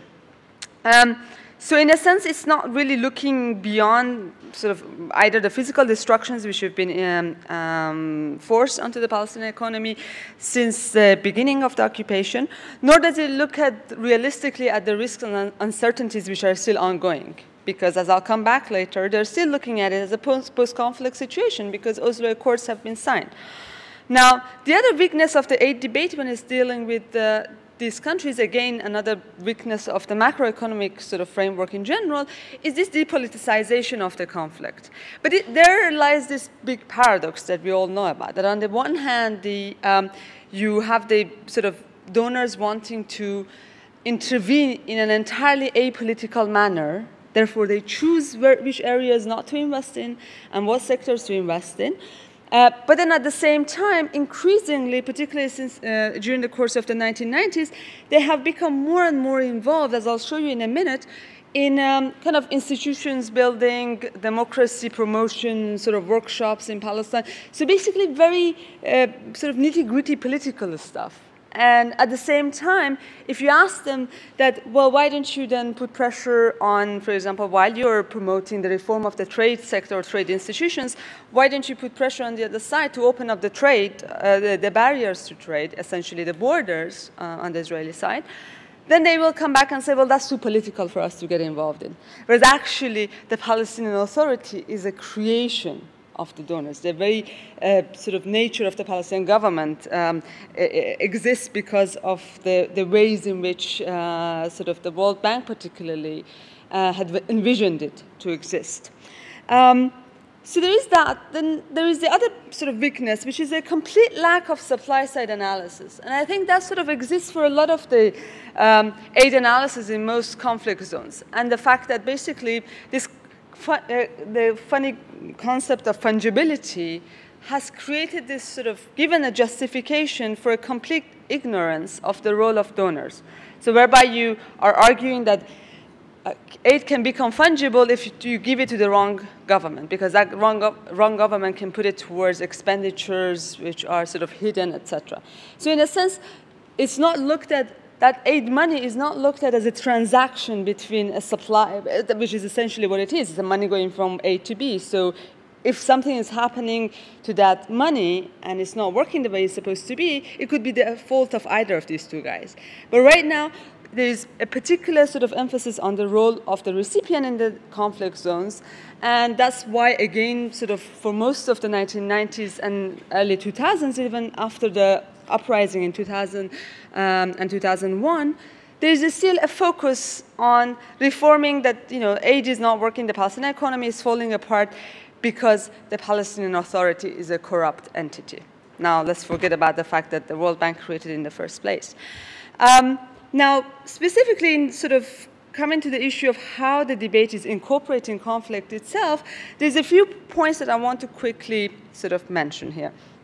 Now, the first is the real cost of conflict. Does the debate essentially take into account the real costs of conflict? And this is particularly important for a territory or country like Palestine. Often when you're looking at the sort of literature on how the cost of conflict is taken into account, because it is important, because depending on how severe they rank the conflict, then the level and the nature of the aid to that conflict zone changes. Now, most of the literature on situations sort of similar to Palestine, they rank the conflict based on its sort of human loss levels. And they look at basically the number of battle-related deaths per annum. And they've done the same thing in the case of Palestine. So when you look through the documents of donors, and I've looked at the World Bank, the IMF, the European Union, and the USAID, and DFID. When you look at it, the way they sort of determine how much money or how it should be dispersed in the Palestinian economy, it depends on how many lives have been lost during that year or the previous year. And that's quite problematic, because when you go into the details of the, for example, the military interventions by Israel into Palestine, they have a very clear targeted sort of policy of damage without killing or something like that, which essentially means that they can shoot to paralyze people but without killing them. And that way, sort of, in a way, they're reducing the attention from the donor side, because those people are not dead. And at the same time, sort of, the donors are not taking those guys into account. So the levels of aid, or the way sort of it is dispersed, changes. So there is a whole cause here for kind of having a much more sort of short-term, medium-term, long-term, but also political and economic cost of conflict analysis. The other thing is the way the debate treats the economic performance of a country under conflict. That how is that economy supposed to operate? There is a lot of interest in terms of finding out why the conflict is existing in the first place, whereas the mechanisms through which that conflict is affecting the economy is being affected are much less studied. At the same time, as you all know, again, there is this sort of greed versus grievance framework, which is trying to put everything sort of mostly onto the greed side of the conflict, saying that, this economic incentives which is driving people. Whereas as soon as you change that and you go into grievance, which is, again, the case in the Palestinian economy, the framework of thinking changes. The framework of, what is required as an instrument of economic development when you have a grievance of a people over a long period of time, it changes the sort of economic policy advice that you would want to give to them. All right. And then sort of this issue, which has already been touched upon this morning, of conflict versus post-conflict, that the sooner what do you define as a post-conflict situation? Because neoclassical economics is much more comfortable to basically look at conflict as an irrational force. Therefore, a complete analysis of conflict as a sort of a full incorporation of conflict into economic analysis becomes rather sort of irrelevant. And so as a result, how do we define a post-conflict situation, and how do we allow for sort of a full and comprehensive inclusion of it into our analysis? Because in the case of Palestine, the way still sort of the World Bank writes about it is a post-conflict crisis management situation. And obviously that's going to change the policy advice that you get. Now, I'm going to spend maybe 2 or 3 minutes, if you allow, 2 minutes, okay, on the Palestinian economy specifically. So as I mentioned, I can discuss it during the Q&A, but it's an economy, let me just put it very simply, sort of in tatters. High levels of as I said, unemployment, poverty, and underemployment. You have very little diversification in incomes, and across the different economic sectors, and also you have very little sort of relations with the outside world because it's essentially a very closed-off economy. Now, I'm running through this very quickly, but there's one thing that I want to show to you, and this is this table, which basically shows that, where have the donors spent most of their money on? And, I have details of it for individual donors and categories. But this is just to show you that for regular development support since the Oslo Accords, basically, so I'm looking at 1998 to 2005. And as I said, 2000 was when the conflict really intensified. So that's a kind of a threshold. But if you look at what has happened is that instead of the conflict intensifying and donors continuing to work on sort of infrastructure projects or working on sort of the education system, etc., which are slightly more developmental aspects of aid, that actually the regular development support has declined over time, as you see, following the Intifada. Whereas at the same time, emergency and budget support, and emergency, I don't mean humanitarian, but it's emergency budget support, has expanded rapidly. And if I extend this more to sort of where we are right now, it's even more. So you see that basically as the economy has declined, you have had an decline in development aid, but an increase in budget support. Now, what does this say sort of kind of concluding on the Palestinian situation? Obviously, on the one hand, and I didn't get a chance to sort of go into the impact of this on the Palestinian Authority and how the Palestinian Authority, which was initially a creation of the donors, how has it been co-opted through this increased budget support into the sort of system of occupation? In a sense, not only has it been co-opted, so kind of their role in terms of nation building in Palestine has faded, but also donors jumping into basically clearing out any mess that any phase of Israeli occupation or Israeli destruction leaves behind. They have maintained this deluxe occupation since 1993. So Israel really effectively doesn't have to pay for the damage that they're doing. As I said, I mean, it sort of comes back to this whole issue of the fact that at the macro level, you have a system which is unable, or a framework which is unable to deal with conflict issues. And then at the micro level, you have the sort of political frameworks of the donors, which doesn't allow for them to engage where they really should. I'm going to finish off with a picture that I just added before the presentations started. I was inspired by the morning sessions. And here is the picture, which I think sort of sums up the international aid to Palestine. I don't know, one of the speakers in the morning, they were using a picture which reminded me of this. Sums up everything in a very nice, ironic way. So this is in Gaza Strip. Gaza Strip is one of the largest exporters of, believe it or not, roses and carnations in the world.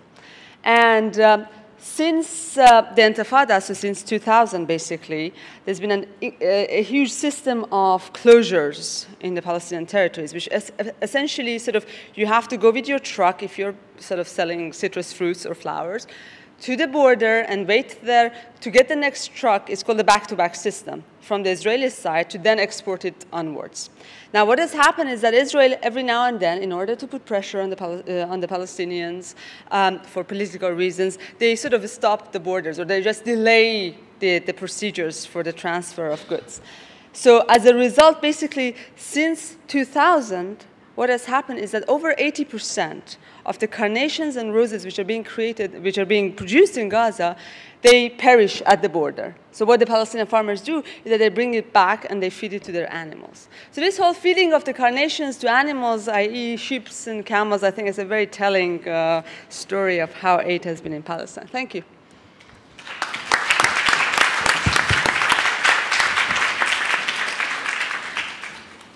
Thank you very much.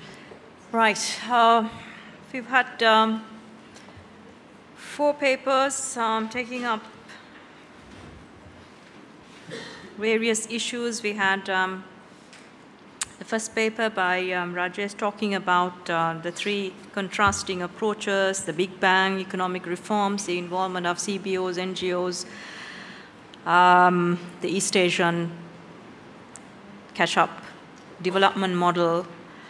Then we had Savi, who was talking to us about comparative assessment of Sri Lanka and Nepal, as well as Sri Lanka in its ceasefire period and post-war period. We had Ahilan, who spoke about his field level work that he has done in the north, the problems that of the recovery process, failures of reconstruction, the indebtedness of households in the north. And then we had Saha, who has touched on aid effectiveness, looking particularly at the case of Palestine. And through many of these discussions, I realized the neoliberalism kept cropping up. Its relevance, I think argument being made, I think it was Ahilan, that Sri Lanka, for instance, shows marked tendency to neoliberalism. I think it's, if I look at it, I'm an economist, not a political scientist, but as an economist, if I look at Sri Lanka's economic development policies, it's very difficult to label them. I think there is a very strong state involvement in the economy that we have not seen pre-2006. But at the same time, you have greater dependence, appetite to tap international financial markets, international capital markets that we've not seen before 2006. So it's a very sort of a mixed model, and this is what the government keeps telling us. They say, don't think inside a box. Sri Lanka won a war that they were repeatedly told was not winnable, and that is a lesson they have taken in terms of how they also use different models in terms of formulating their policies for development. Now we have about 10-15 minutes. Let me open up quickly for a set of questions. 1, 2, 3, 4, 5. Let me just take 5 questions and then see how we are doing with time and come back. I'm starting with the gentleman in white. Thanks, Vijay. If you can just quickly introduce yourself, if you can be very brief, and also direct your question to one of the panelists, that will help us with time management. My name is Ali Zahid Maulana from Eastern Province of Sri Lanka, particularly. I'm chairman of the local government responsible for Now, in fact, Mr. Ahilan Kadir was mentioning about post-conflict or post-war development situation, especially in a local level. We have received so much of money. Each and every local government of northern province and the eastern province, within 3 years' time, each and every local government of northern province and the eastern province got almost over 100 million rupees in the course of the war development. The road network, bridges, and whatever those are, with participation of the people. Whatever people wanted, they identified, and we did this development. And also, most of this fund was given by World Bank, and the government, certain amount they got as a loan and also grant, but entire money for us, it was grant. We don't want to pay back. My council is not going to pay, but government is going to pay back.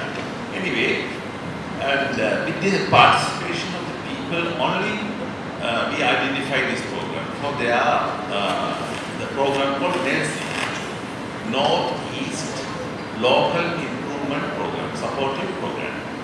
And in Jaffna it was implemented, and Kilinochi it was implemented, Pettigrew, Tripomale, Ampara district, everywhere it was implemented. And also the World Bank itself laid down the criteria. It was according to the good governance to be maintained. Even our staff was trained in the capacity building, and with all these proper procurement procedure, it was implemented. And also people chose what they wanted. Now, why I'm asking Mr. Kadikam, was not for anything, but when you were mentioning, you wanted to say what is the alternative. There are developments being done. Can I just interrupt quickly to say, could you post the question? So, because we have 4 other questions. I'd like to hear more alternative, because there are infrastructure development being done. People have to come out and make use of that. It is for fishermen folks, it was for farmers, and they have to make use of it to develop their economic developments. This is what this is more alternative. I'm not asking. He was starting to give some alternative suggestions, but he didn't have time. So with this question, I want him to give us more alternative suggestions. Thank you. Thank you very much. Was there the lady in orange? Was there? If you can be brief and to the point, and a question. Honestly, listening to Sahar, one couldn't be going to donors for money. I think donors are important. They become important in a neoliberal context because they are providing their source of capital into a society. And my actual question and comment is to Mr. Kadikam. See, with donors there as a source of funding, what definitely increases in a society, especially where you don't have any forms and structures to absorb that aid, is that transaction cost, the possibility of corruption increasing and affecting development, then also increases proportionally, which means that in order for the society to use donor money to create institutions, to create a neoliberal environment itself, that becomes difficult because the transaction costs are very high. Very 2 quick questions are, what do you think of transaction costs in terms of operating in Sri Lanka? Especially for, not just for donors, but for other entities. I'm specifically looking at investment in Sri Lanka after the end of the war. What do you think about sources of older sources of money? You mentioned the millions who were settled outside and they were a source of money. What has happened to that funding? And very quickly, if you could also comment about China's role in post-war development in Sri Lanka. Right. I have lost count of the hands I saw going up. Let me just take one, and right at the back after he finishes. 2 I saw.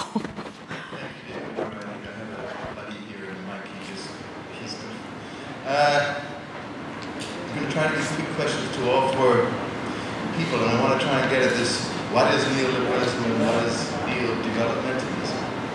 And what's the difference between primitive accumulation and accumulation by dispossession? Because I think I can see a primitive accumulation that the state can really boost in Sri Lanka. Perhaps that's in the south. Perhaps there's a different form of accumulation by dispossession through finance and debt and so on in the north. I don't know. You guys seem to be hinting at this difference. And to get to the political sociology, where, can you just put the comprador bourgeoisie with the neoliberal approach or with the neo-developmental approach? It looks like it's a much more complex situation, so I might want you to talk about that. If Nepal is a feudal state, then how would you characterize the Sri Lankan state? The economist. And in Palestine, is there an alternative form of donor-recipient relationship that is being articulated by the various Palestinian social forums and parties and so on, and are there serious differences among the donors? Is it all just the IFIs, like based on in Washington, or are the Europeans a bit different, and China or whatever? Thanks.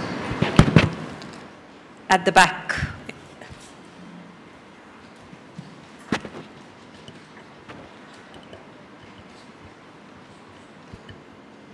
I just have one question on the Palestinian presentation actually, which is one of the critiques coming out also from Palestinian groups is very much when the politics of AIDS is this whole issue of AIDS international assistance subsidizing the occupation.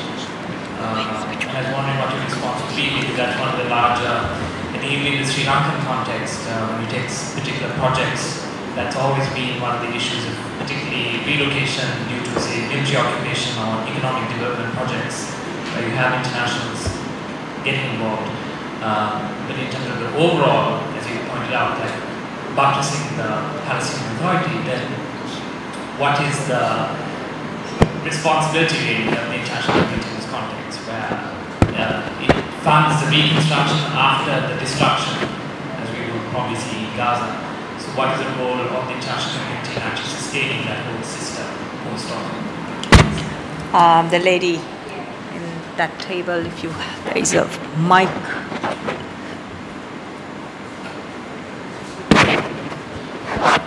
It was interesting to see how all the panelists introduce yourself. Just a quick introduction, who you are. So.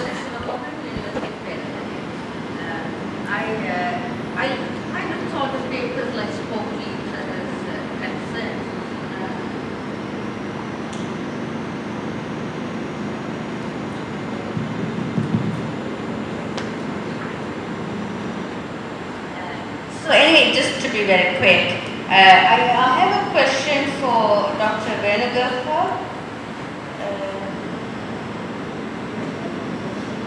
I just kind of wondered, like, I mean, this is connected to Sunil's question about what is happening in the country in terms of movement, social, political economy, mobilization. I don't know whether that's what he was asking about when you talked of economic nationalism, but your mapping or your kind of stages or what it is and putting that all within neoliberalism did not then for me speak to then what is the movement in the country then within a political politically what is the political framework, what are the policies that are forming and not forming, I mean kind of are there like nationalism, ideological stuff, and then to other. If you could be very quick, please. Yes, the mic should have been. So, and then to Mr. Kalagamer, what I would like to ask is, I kind of read it, I thought his paper was in a way complemented and responded to Dr. Venugopal's paper, because it then delivered place as a, as a kind of where different things happen. My question is about when you said social relations, and I really like the way you brought the macro and the micro in. When you say social relations are weakened, are you talking of social collectivities of economic expression? I mean, is social cohesion can be just weakened like that? Is it an economic expressiveness? That had a collective sense before, and now in the absence of a middle class, maybe there isn't. I mean, I don't know, I would like to know from you. What is the disruption is not giving us voice or language to talk about economic empowerment. So is that what you're talking about? Because I am not very happy with social cohesion is weaker. What is social cohesion? Right. I'm going to just take two last questions and then revert back to the panel, because we need to give the panelists time to respond. One from this side and one from this side if absolutely urgent. Is there any? Right. I see one hand from there and two, so I'll take both from this side and those are the last two questions.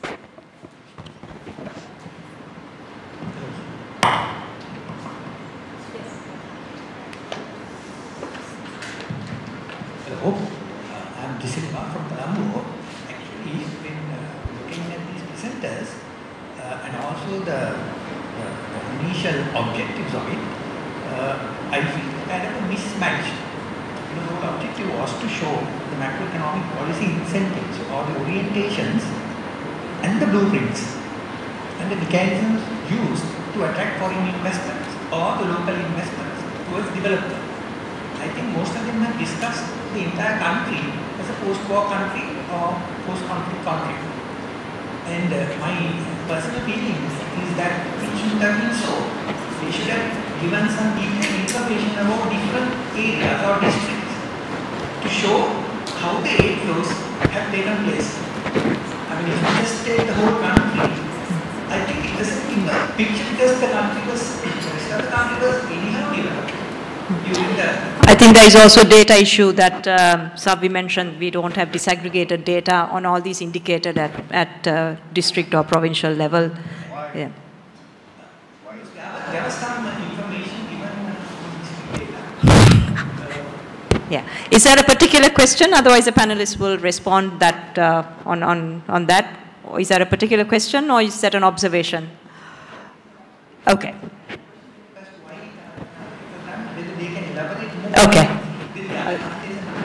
Then in one of the comparison charts, I saw that there was some information as to GDP growth districts and per capita incomes. I mean, calculating per capita incomes, they have not stated how it was done, because immediately after the war, when the data wasn't available, the rates can go high suddenly. I mean, those observations are not given in that data. Data is simply presented, and it's difficult to derive any particular economic information or orientation from that. Last question, and I'll give it back to the panel. Thank you very much. I'm Marai Kashmiris from the London School of Economics. Thank you to the panelists. I have a very quick question to Sahar. We heard a lot about donors' inability to do a conflict analysis that involves their own role in a conflict. And we also heard this morning about a State Department thinking about organic processes. I'm wondering whether you have encountered this kind of talk of organic processes in that debate of donors' roles in a conflict. And my question would be, is that part of the inability to analyze conflict, or is it a move away from it? Right. I think if I keep you for much longer, you're going to miss your tea. So I'm going to ask the panelists to be as quick as they can, try and summarize their answers within a minute and a half each, if possible. I'll start with Rajesh. Thanks very much.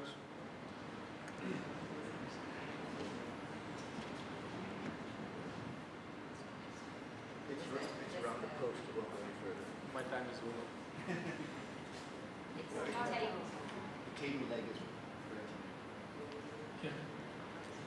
Thank you very much. Let me go through this very quickly. I think the question addressed to me by David was neoliberalism versus new developmentalism. What is it? I don't have really time to go into in this time what neoliberalism is and what the problem is. Let me just say that I think we need to be more creative and study what is going on in post-war Sri Lanka for what it is without invoking the N-word, so to speak. I think we should just really study. I think the work that Arvind has done in looking at indebtedness in the Northeast and looking at what is happening at that ground level is something that is admirable. It's fascinating. That work needs to be done, and we need to publicize it and know more about it. What I would resist and what I would challenge is what purchase do we get analytically by linking it to some broader international phenomenon. And I'm not quite, I disagree with the use of that, because I think it's a very indiscriminate term. It's used for all kinds of things and its opposite. So its analytical purchase is compromised in my view. Neo-developmentalism, very simply, it comes from, it's my take on the idea of a developmental state, classic work in political science by Chalmers Johnson, Robert Wade, Alice Armstrong, Peter Evans. It's really that I'm referring to.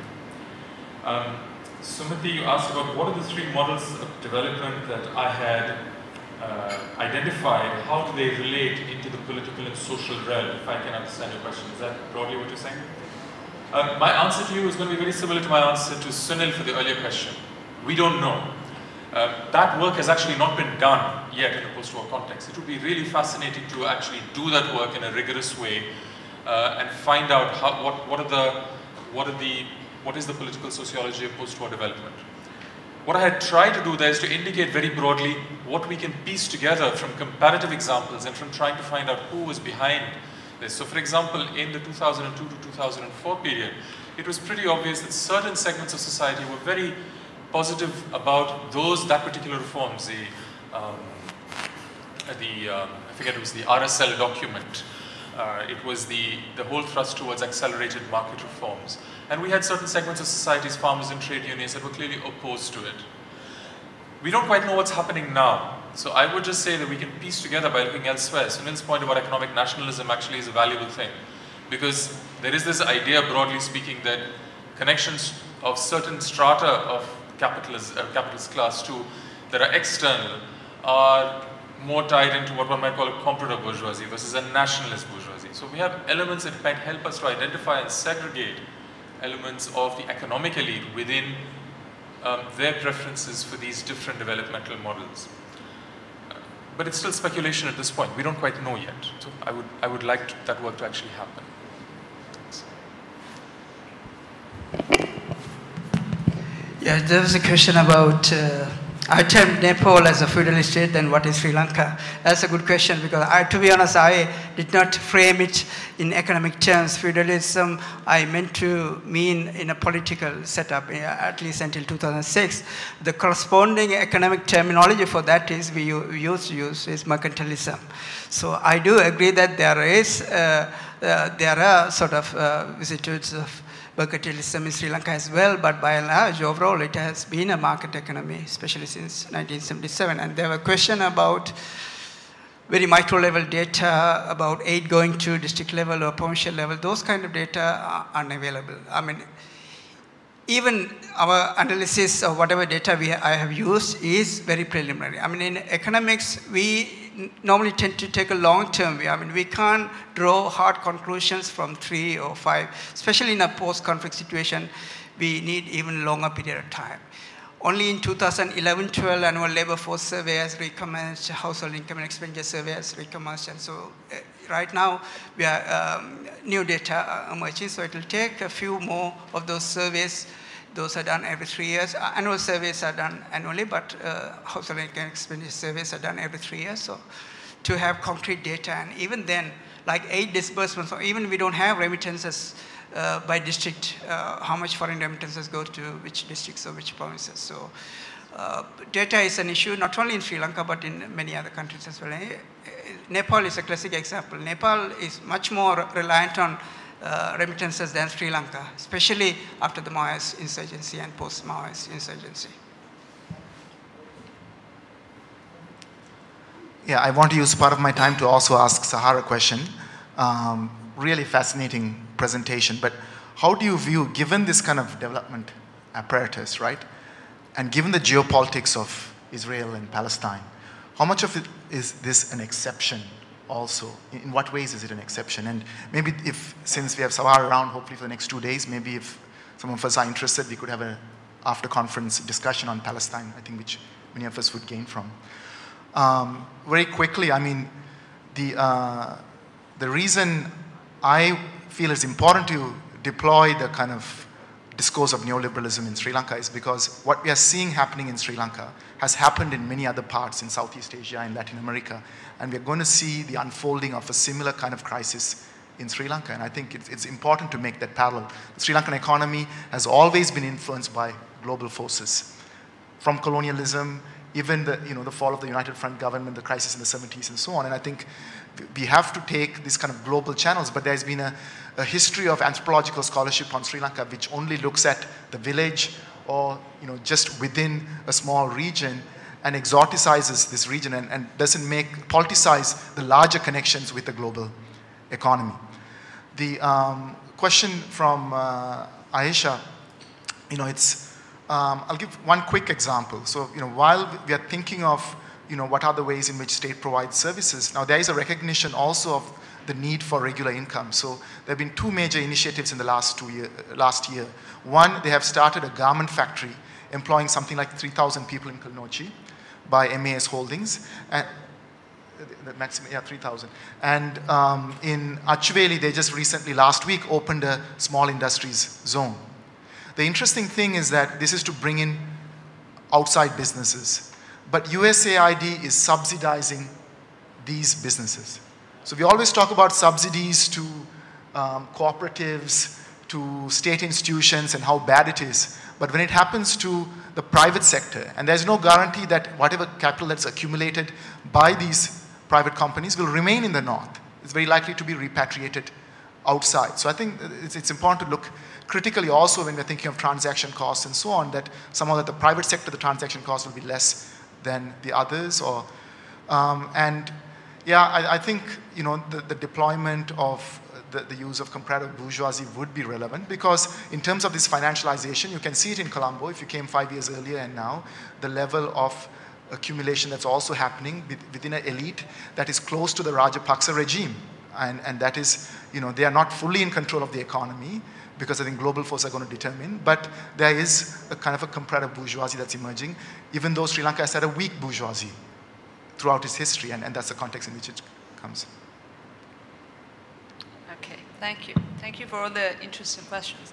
So to begin with David's question on whether there is an alternative donor-recipient relationship which can emerge in Palestine, I think yes, and there was, but it came to some sort of an end. So you do have the sort of two parallel states in Palestine. You have Hamas in Gaza, and we should not forget that that was the last sort of democratically elected government in Palestinian territories. And you have the Palestinian Authority. And these two are completely different. And the nature of state-society relations in both are also different. In the West Bank, you have Ramallah, which is you have a huge growth of the middle class, people going to very fancy cafes. You can sometimes even forget that you're in the Palestinian territories. And actually, they've been brought up like that in recent years, thanks to the Prime Minister of Palestine, Salam Fayyad, who was even more neoliberal than any neoliberal could get, who was also an American sort of educated, sort of ex-World Bank, etc.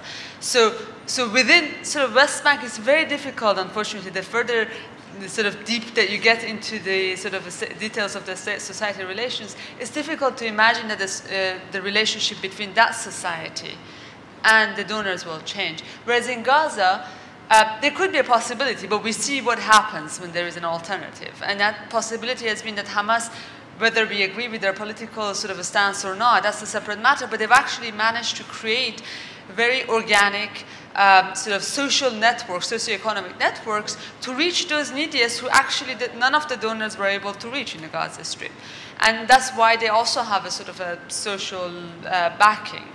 And so it's two separate worlds we're talking about. So there is a possibility, but in the core of the sort of Palestinian territories, right now there doesn't seem to be an viable alternative which could sort of change this sort of donor-recipient relationship. Are there differences between donors? Absolutely, there is. But here is the thing. So there is a huge difference between, for example, what the European Union or the European Commission finances, or what they actually believe deep inside when you talk to the European officials, and what the USAID or the World Bank guys think. But it doesn't matter, because it's always that sort of the overall agenda is rather set by sort of the American Washington-based institutions, and the checks are being signed by the European Union. And that relationship has existed since the signing of Oslo and has not changed today. Whether the deluxe occupation or the maintenance of the occupation, how can that sort of continue, or what are the instances of it, or how can it change? For me, donors not addressing the legacies or the elements of occupation is itself a way of maintaining it, right? So it doesn't have to be that it's a very clear policy of, oh, let's go and sort of finance Israel, which they do, by the way. But, it's also the matter of, oh, let the occupation continue. If you've got these sort of florists sending off their flowers, there's been a huge number of sort of traders who've actually campaigned for donors to put some pressure through boycotts, etc., on Israel, but none of that has happened. Of course, let's have a post-session on Palestine. I don't think that it's an exception. I think sort of throughout the Middle East, you do have examples of when the conflict intensifies, donors resort, they go back to using the standard tools that they're comfortable with. Organic processes, yes, there is, and as I just responded to David, there are some organic forces within the donors who want to think differently, but they are confined within the overall framework, which is being completely clearly defined by the IFI space, mainly from the Washington. Thank you. Right, thank you very much. That just leaves me to thank the 4 panelists who have provided material that has clearly stimulated all of you to ask so many questions. I'm sorry that we couldn't take more questions, but I already 10 to 4, and I know that there's a third session after tea, and that's going to drag on unless we close. So thank you very much once again to everyone.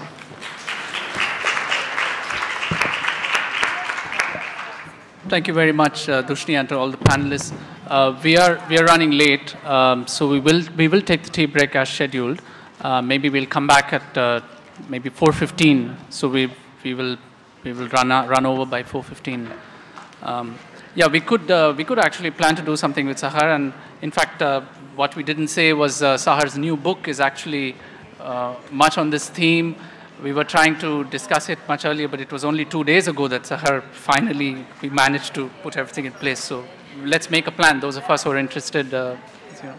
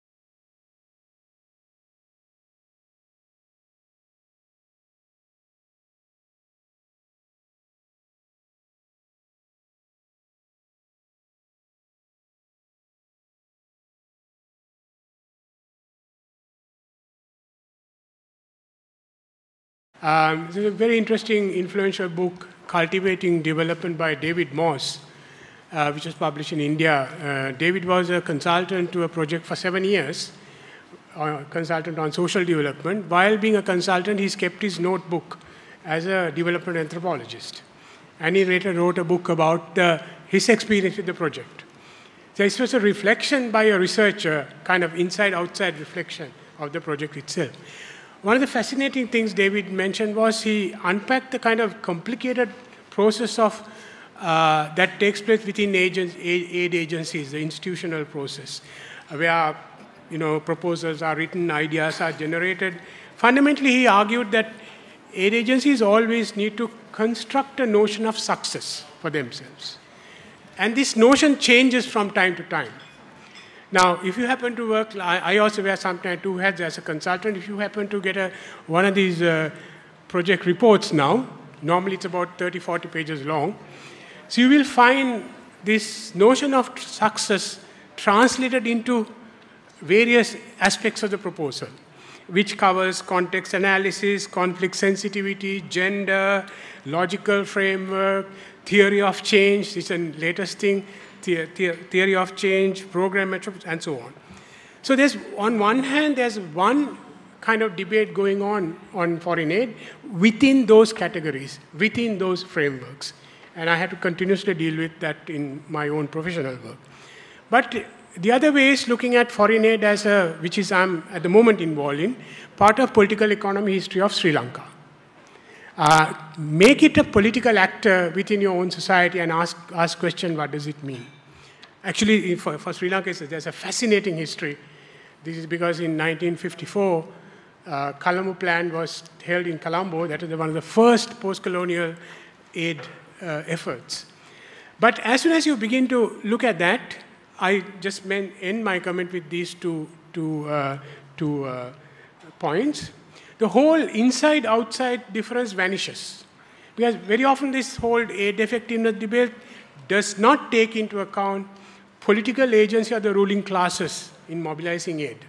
But if you want to know those kind of material, you can't find in aid literature. Actually, one of the fascinating things in Sri Lanka is there's a first president, Jayawardena, mobilized aid for 5 dams from about, all the donors were here that you can think of were here.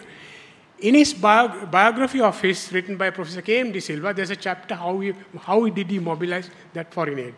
And there you see the agency of the leaders, agency of the political elite. And I followed this up with 3 other lead projects at that time. You will see a completely different picture of what you read with the aid literature. So my point is that is another way of looking at foreign aid, another way of unpacking politics of foreign aid. So I think we are going to, and in that one of the important things is the ideas that come from aid. Sometimes these ideas seem to continue beyond projects, beyond all aid activities. So I think we're going to have a panel which will look at, this is not an either-or approach to research. Aid can be analyzed from both angles, and there are a lot of studies in between. So with that brief comment, I'll first call upon, we have 2 papers from Nepal. So we will first have those 2 papers from Nepal. And as like the previous panel, we'll stop for a shorter clarification and questions, and then we'll go on to the other 2 papers. So first paper is from Bishnu Preti, who is I'm not going to hold it, who is Executive Director, Nepal Center for Contemporary Research. He's going to speak on conflict and contestation in war and post-war development, reflection from Nepal. Bishnu. Thank you, Sunil. Originally, I was planning and even writing the paper on the quite broader issue.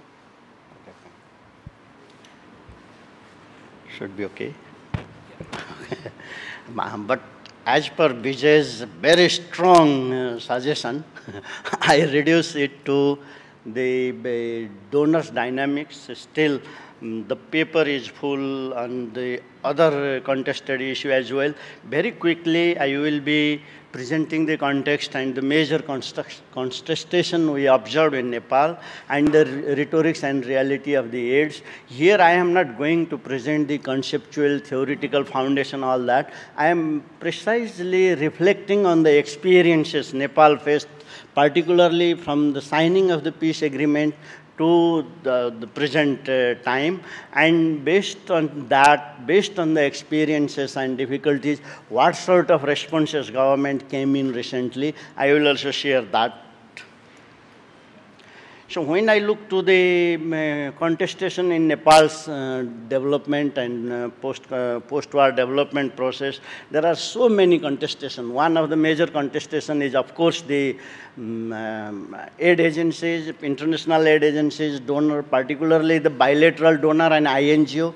The multilateral banks are somehow aligned with the government, but the bilateral donor, by nature of their power, and also the INGO, by nature of the association with the bilateral donors, their position, and also the conceptual contestation, government policy and implementation, we can observe many contestation, development, understanding of the development itself is highly contested, ideological contest, all these numerous contestation we are passing through in the Nepal's development history, recent history.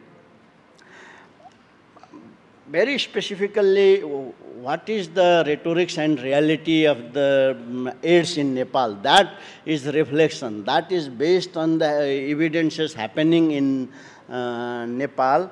And to look that, I tried to use this framework provided by the aid agencies themselves. OECD and DAC guidelines is one of the very clear framework how they want to operate the aid in the developing countries.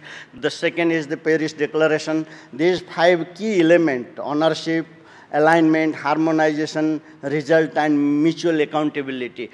Do really Nepal's donor following that principle which they committed publicly? And based on these 5 principles, I'm trying to look, and also the Accra Plan of Action, and lately the Busan commitment the donor made, particularly to work with the conflict context, looking to the term New Deal.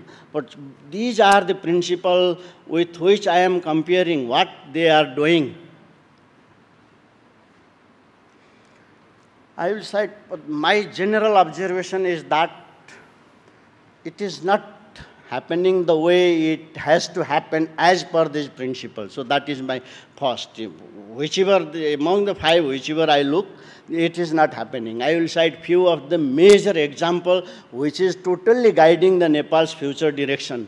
The first one is the UNMIN. UNMIN came to help Nepal in the Nepal's peace process after the peace agreement invited by the both side government and the rebel at that time. But the exit of the UNMIN was very unfortunate, because government has to stop them. There was a huge contestation. Government representative has to report to the Security Council against the report submitted by the Nepal representative on the some of the issues, and the political party has to oppose, citing that no UNMIN was biased towards particular group or particular issue. And because of that, it was really created quite confusion, and this integration of arms and army, which was part of the peace process, became delayed, contested, and only at the end, after the termination of the UNMIN's assignment in Nepal, then the integration started to happen. So the Nepal army, Nepal government, major political parties all objected to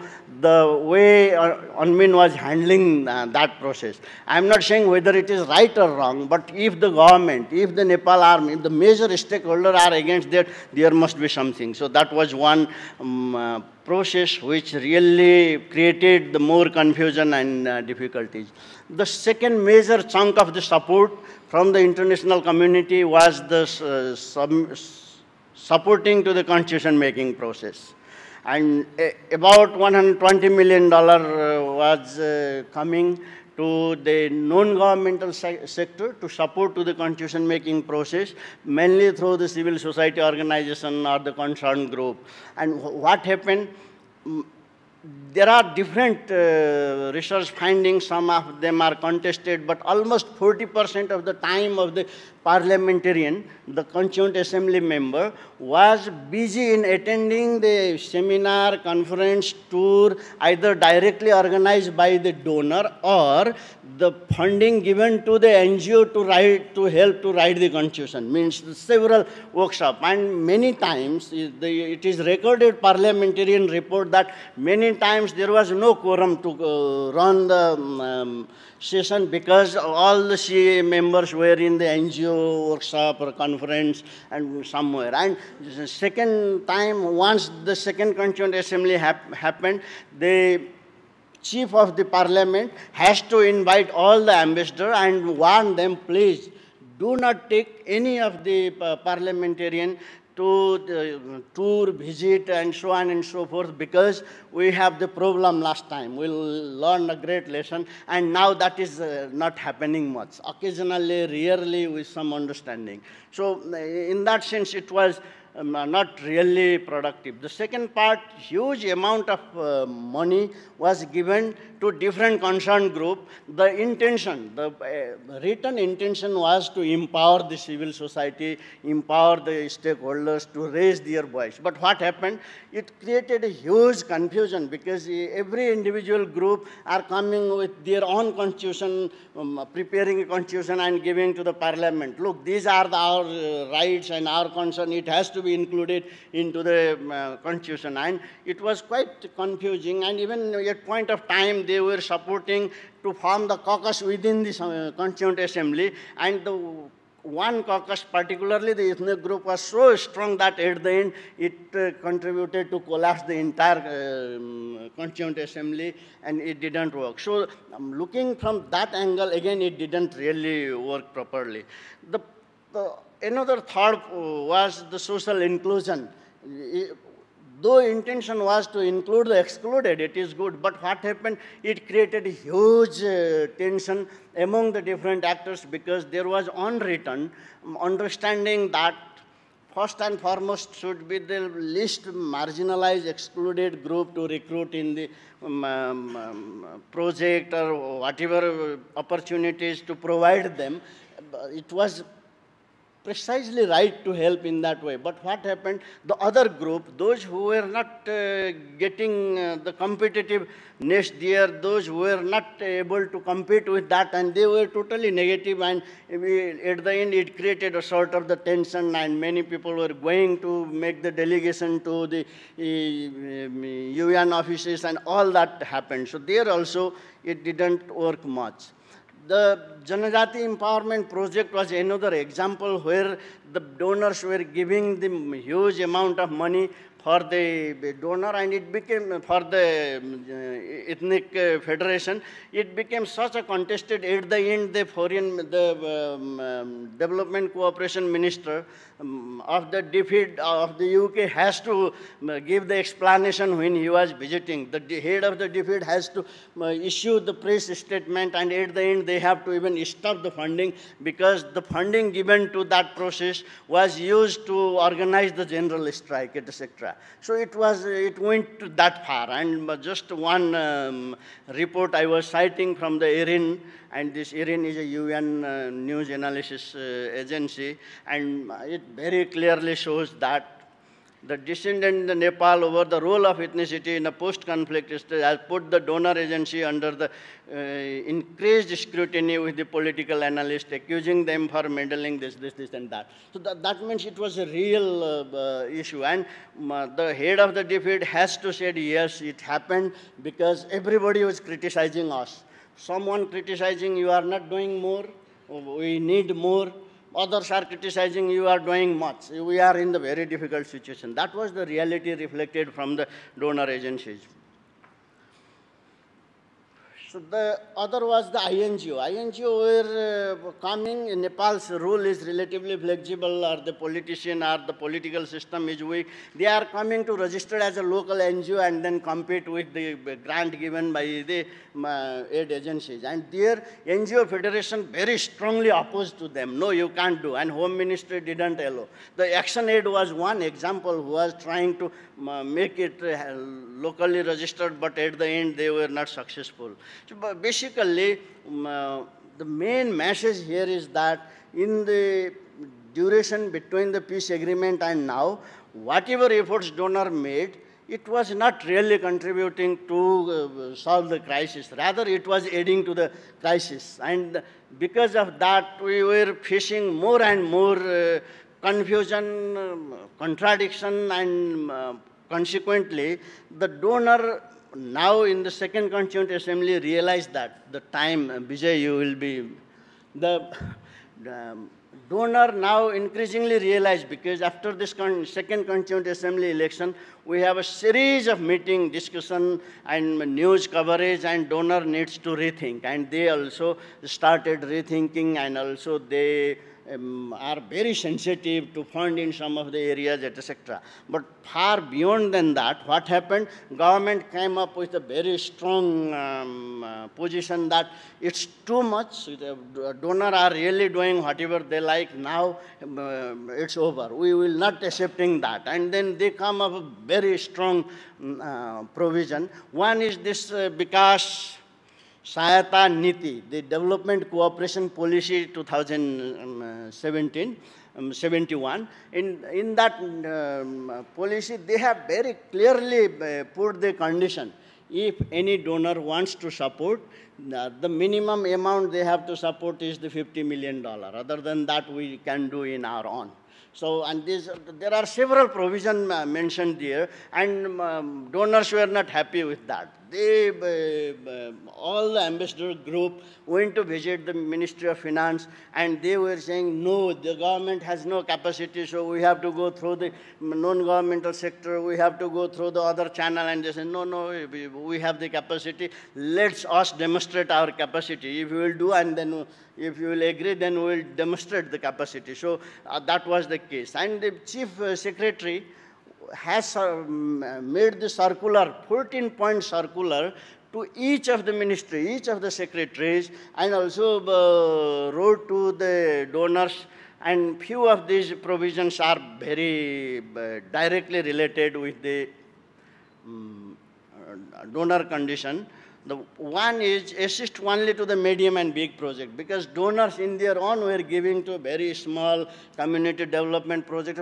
I heard from the Ministry of Finance official, even 40,000 Nepali rupees means $395 or $400 equivalent of the project funded by the donor. They were funding everywhere, the small with the NGO, and so now the government is not interested to do that. They want the medium and big. So they also don't want the consultant in the area where Nepali experts are available. Only government is interested to get the expert if there are no Nepali expert available. They are coming as expert in the natural resources, irrigation, and all that. We have plenty of engineers available in the country.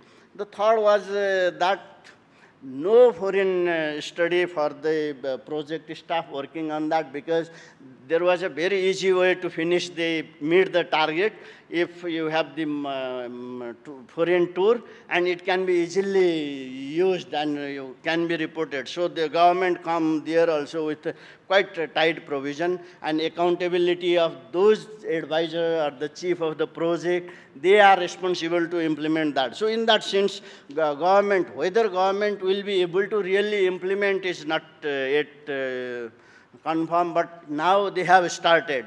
And the main aim is to somehow streamline and manage the donors into the need of the country, because in our country, now we are facing some 12 hours of the power cut per day, and at the extreme season, we are facing the 18 hours power cut, and the priority of the donor is all in the soft side, not in the infrastructure development. Now government is coming, no. first we need the infrastructure development, and then we can promote. The soft side can be part of the infrastructure development, but without that it is very difficult. So that means that at the end, the major conclusion is that any post-conflict state needs the donor support, but first and foremost is to abide by the commitment what they made, this Paris principle, no? The 5 principles very clearly written there, and also realize the complexity of the local context, because earlier you were telling, and also the Palestinian case very clearly demonstrated that this is to construct the notion of the success. For that, they have to do many things. So instead of that, we now Nepal government started retrospectively analyzing and reflecting. The international community donor, particularly bilateral donor and NGO, boeings are often aligned with the government, but needs to reflect if their support is really to help Nepal's political transition. Thank you. Thank you, Vishnu. There are a lot of things sounds very familiar to us in, I think, the tsunami period. Next one is by Rajiv Timasima, faculty member, Department of Conflict, Peace and Development Studies, whose paper is Policies and Practices of Nepal Peace Trust Fund in Facilitating Post-Conflict Development of Nepal. Okay. Right. Thank you. First of all, I am very thankful to CEPA that I got this opportunity. And Vishnu sir made me very easy to take a case. He's a renowned scholar in the field of conflict in Nepal. So he gave the broad picture of Nepal, and in particularly, I'm talking about the case of NPTF, Nepal Peace Trust Fund, which was formed as a joint initiative of Government of Nepal and 8 other donors. Though there are other main donors, they are out of this mechanism, like World Bank, UN Peace Fund, and other. But there are some donors like UK, GIZ, Swiss, and other. They just join hand with the government and they form this. My main focus of the study is on the NPTF as a special case, where first I'll just give brief background context, and then I will try to introduce NPTF. And after that, I will give very brief about the perception of some beneficiaries, what they think about it. And then I'll try to move ahead with some good practices, then what are the existing challenges, and at last I'll try to wrap up with my presentation with some lessons that we have learned from this process. The background context, when the peace accord was signed, at that time, also even today, there's some perception and some feelings among both the civil society leaders, government side, and donors that there's a very weak aid coordination. Also, there is lack of regular policy dialogue and very weak monitoring and project management. Also, there are flaws, like corruption, irregularity, very delay in regular development practice. So, in that context, we need a specific mechanism to address specific issues of post-conflict period. To address the lack of coordination among government agencies, and also, it is also about the issue of donor harmonization. They believe that it will help to harmonize the donors, as well as it will reduce the overlapping projects and financial assistance in this field. Also, they were much serious about there's one economic coordination division inside the Ministry of Finance, which one is a regular mechanism to look about the donor support in Nepal. And these context favors the formation of Nepal Peace Trust Fund as a separate mechanism under the government control, where the government of Nepal is as a funder, manager, and implementer of the projects. Donors, they played a role as a technical and financial supporter. And political parties and civil society members, they were given the role of member in the decision-making body. And then the beneficiary were mostly SCAP people, like affected people, security and peace building mechanism at the center and local level. so on. So the mandate reads about NBTF from the peace accord. There are 3 core mandates, like main mandates that is just written in the document. That is, it will act as a coordinating body for peace-related initiatives at first. And second, it will act as a funding mechanism for government donor resources. And the third, it will monitor and facilitate the peace processes. If you try to evaluate the last 5 or 6 years, it has managed to work in the area of first and second mandate, but third mandate is very weak in terms of NBTF functions. It could almost it could not pay attention about the third mandate. And the core mandate is to implement the main comprehensive peace accords, then other subsequent other agreements. That means all those peace agreements after the main CPA, which was done in 2006, there are more than 100 other agreements done by the government with so many other small dissident groups and some other small groups and other identity-based groups and other parties. So the mandate comes under the NBTF to implement all of those agreements, to care about that, because to establish a long-term peace in the country.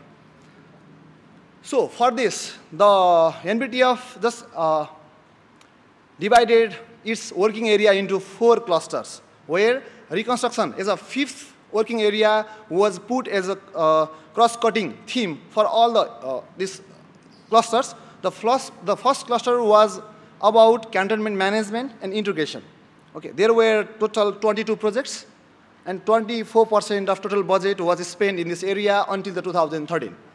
And in second cluster, it was supposed to assist the conflict-affected people, but this area is so weak because it became only able to implement 4 projects in this area, only 5% of budget.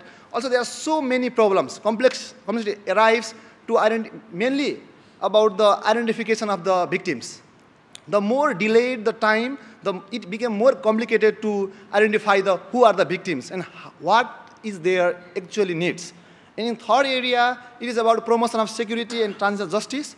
In this area, they spend 17% budget and 15 projects, but still there are some issues that are unaddressed because of the government and political parties, their inability to form the transitional mechanism, like the Commission about Truth and Reconciliation and the Commission to look after disappearance. So still political parties have to decide about the formation of these 2 main commissions to look about the post-conflict transition.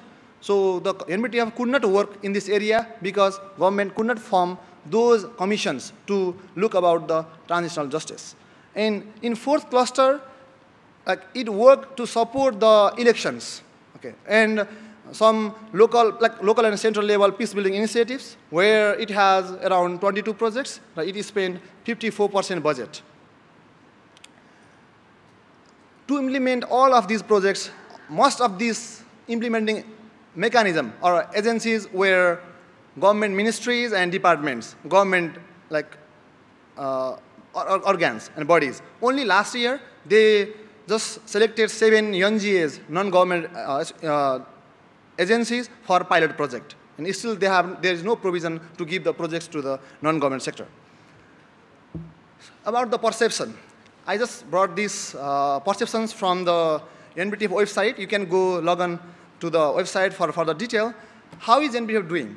Okay, from one survey conducted with the stakeholders of the peace process, this is the perception of those people who are directly involved in the peace process of Nepal. No, they think it is working well or good in some manner.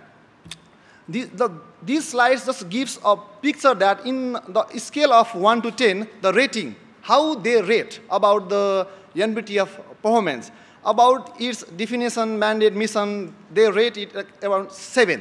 The mean response is 7, the average.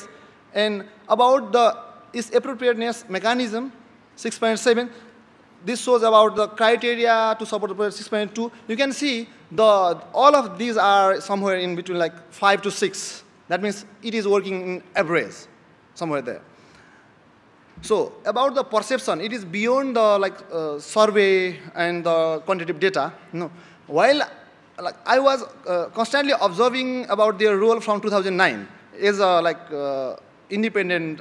Also, when I was a student in conflict peace studies, and after that, I started teaching there. So I was observing that, and I found the government official, while talking with them, they always feel that even the government is putting higher share of the budget in this basket fund, they feel their voices less heard, and donors were more dominant there. And the role of government is not dignified as their term. It's about the perception of the government officials, how they feel, who are working in the ministry. And if you talk with the political party leaders, what they feel, okay, we are there as a passive witness, because in the meeting we were provided thick reports, and even we are not sufficient time to digest that reports. Okay, so we have to witness, and we have to agree whatever they're deciding about that. Even in that given situation, it has contributed a lot. It has done a lot. Some of the major achievements which can directly be attributed to the NBTF as a good case in case of Nepal, that it completed the management of cantonment and combatants in 2012. And at least it was successful to keep all of those ex-combatants inside the cantonments for more than 6 years. Though it was initially only proposed for 6 months, it was extended due to the lack of political decision. NBTF managed all the logistic support inside the cantonments, and that created the good atmosphere to maintain, to keep them inside the cantonments, which reduced the risks of recurrence of violence in the country. And third one, it also helped to improve the quality of life in cantonments and people of vicinity who are living in the nearby areas. And also in case of conflict-affected people, it was very successful to only those who lost their legs or hands, they were more happy with these activities. This got supported.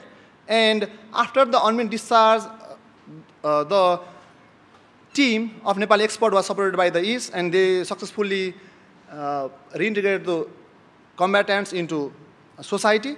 Then there are some other achievements you can go through. Because of the lack of time, I just want to go rapidly.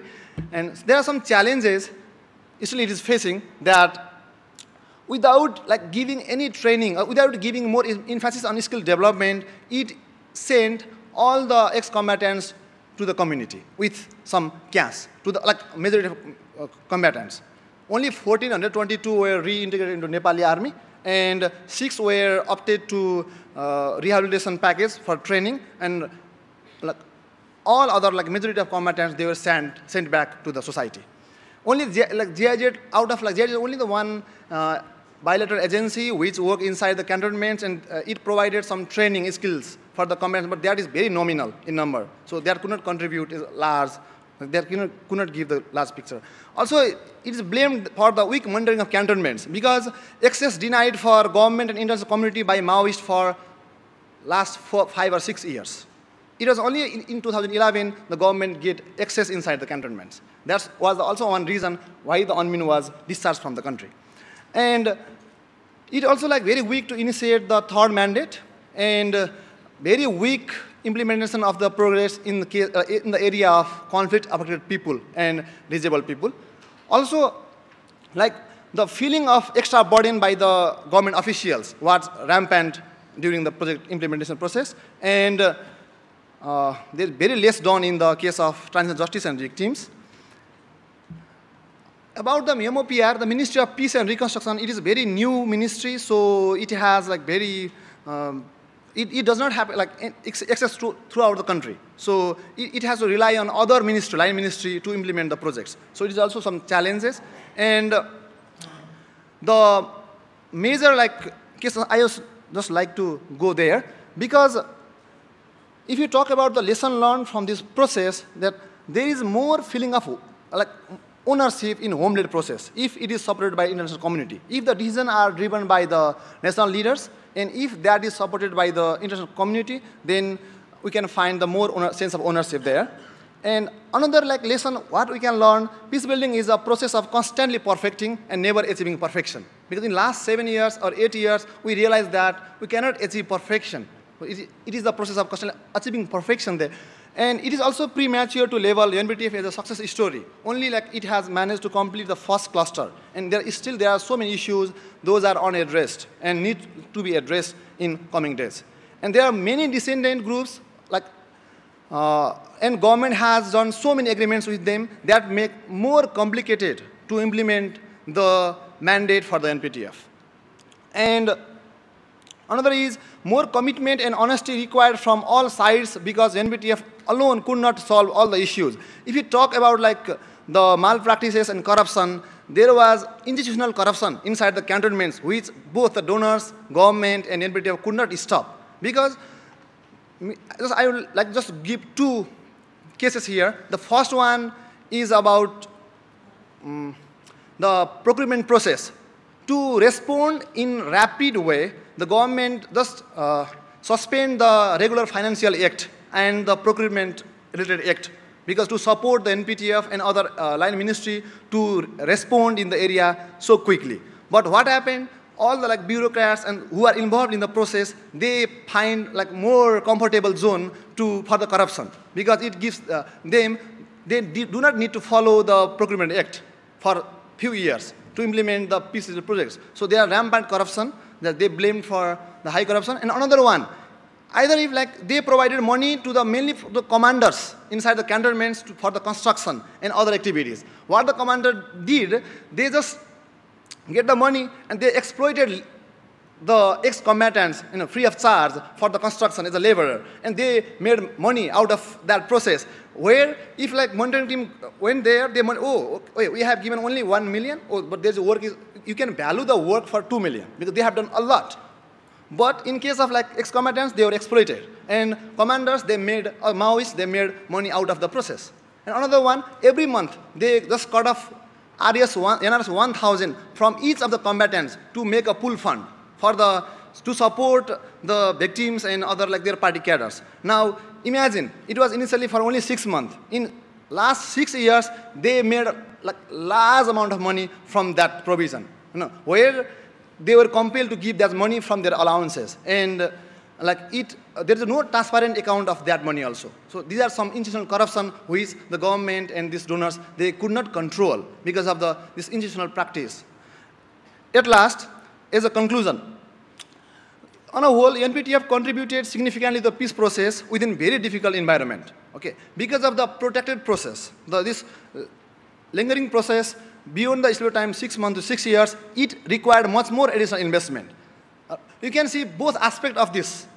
At the one side, it provided like added development benefit for the local people who are living nearby the cantonments because of the construction, new construction, and other supports. But also, like it added the extra scope, burden of investment for the government and donors, and it leaves like convenient environment for the corruption also for a long time.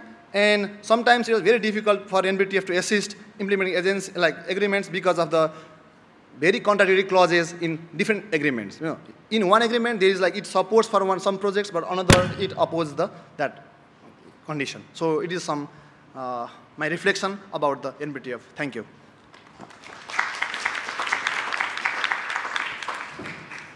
Thank you, Rajiv, for that extremely comprehensive analysis of one fund.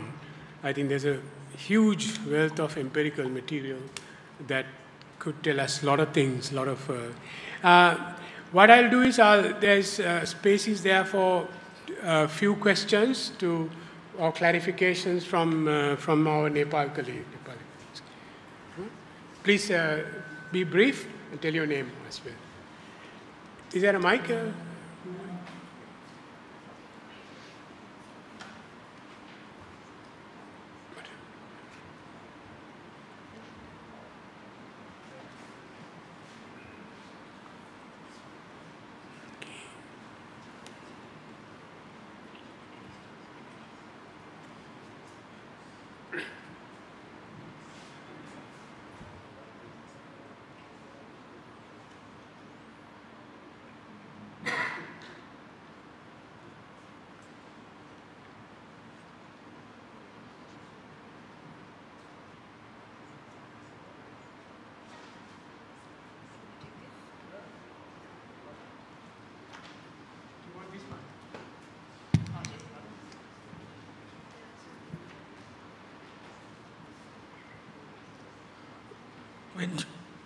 when you are restricting the foreign aid funds as far as your government policies, have you evaluated the impact of technology transfer and employment creation and institutional capacity building development in your country by the restriction?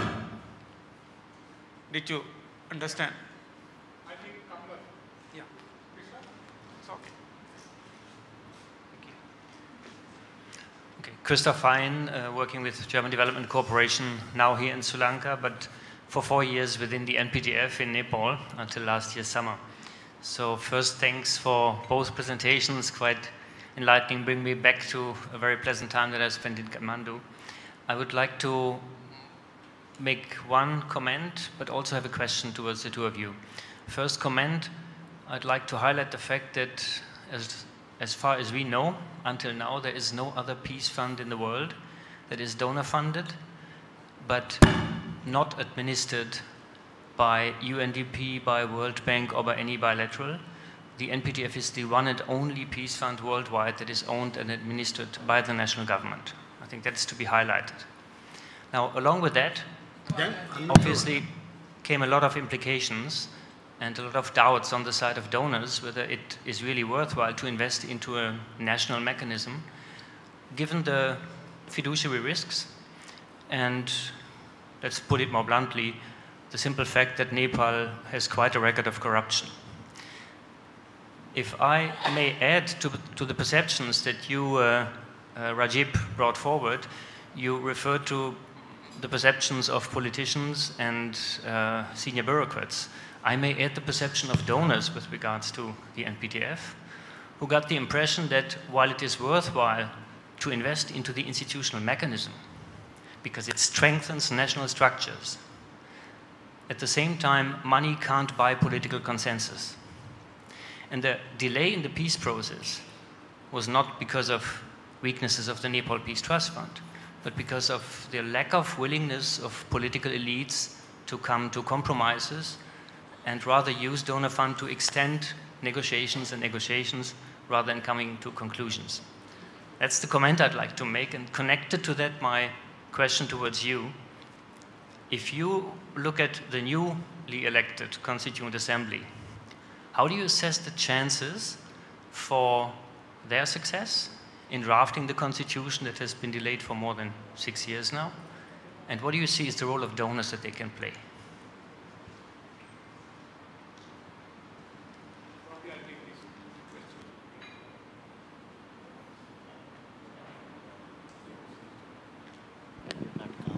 Can you bring that?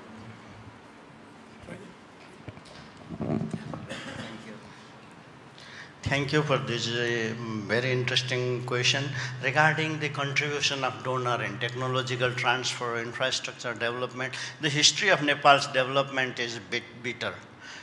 The foreign aid started with the almost 78 years back from the small Indian hydropower project development in Farping, and since then American came, and since 1951 we are almost 60% of the total development budget, or the budget comes from the donor. And there were many tests in Nepal. First, the idea integrated rural development project model came, and all the donors divided the country into Kosi Hill Development Project, Mechi Hill Development Project, Sagarmatha Development Project, Lumbini Development, and then they started and they worked for about 20 years. More Christoph knows how the Rapti Integrated Hill Development Project, where Maoist insurgency started after 20 years of project engagement of the American in the Rapti area. So you see, this project really didn't address much. Of course, it was not only to blame to the donor. The recipient country, the government was also the weak, but we were weak because that's why we were accepting the money from the donor. So there should be some sort of help. So until before 1990, the donors' aid was also channeled to the infrastructure development, and it was good. Indian, Chinese, and many other development agencies, they have invested in the road construction, hydropower, airport, etc. But after 1990, totally it was shifted to the south. So it didn't help much on that part. The second, Christophe, you raised about the Nepal Peace Trust Fund is the old model. We agree on that. Yes, it is still an old model. But you see the work, it was created, or not only, the donor has another parallel institution as well, the UN Peace Trust Fund. If there is a Nepal Peace, wherever amount it is, if there is a Nepal Peace Trust Fund jointly funded by donor, why the another donor has to create another institution? That also gives some, I was right from the beginning, because I was frequently in media talking to the leaders, and I was in opposition of that. No, we have to have the one, but they did. Regarding the very important question, what happens to the new Constituent Assembly and what will be the role of donor to support to bring the Constitution at time. The positive direction we observed for some time, because earlier the radical Maoist was in the bigger number. Without their help, it was very difficult to bring the Constitution. Now, because of their role, very destructive role in the Constituent Assembly, bringing more sensational, ethnic radicalized issues, and the first Constituent Assembly didn't work, and the people realized that it was too radical, and in that way it will not work. And in the second Constituent Assembly election, Maoists go down. With the other two moderate political party are in the quite large number, and with the help of few others, they can make the 2/3 majority. Constitutionally, they can make, but practically, if Maoist is not supportive, it is very difficult. Now we have the tension among the Maoist and other party, so it may be difficult. The role of donor is positive now. They learned big lessons from the first Constituent Assembly, because they were also part of the failure, and now they are more constructive. Rajiv? Thank you. Briefly, because we have chance to come back to you. Okay. And about the donors' role in Nepal, whatever, from my reading, Nepal just opened up for donors' support in late 1950s and 60s, and after that it received international fund, but it could not help so much in transferring those type of knowledge. Even after the new regime change in 1990, Nepal changed the name of all the village level committees. They put the word development inside it. If you go to Nepal, you'll find all villages village blah blah blah village development committee, blah blah blah district development committee. Even in every district, it was termed the name the development. So even you can find from our generation, so many people, they have their name development. So you can see how much priority was given in Nepal from my generation about the development. But people are so much dissatisfied because there's a high rate of unemployment. Even in creation of opportunity, even this is the main debate nowadays. Last month, I also found among the donors and the government officials, where to focus. Okay, in capacity development or as a peace dividend to generate the opportunity for the unemployed youth. That's the main debate. It's still going on. And about NBTF, Christophe, I'm very I appreciate that. Also, thanks for you to reminding me that the NBTF is a unique case in the world, which is just it's a good example of joint initiative from government, where the government try to set the priorities and donors they support there. Also, Christophe was there for around 4 or 5 years. His role is a lot appreciated by us, because he has done a lot for the capacity development of our the agency and the Peace Fund Secretariat. In regarding Constituent Assembly, there is some notion among the people about the donors' role. There are some people, they are demanding for the support from donors for their own agendas.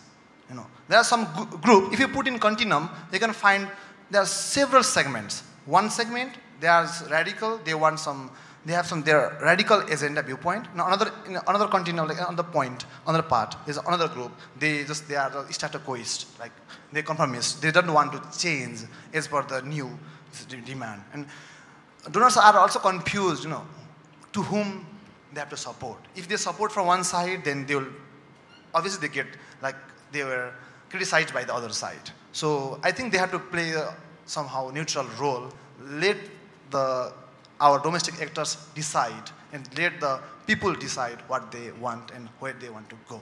I think that's a better role. Thanks, Rajiv. We can come back to the same issues. I like the way the word development started spreading. In my last 30 years of consultancy, I can in Sinhalese write a lot of words that in the villages of Sri Lanka people had begun to talk, which was not there before. Recently we had a very interesting Sinhalese words from the aid rhetoric word getting Sinhalese. Now we go on from Nepal to Sri Lanka now. Actually both these papers are going to be focusing on Sri Lanka. But actually with regard to the conflict-related issues, it should have been the other way about, because in the 2000, there were fairly a large interest in Sri Lanka when what we call the neoliberal piece was dominant, and there was a huge number of donors and so on. Actually, when it collapsed in Sri Lanka, a lot of people went to Nepal. So we are now going to hear two from Farah Hanifa, who is a senior lecturer in sociology department, University of Colombo. She will be speaking about competing for victimhood stated Northern Muslims and the ironies of post-war reconciliation, justice and development. Farah.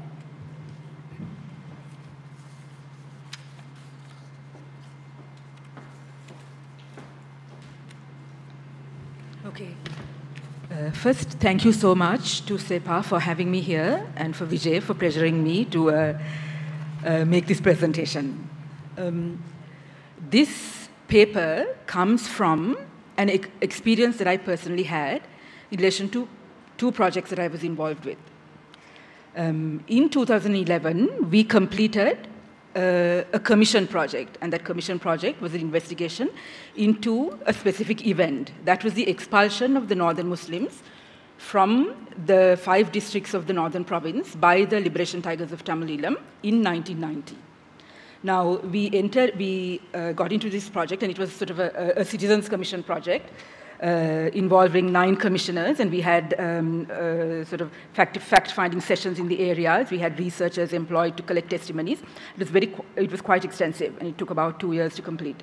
Now, the reason for engaging in that project was because the narrative of that Muslim expulsion from the north in 1990 was insufficiently integrated into the historical narrative of the conflict in Sri Lanka, and also as a consequence, there was very little attention paid to those people and what happened to them after the expulsion. Now, what happened after the expulsion was that they were settled as IDPs in this place called Putlam, and they basically stayed there during those 20 years until 2009, basically. There were certain sort of return movements once in a while when there was a peace process, but by and large, even the expelled people who had settled from other places moved to Putlam, and Putlam became sort of this big colony of displaced people. Now, as a consequence of the sort of the commission project, there was a lot of attention, and there was a realization, and there was sort of endorsement for sort of the victimhood status of the Northern Muslims. Now, and it was celebrated and well received and all of that. Right? Yeah, and there was a recognition for it within sort of the human rights discourse in Sri Lanka. And, we felt very good. I mean, there are lots of people who were members of that project as well here, and we felt very good about that. So subsequent to that project, I was hired by an INGO to do a sort of a documentation project also on the Northern Muslims. I was really tired after this project, but I thought, I have to do it. It's my responsibility. So I took it on. Now, when I was doing the commission project, I didn't really get too much sort of access to people like the UNHCR, who were also very active within Sri Lanka, but I couldn't really get that much access to the kind of positions that they had taken. And what was important there was that the UNHCR had sort of committed with the government to a classification of the displaced people in Sri Lanka to old and new IDPs, right? IDPs who were displaced after 2008 and IDPs who were displaced before. Now, clearly, the Northern Muslims fell into the former category, and that was sort of an issue for us. So we wanted to have conversations with them, but it was very difficult to sort of get through. They would give us statements, and they would sort of kind of fob us off. But for the longest time, we thought that sort of this categorization of old IDP versus new IDP was something that happened, by government, by sort of omission, by sort of, the requirements of sort of state practice more than the UNHCR. But when I started doing this research for the INGO paper, I had more access, and when I had conversations with UNHCR people in MENA, I was told very clearly, very categorically. I remember this person, this foreign expat worker in MENA, sitting me down and telling me very clearly that the Northern Muslims are not our priority caseload, right? They are not our priority caseload, and we think they are less of a priority, and we think that the Vanni IDPs, mostly Tamil IDPs, displaced after 2008, were the main priority for us. Right? Now, why? I mean, so I was kind of taken aback, but because this is not something, I mean, practically this is something that the Northern Muslims were complaining was happening, but it wasn't something that we understood as sort of policy, as something that people, accepted as, this is what they were going to do. So I was curious, and I asked them, what was this? Why? And so one was that the Northern Muslims, the Vanni IDPs had nothing. That was the language. And the Northern Muslims had a plan B, one.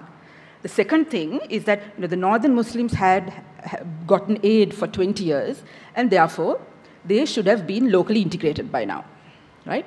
Okay.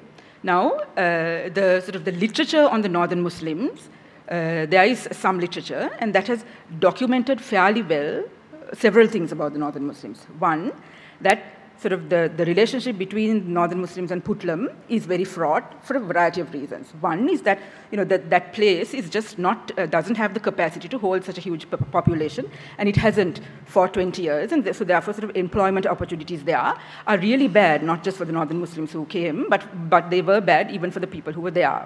Right? That is one. The second thing is that the Northern Muslims have been voting as residents of the Northern province for almost the entire duration of their displacement, until about 2010, right? So that was another thing. And the second thing, and the third thing was that there was a lot of sort of conflicts, during the entire period between Northern Muslims and the local population.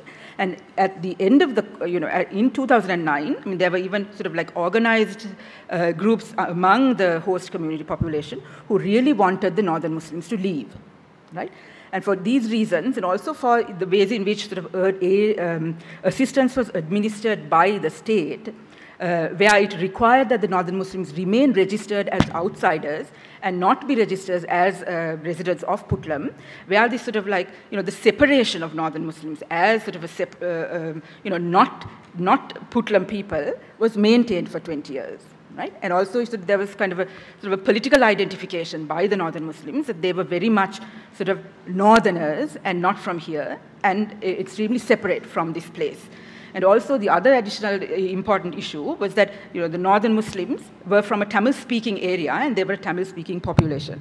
And this was a Sinhala-speaking, Sinhala-administered area, right? And they maintained their Tamil-speaking status. And even now, I mean, there are very few people in the sort of the Puntland in Puntland who are there who are conversant in the Sinhala language as well. So the Northern Muslims really identified very strongly as people of the North. Okay, right. So now my task was to actually understand what was going on in this sort of UNHCR categorization of Northern Muslims as a low priority caseload, and also the need to have a sort of a narrative about why is it that UNHCR wouldn't engage with these people, right? So when I asked the UNHCR repeatedly about sort of, certain questions about the Northern Muslims, like for instance, did they know that the Northern Muslims were registered as voters of the North? In many instances, they did not know. And like, actually, in my conversations with like the head of the organization at that time, he kind of sort of, I could see that he didn't really believe me, right? I mean, he didn't quite believe me. And when I tried to tell him that, it's actually documented, this is not like my opinion, but this is documented, it was it was somehow irrelevant, right? So, so I've been trying to think in terms of, not just sort of the local politics of Sri Lanka, but in the way in which aid is thought about, what is going on here, that it becomes this local context and sort of the local experience and the entire history of the Northern Muslims is somehow irrelevant. Now, even in the way in which I tried to sort of, write about it for the sort of the INGO, I tried to put in as much of the sort of the political context of Muslims being, say, a minority in Sri Lanka, and how that was relevant to their marginalization for this sort of long period of time, and how that was also relevant when thinking about, assisting them to return, right? Again, I was told that this was all too much, right? I mean, I needed to get to the point. And it was really difficult for me to also realize what exactly the point was, right?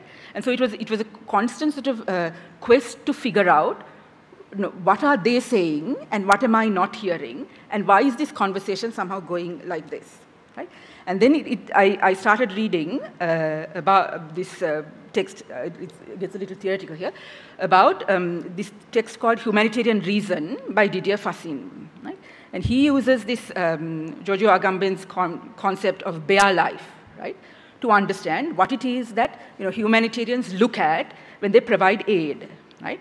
And very simply, it is just about life, right? It is about the existence of life. It's about food. It's about medicine for wounds, right? That is the way in which you look at life. So any other question that impinges, sort of goes beyond that, any other needs that are articulated in different terms are not recognizable within that discourse, right? So the need for politics, the need for say, sort of a dignity, the need for, say, a job, right, is not really that important as long as, they can feed themselves, right? So say a doctor, or well, not a doctor maybe, but a wealthy, say, a businessman who was expelled from the north, who is eking out a living in Puttlam, is, that narrative is irrelevant, right? That narrative is irrelevant. Like a teacher, okay, who had, big plans for their children, but who couldn't provide education in Puttlam, is again irrelevant, right? And also, people who wanted to return, even though they had a menial job in Puttlam, there were schools there, they could somehow manage, but them wanting to go back was also irrelevant, right? Within that aid discourse, it was irrelevant. So that is the other thing, and the other part of it also was that, within this sort of humanitarian discourse, there are those who have politics and then those who don't, right? So those who have politics are the ones who can take a position about all the bad that is going on in the world, who can be sort of a humanitarian actor who goes and, goes to these sort of like conflict-affected areas and works in difficult situations and gets paid for like, difficult areas of work and all of that, and can choose to be in sort of war zones and can be bombed out or not. And then there are these other people who are just the victims in some sense, right? Who can only be saved or killed, okay? So within sort of that discourse again also, when Northern Muslims assert politics, right, again it becomes somehow irrelevant, okay? They cannot have politics, they cannot have sort of conflictual understanding with, say, the Northern Tamils, for instance. That is, again, irrelevant, right? And I bring this up because, how am I doing? Yeah, fantastic. I bring this up because, what was happening within sort of the UNHCR construction of the Northern Muslims as sort of low priority caseload and constructing the one-year IDPs as the most abject and those in relation to whom aid should be given, was that also that they were sort of feeding into another discourse of refusing Muslims to come back, right? And this discourse was that, Muslims were not the legitimate people of the North in some sense, right? I mean, this is the sort of the LTT discourse which sort of drove them out, but it kind of sort of existed still in the North in sort of not accepting that the Muslims had a right to return, okay? That, there was within sort of the Tamil nationalist discourse, the expulsion is still kind of an iffy thing that people find it difficult to get their head around. It is not an ethically clear project, right? The expulsion is not, people are not clear whether it was a bad thing that they did or actually a good thing, because this is the Tamil homeland, and the Muslims did not accept that as a Tamil homeland, right? So because of that, there is all this, there is no, there's a large legitimacy for the discourse of return in among human rights activists and all of that in the South, but it's not clear in the North. And within the political elite of the Tamil political elite, rather, there's only very slow acceptance of the fact that, what the expulsion by the LTT was something that cannot be justified. There's a slow acceptance that Muslims have a right to return and that this should be understood as a crime, right? So by UNHCR also saying that these people are integrated, then it was feeding again into this whole discourse of, oh, they are Putlam people, why are they coming? Right? Now, these are things, this Putlam people, why are they coming, was something that returning Northern Muslims constantly heard from low-level government functionaries in the North. Right? And there are reasons for this that need to be addressed. Right? The North was monoethnic for 20 years. Demographic changes have happened, and there's real problems of economic integration. There are real problems of the lack of infrastructure, the lack of livelihoods, the lack of access to, say, fishing and things like that. Right? There are real problems that need to be addressed, but all of this kind of gets lost in all of these conversations about the Putlam people having integrated into Putlam and don't need to go back from the UNHCR, which feeds then into other discourses that say Muslims really don't need to go back, right? And also the government's own ignoring of the Muslim issue again gets endorsed by this kind of discourse, right?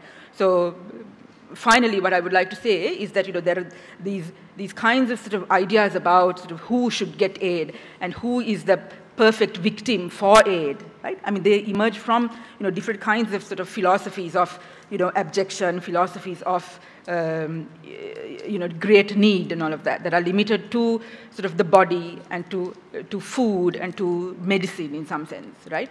But what that in the process of implementation, what it means is that it also feeds into a whole other realm of politics at the local level, right? That people are struggling to articulate. And also given the fact that these international agencies are not just humanitarian aid agencies, but they're also seen as those with enormous power in somehow kind of giving legitimacy to, say, this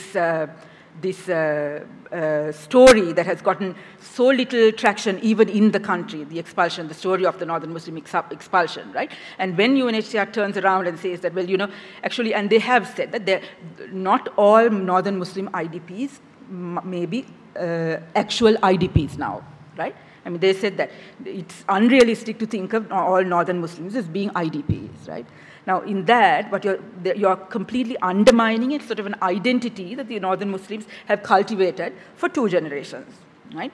Because of the displacement. And the fact that they can say that from this particular philosophical viewpoint is extremely damaging locally, right? And this is from the agency that is seen as, a possible way in which this issue can be internationalized and can get more legitimacy, right? But in the final analysis, what it does is actually undermine even the little legitimacy that it has locally.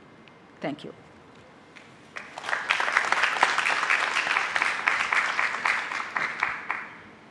Thanks, Para.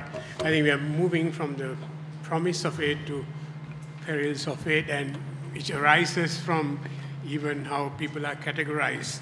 Just to remind the audience, Sri Lanka was the first country UNHCR managed to, UNHCR mandate was to protect people who cross international borders, and Sri Lanka was one of the first countries they managed to come in after that mandate was changed.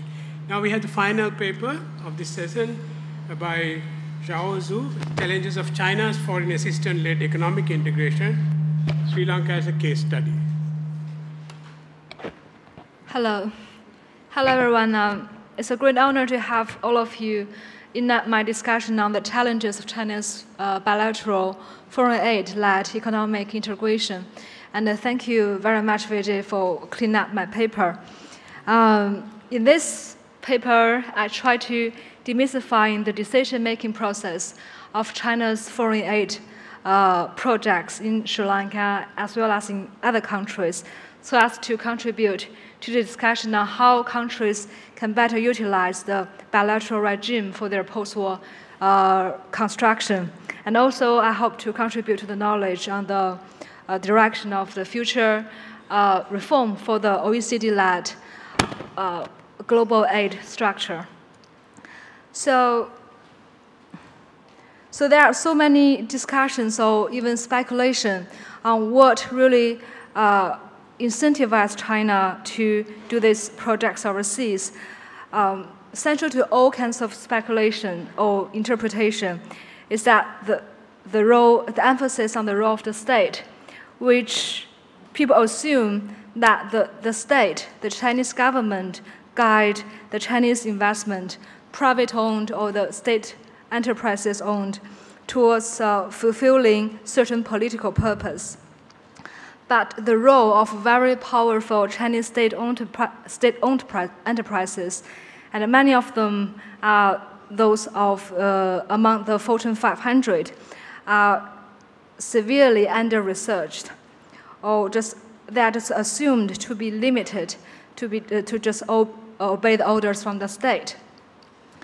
But what I found is quite counterintuitive. The contractors of the Chinese foreign aid assistance or the state-owned enterprises are increasingly playing a critical role as a decision maker, both in Beijing and in host countries. Well, the state, Beijing, is just playing a supporting role by providing the finance for risk management as well as the trade and investment treaties between China and the host country. This result comes from a stakeholder analysis among 3 major actors in China's state-owned foreign assistance project to Sri Lanka. They are the SOEs, state-owned enterprises. I define them as the globalization factor, the China factor, and the host country factor. For the globalization factor after 1994, the privatization wave just spread around the world, so including China. And this kind of reform turned Chinese SOEs from purely policy enforcers of the state-controlled economy into independent market actors with a huge fiduciary responsibility. For the China factor, the regulation framework for China's foreign system was established in 1994, and it laid down the principle of non-intervention.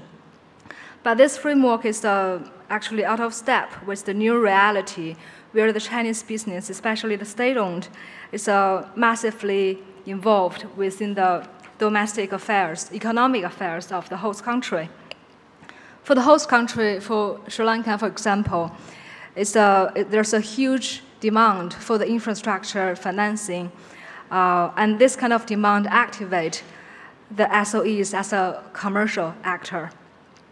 So as a result, the SOEs are incentivized to serve as a bridge between Beijing as a development financial provider and the host country government as a development financial market, and participate to produce the aid projects in a way that serves its own commercial purpose. And we define this process after a new paradigm, different from the old one in 1994. We'll first go back to the original 1994 paradigm before we discuss what has been changed from there. In 1994, the end of the Cold War witnessed the rise of the market-oriented reform in China and in other developing countries. And China also changed its reformed its aid structure by establishing the Import-Export Bank. So from that day on, the concessional loans replaced grants to be the major foreign assistance method. The evolving stakeholders' interests determine the process of decision-making process in the 1994 paradigm. So for the host country factor, Sri Lanka, for example, prefer aid for trade rather than just grants. So the host country first go to the Chinese embassy in Colombo, and the embassy will inform the Ministry of Foreign Affairs in Beijing. And then for the China factor, the Ministry of Foreign Affairs will report to the State Council, and the State Council will convene a meeting with other stakeholders and the ministries. And then they provide the subsidies to the Import-Export Bank of China. And the banks will conduct domestic competitive biddings for the state-owned firms or private firms. And then for the globalization factor, a newly reformed state-owned enterprises and other government agencies finally step in and join the bidding and win the projects overseas. As the globalization process deepened, the stakeholders' interests also evolved as well. The globalization factor underwent most drastic change. The original reform principle since 1984 for the state-owned enterprises is self-operating, self-financing, self-development, and self-regulation. The accession to WTO in 2001 accelerated this market-oriented reform. After that, the profit generating became the priority of the Chinese firms. However, in the 21st century, the domestic transportation infrastructure in China is nearing saturation. Yet the market potential in other post-war countries like Sri Lanka remains untapped. Also, the Chinese yuan appreciation led to the surge in the ODI. So with the subsidies from the state to the foreign aid projects, and with the exclusive communication channel with Beijing and with host country government, SOEs increasingly see the foreign assistance projects as a revenue-generating activity. So for China factor, the 1994 paradigm process as well as the non-intervention principle remains intact. We should only recognize the host country government as a legitimate talking partner. Yet, they also recognize there's a need to just promote the certain development method as a responsible stakeholder. For the host country level, the end of the civil war in Sri Lanka needs infrastructure financing for sure. So with the overseas market for the infrastructure, Chinese state-owned enterprises are also incentivized to exploit the market. However, such activities are not regulated by the nation-state-based 1994 paradigm. Beijing government passively provide the subsidies upon the request of the host government. So with the nature change, especially in the globalization factor, we have the new paradigm, featured by the enterprises exploit the market and the government convey, which we'll explain the next slide. The specific steps under the new paradigm will be discussed here, and through the lens of the China Harbor and its projects in the Hambantota port. In the first step, the China Harbor established itself locally with the host government through the donation-based aid projects in 1994 paradigm. After the Indian Ocean tsunami, China Harbor repaired a fishery port in the south part of the country and won the trust of the Rajapaksa administration as just a purely policy enforcer. And in the second step, the realizing Sri Lanka need to build a fishery port in Hambantota. China Harbor then proposed a huge, gigantic, ambitious plan, which is the Hambantota Harbor. And for this proposal, it can be seen, at least for the China Harbor, it's a project that has the intersection between the development interests of Sri Lanka and the commercial interests of itself. So in the third step, the China factor came into play. The President Mahinda Rajapaksa visited China and brought up the request for concessional loans for Hambantota port in 2007. Yet what China offered is 6% interest rate plus 3% insurance, which is not as favorable as the offers proposed by Korea and Japan, but Sri Lanka still chose China's offer and China Harbor win the project. So in the fourth step, to further fulfill the meat of the fiduciary responsibility, China Harbour not only just get the financial support from the Chinese bank anymore, but also from the other international banks, like Japanese bank, and also it gradually become a commercial actor in developing the Colombo city. And through these steps, the commercial need of the Chinese state-owned enterprises is fulfilled as the profit margin is higher and higher, from a donation-based project to the concessional loans-based project and to the purely commercial developer in real estate.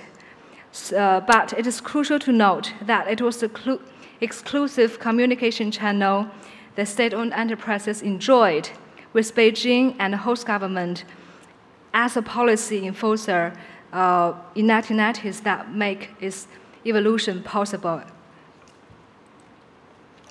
So the new paradigm left us a lot of things to discuss. The first thing is that there's a mismatch between the non-intervention-based legal framework in China and the new realities of the economic involvement of the profit-seeking firms in the domestic economic affairs in Sri Lanka. The best example is the inclusion of the China Harbour's proposal into the Sri Lanka's national development agenda, Mahinda Chitana. China Harbour is proud because they believe they successfully share the development knowledge with host country, but the China's legal system hasn't catch up yet to regulate this overseas economic activities or even blind to this presence. China Harbour is not an isolated case. China National Machinery Import-Export Corporation also followed the same path. One of the major weaknesses exposed by such mismatch is the lack of multi-stakeholder engagement in the decision-making process as well as in the feasibility report. The ignorance of the role of the SOEs in the legal system doesn't encourage them to talk with the non-state actors in Sri Lanka. And even though this kind of talk can be very efficient, and also the relationship with the state and SOEs is also shifting. The SOEs start as a purely policy enforcers under the state control in the 1994 paradigm, and then evolve into a sort of decision maker who actively engage with the host country government to identify areas of both development and commercial interest, whereas the China state plays a supporting role in terms of the investment treaties and financing for the risk management. So for the next step, we have seen that SOEs are moving towards international capital market as the domestic credit is draining up recently. Such public-private relationship in China's foreign assistance agenda is not only in Sri Lanka, but also prevalent in Sudan, Myanmar, and other developing countries. This relationship can be mutually benefiting as well as conflict generating. We have seen a divergence between the commercial interest and China's national interest in Sudan and Myanmar, as commercial actors are using up the diplomatic credits to ensure the safety of their own commercial operation. The extreme example is the creation of Malacca dilemma as a security threat to justify the competition between the major two oil companies in Myanmar. And the good news is that the reform of SOEs will continue and is moving towards a trend of anti-aid. So that a new paradigm of China foreign assistance cannot fulfill its original goal in three perspectives. The first of all is that the new paradigm doesn't contribute greatly to solve the problem of the increasing disparity between, of the distribution between the labor and capital in the globalization process in other developing countries. The goal of common development is undercut by a lack of multi-stakeholder engagement in the decision-making process, which restrained more domestic actors to express the concerns over development priorities. The best example is that the agriculture modernization projects are in absence, and the climate change mitigation projects are absent in Sri Lanka. And secondly, the new initiative doesn't contribute towards the ethnic reconciliation, not greatly, because it is also the problem with the lack of voice of the ethnic minorities in the decision-making process. And also, the policy suggestion is to horizontally connect Beijing, host country government, private sector, and the civil society into the decision-making process to generate projects that are both socially valuable and economically viable, and to incentivize China to do so. And the proposal of the twin track under the current negotiation of Paris Declaration on Aid Effectiveness should be considered or even adopted, because it recognized the need of the commercial actors from other South donor countries. At the same time, the principle of multi-stakeholder engagement can be imposed. So thank you.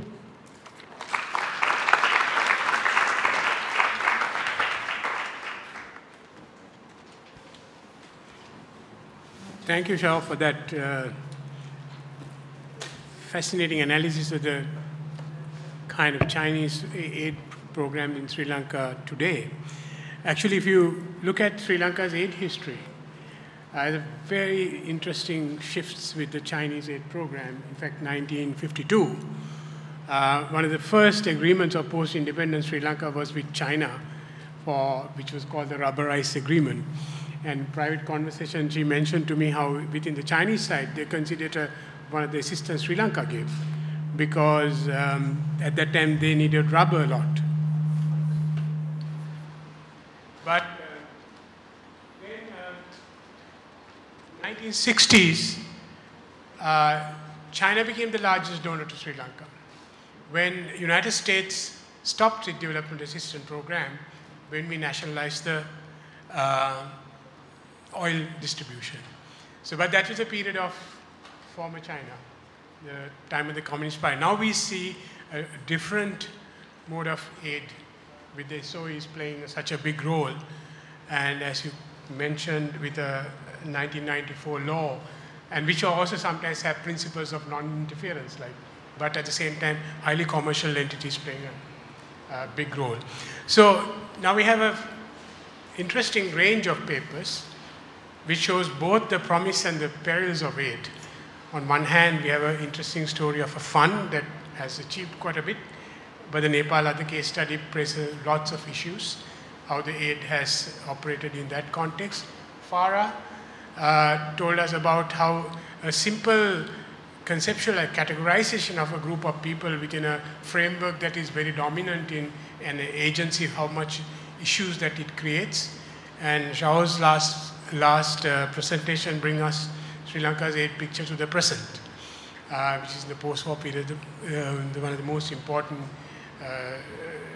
aid actors in Sri Lanka is China. So with these comments, I'll open the 4 papers for questions, comments.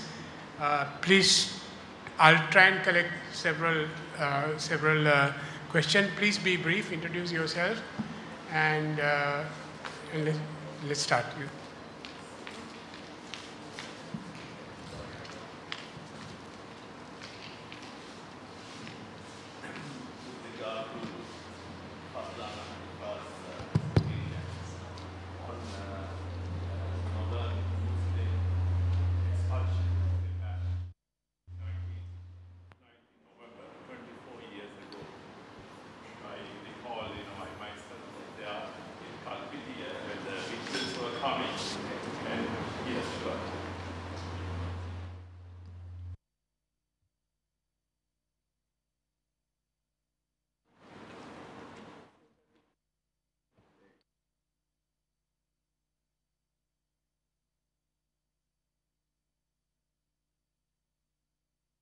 District of Northern Province, almost 90,000 Muslims in 1990 November. And this was the first ethnic cleansing. It happened in the whole world, even before Bosnia. In Sri Lanka it happened. And I remember even UNHRC aware of it at that time. I myself went with some officials of Embassy of USA to visit these border villages where these people were there. But anyway, thanks to CEPA, you are bringing all these things together after 24 years. This is a great thing and a good fight you are given in recognizing these people and documenting all these process. But as a peace dividend, now the process of returning these refugees back to northern provinces are taking place.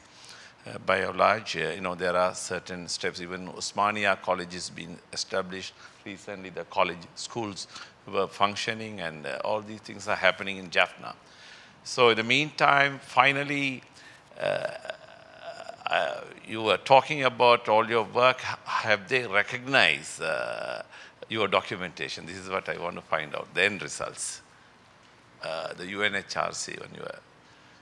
Let's collect a number of questions, but please be brief. And Aylan? Yeah, quick question to Farah and also Zhao. Farah, I'm just wondering the kind of productive use of Agamben in this context, right? Whether UNHCR and so on just see that as bare life, or they have hierarchical ways of looking at IDPs. Because those hierarchies, this is my question, do they get then reproduced by the locals, right? An international agency creates a certain hierarchy about who's important.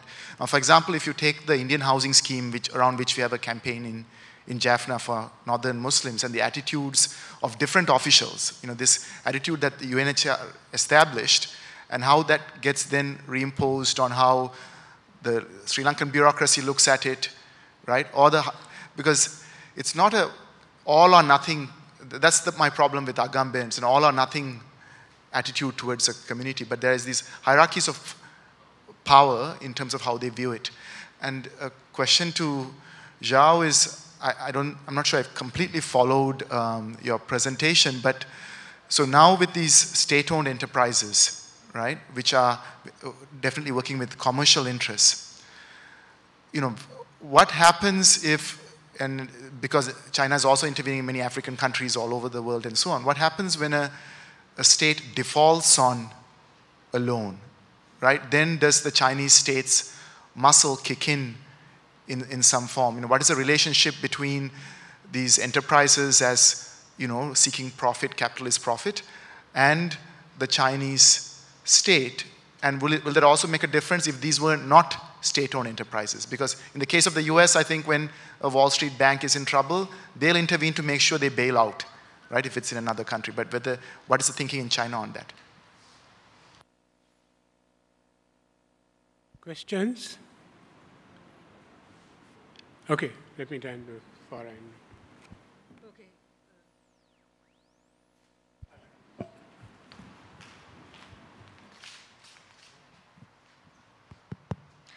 Okay, in relation to whether the work that we have done is being recognized, there has been some evidence of it being recognized, and I hope that it continues to be. We translated the commission report into Tamil and Sinhala, and that has, and we did some programs, so that was, another way in which we disseminated. So hopefully, yes. In relation to the question about Agamben and hierarchization, I think in the local context, there's definite hierarchies at different levels, because of politics, because of the local context, because of the histories in the north, those kinds of things. But I think at the UNHCR level, I prefer the Agamben version because I think it also speaks then to the way in which UNHCR works in the Vanni and can continue to do so, even very clearly seeing that the sort of the resettlement process that is being engaged in is also highly problematic, right? I mean, for me, it makes it clearer then that the sort of the Agamben notion makes those kinds of things clearer. That it's the bare life categorization only that they are thinking about, right? And that is the basis on which they sort of justify their presence, and then sort of this sort of assertion of humanitarianism and neutrality because it's about saving lives and all of that. So therefore, I prefer that for understanding that kind of commitment. But I do recognize that at the local level there is hierarchization according to different kinds of logics. So thank you for your question. What if the state defaults on the loans? It's a huge question, but we haven't got enough evidence yet. What I can only answer right now is from the several projects in Sri Lanka, because the nature of these projects are basically BOT projects, build, operation, and turnkey. So actually the owner of the loan, of the project is Sri Lanka, and the Chinese state-owned enterprises kick in as the contractors of the project rather than the owners. And when they negotiate before the launch of the project, they have already, most of them have already agreed that if the project default, the state default, then the operation period for the Chinese companies will be extended. So for example, for Hambantota Port, let us say that after it is built, and the China Harbor will run for maybe 10 or 20 years to ensure that they got enough profit to turn back the keys and the interest they need to pay. So usually the BOT projects won't default. And default will be avoided by the extension of the operation period of Chinese enterprises. And another point I'd like to respond is that if the state default, it will be very ugly for China just to take over or something. So usually the conventional method is just before every new administration of China, they will just visit some country and they will write off the loans before the things get too bad. That is what they usually do. And the third thing is that the only example I can imagine as a defaulting is the Misong Dam in Myanmar. And the problem for the default is actually the lack of multi-stakeholder engagement. That's why I read the paper and just reduced the risks for that. And that's it. Thank you. Any other questions? Any other comments? I'd actually like to reference the two presentations by Mr. Bishnu and Mr. Rajiv, but my question is actually to Ms. Hanifa. I mean, in terms of, I think internal displaced persons or IDPs, from my understanding, you can have them due to conflicts, development projects, or natural disasters. But in most cases, where the aid goes really depends on the most sensationalist situations, like you mentioned, where bare life is at stake. But the essence, isn't the state the person responsible for ensuring that all IDPs are given justice and that their needs are met? And in the case of Sri Lanka, where I see still a continued disengagement between the state and donors, where the clusters, the UN clusters, were primarily left to decide who gets aid.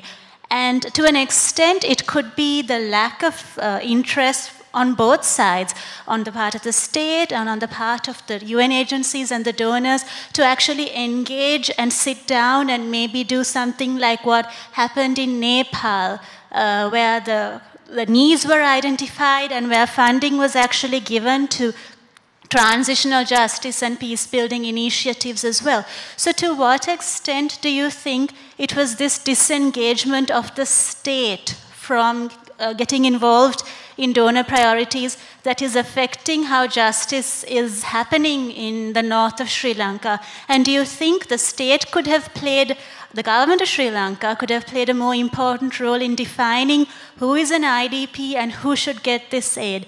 And I know you didn't reference this in your presentation, but I was wondering if you could also comment on how something like the Nepali Peace Trust Fund initiative could still make a difference in Sri Lanka if, despite their differences, donors and the government actually sit down and come up with a comprehensive plan for transitional justice and sort it out despite challenges.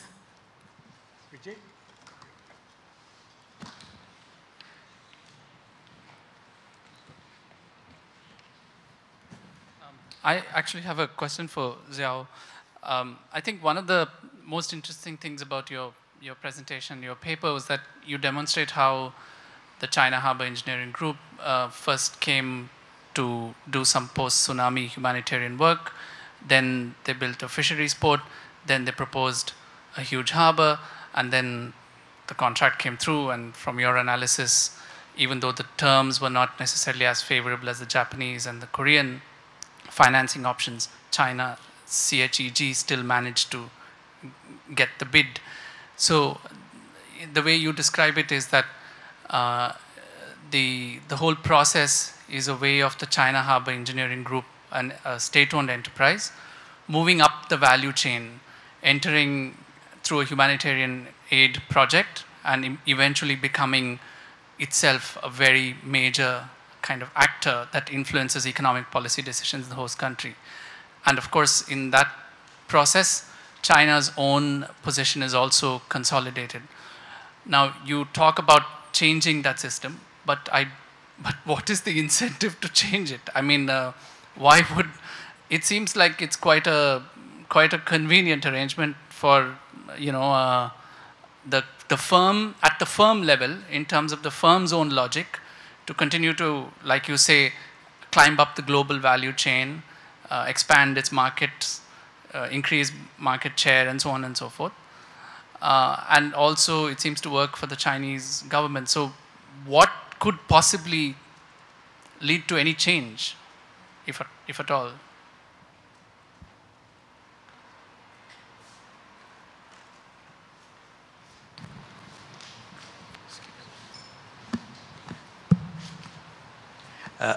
This is again for Chinese aid. Now the answer was given initially, saying that some of the, if the amount cannot be repaid, the extension of the period is inevitable. That is, even though it is BOT, the period can be extended. So which means BOT can even be BOO. It's here. It's the project. You just answered for previously that the BOT, if the Sri Lankan government cannot pay it, the period will be extended in order to recover the profits. That means that area is not clear, as you said. And so therefore it can even be, the BOT can be even BOO, which is an indefinite thing. The other thing is, with regard to aid, I would like to compare the aid with World Bank and some of the aid which we have received in the past for mega projects. Now, in the case of World Bank, the service charge is a very nominal amount. It wouldn't exceed 3%. But according to you, the aid is 6% plus 3%, which is 9%, which is 3 times the World Bank aid, the service charge which the Sri Lankan government would have been paying. So which is a huge amount if you look at the size of the project. So when you're calculating in billions, 3% to 9% is a huge jump in terms of money. And the other thing is, now in the case of Mahavali, the other case is the international bidding is avoided in this regard. Now, and also the transparency, because the public or even the parliament doesn't know whether these projects are really BOO or BOT, and the size and in which manner these things are awarded. Now, this is the first time we hear something from your side about various mechanisms that are involved, but which are never been made public by the people who are supposed to be doing that. So the transparency is not there. So people do not know, and this cannot be debated in parliament for anyone.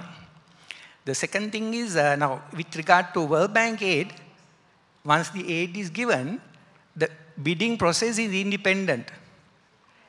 The country can go on international bids and then select the most suitable party according to the specifications initially set out. I also said that I would like to draw a comparison to Mahavali project. Now, Mahavali project was a total outright grant. There is no aid, there is no repayment back. So in a scenario like that, if it is awarded to the country which is giving the aid is okay because you cannot ask any questions. It's like looking at the teeth of a gift horse. But in this case, if you really analyze, the interest rates and the service charge is extremely high. People are not aware as to how this is awarded. The transparency is not there. And people even do not know whether it is BOT or BOO.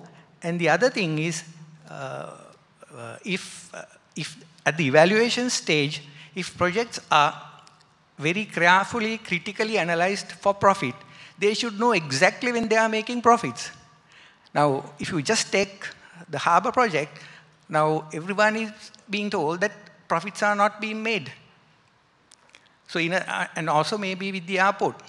And if in a scenario like that, even before doing the project, people know that this project is not going to be financially viable.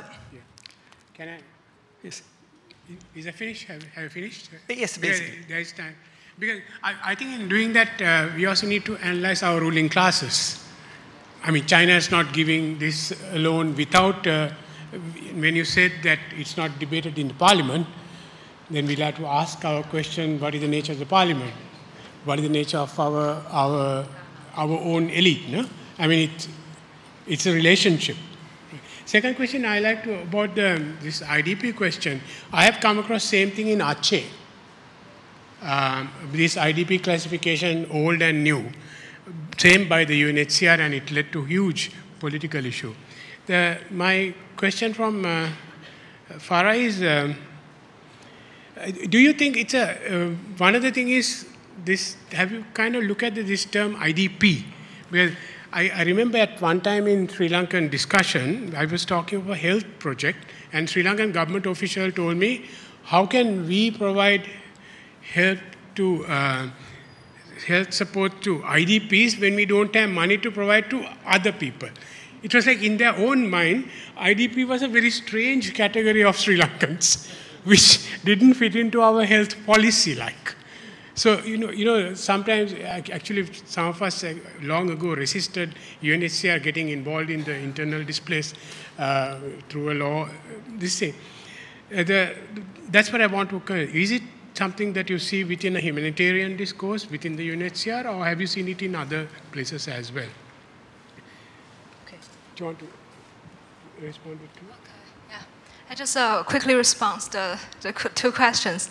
First one, I think another question basically answered what Vijay asked me, because this kind of the new paradigm, which is at the current stage looks both fits the interests of the firms and the development agenda of Sri Lanka, has the huge weakness is that it's not the most efficient way to allocate resources. Like another gentleman mentioned, that maybe the profits of the harbor is not as high as what we expected. But just imagine if we can use this money, this amount of money for the financial inclusion program in Sri Lanka, for the landless farmers, and they can provide so much more jobs locally and reduce inequality drastically. Well, the way of new paradigm in Chinese term is called crossing the road by touching the stones. And China did that just because it is China's own developed method in 1990s, and we haven't found another way out yet. And it is in South Asia, it's a hub of social enterprises. So we have already seen a bridge there. Why bother still touching the stones? And so that's why I made this proposal here. It's not change, but modifications to just make it more beneficial to the general public in terms of the employment and jobs. And the second, a lot of question is that when the BOT transfer to BOO, and usually if it is a BOO, then it will be the commercial projects, like what the China Harbour did recently in together with a Hong Kong-based private company in just develop the the Colombo port city, the real estate project. So if it is a foreign citizen project, usually the regulation-wise, it doesn't allow them to transfer to BOO. And indeed, there's a transparency issue here. And it needs the efforts of both Sri Lankan people and Chinese people to work on it, on the regulation thing. And also, you mentioned about the interest rate of the World Bank and Chinese projects. Well, the thing is that the two banks, the World Bank and the BRICS Development Bank, which is China jointly proposed with India and the countries recently, they concentrate in different areas. Maybe in World Bank, there's a more financial inclusive program that come from the charity program. So the tolerance of the return is lower. But for the China's project and for the projects of the BRICS Development Bank, they usually focus on the infrastructure. The global-wise, the investment return perspectives is a little bit higher than the other kind of the projects. So it's a difference on the industries. It's not really on the banks. And also the international bidding thing. Yes, it is in 2000, around 2000, it was only open to China's bidding, and there should be a way to move towards the more anti-aid. But the problem is that after financial crisis, China and America talk about that to launch the reform on World Bank, on the IMF, in order to let China open its bidding process to international competitors. And China proposed that we should just have more voice in the two major banks, in Bretton Woods system, the IMF and the World Bank. The American agreed. But the bill, the reform bill on IMF and the World Bank can't go through the American Congress. And it was delayed and delayed and delayed. And just recently, maybe China think at the time it is too long. And then they have their own bank. But for the new bank, the BRICS Development Bank, it is open to competitors through the emerging markets and the South countries. But it is still a gradual process for that. Transparency. Yeah, I think, did I answer all of your questions? Okay. In relation to the question about the state and the donors engaging, and maybe that will result in something more positive, I'm not really sure because of, like Sunil said, I think we also have to interrogate the nature of our state. And I'm not convinced that that might be the best direction to go in. And also in relation to, donor interests, in relation to the Muslim community, right? I mean, the way in which it is perceived, how do sort of relations between, the politics of the community and the state play out and all of that. I'm not necessarily sure that that will play out in any positive way. So I'll just say that. In relation to what Sunil brought up, now part of my paper, this paper is actually about victimhood. And as much as it's about sort of how UNHCR defines victims, it's also about victims themselves mobilizing their own experiences, their own categorizations for their own good. So, I mean, for a long time, being an IDP was utilized also by the Northern Muslims, right? And also they recognize now, when a lot of people are trying to sort of give up that categorization of IDP, they recognize that. Actually, I have a reference in my paper too, when some people were like, when we were IDPs, at least there was some kind of authority that looked after us, right? But if we give up, now we know how the poor are in Puttalam, for instance, right? If we give that up, what is going to happen to us, right? So, these categorizations also take on, lives of their own in relation to different kinds of institutions that get created. So, yeah. Thank you. I think, good timing. Thanks a lot for the 4 panelists. I think we had a very interesting discussion about both promise and perils of aid. let me leave with one thought that I think it's almost impossible to analyze foreign aid without politics. We had all these great ideas about Marshall Plan and being the beginning of the foreign aid.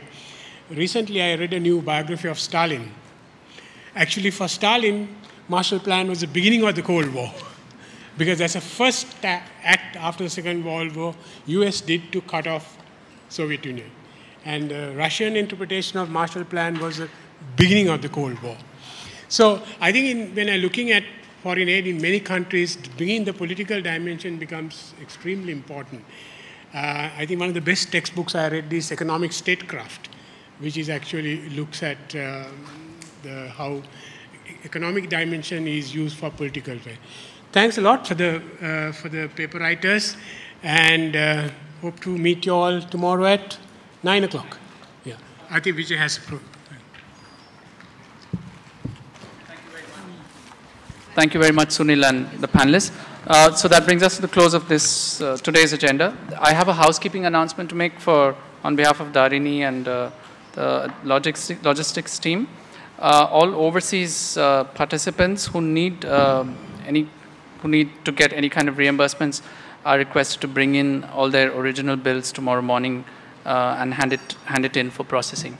Thank you very much. So see you all tomorrow. We begin at 9 a.m. I think. Thank you very much and have a good evening. Good.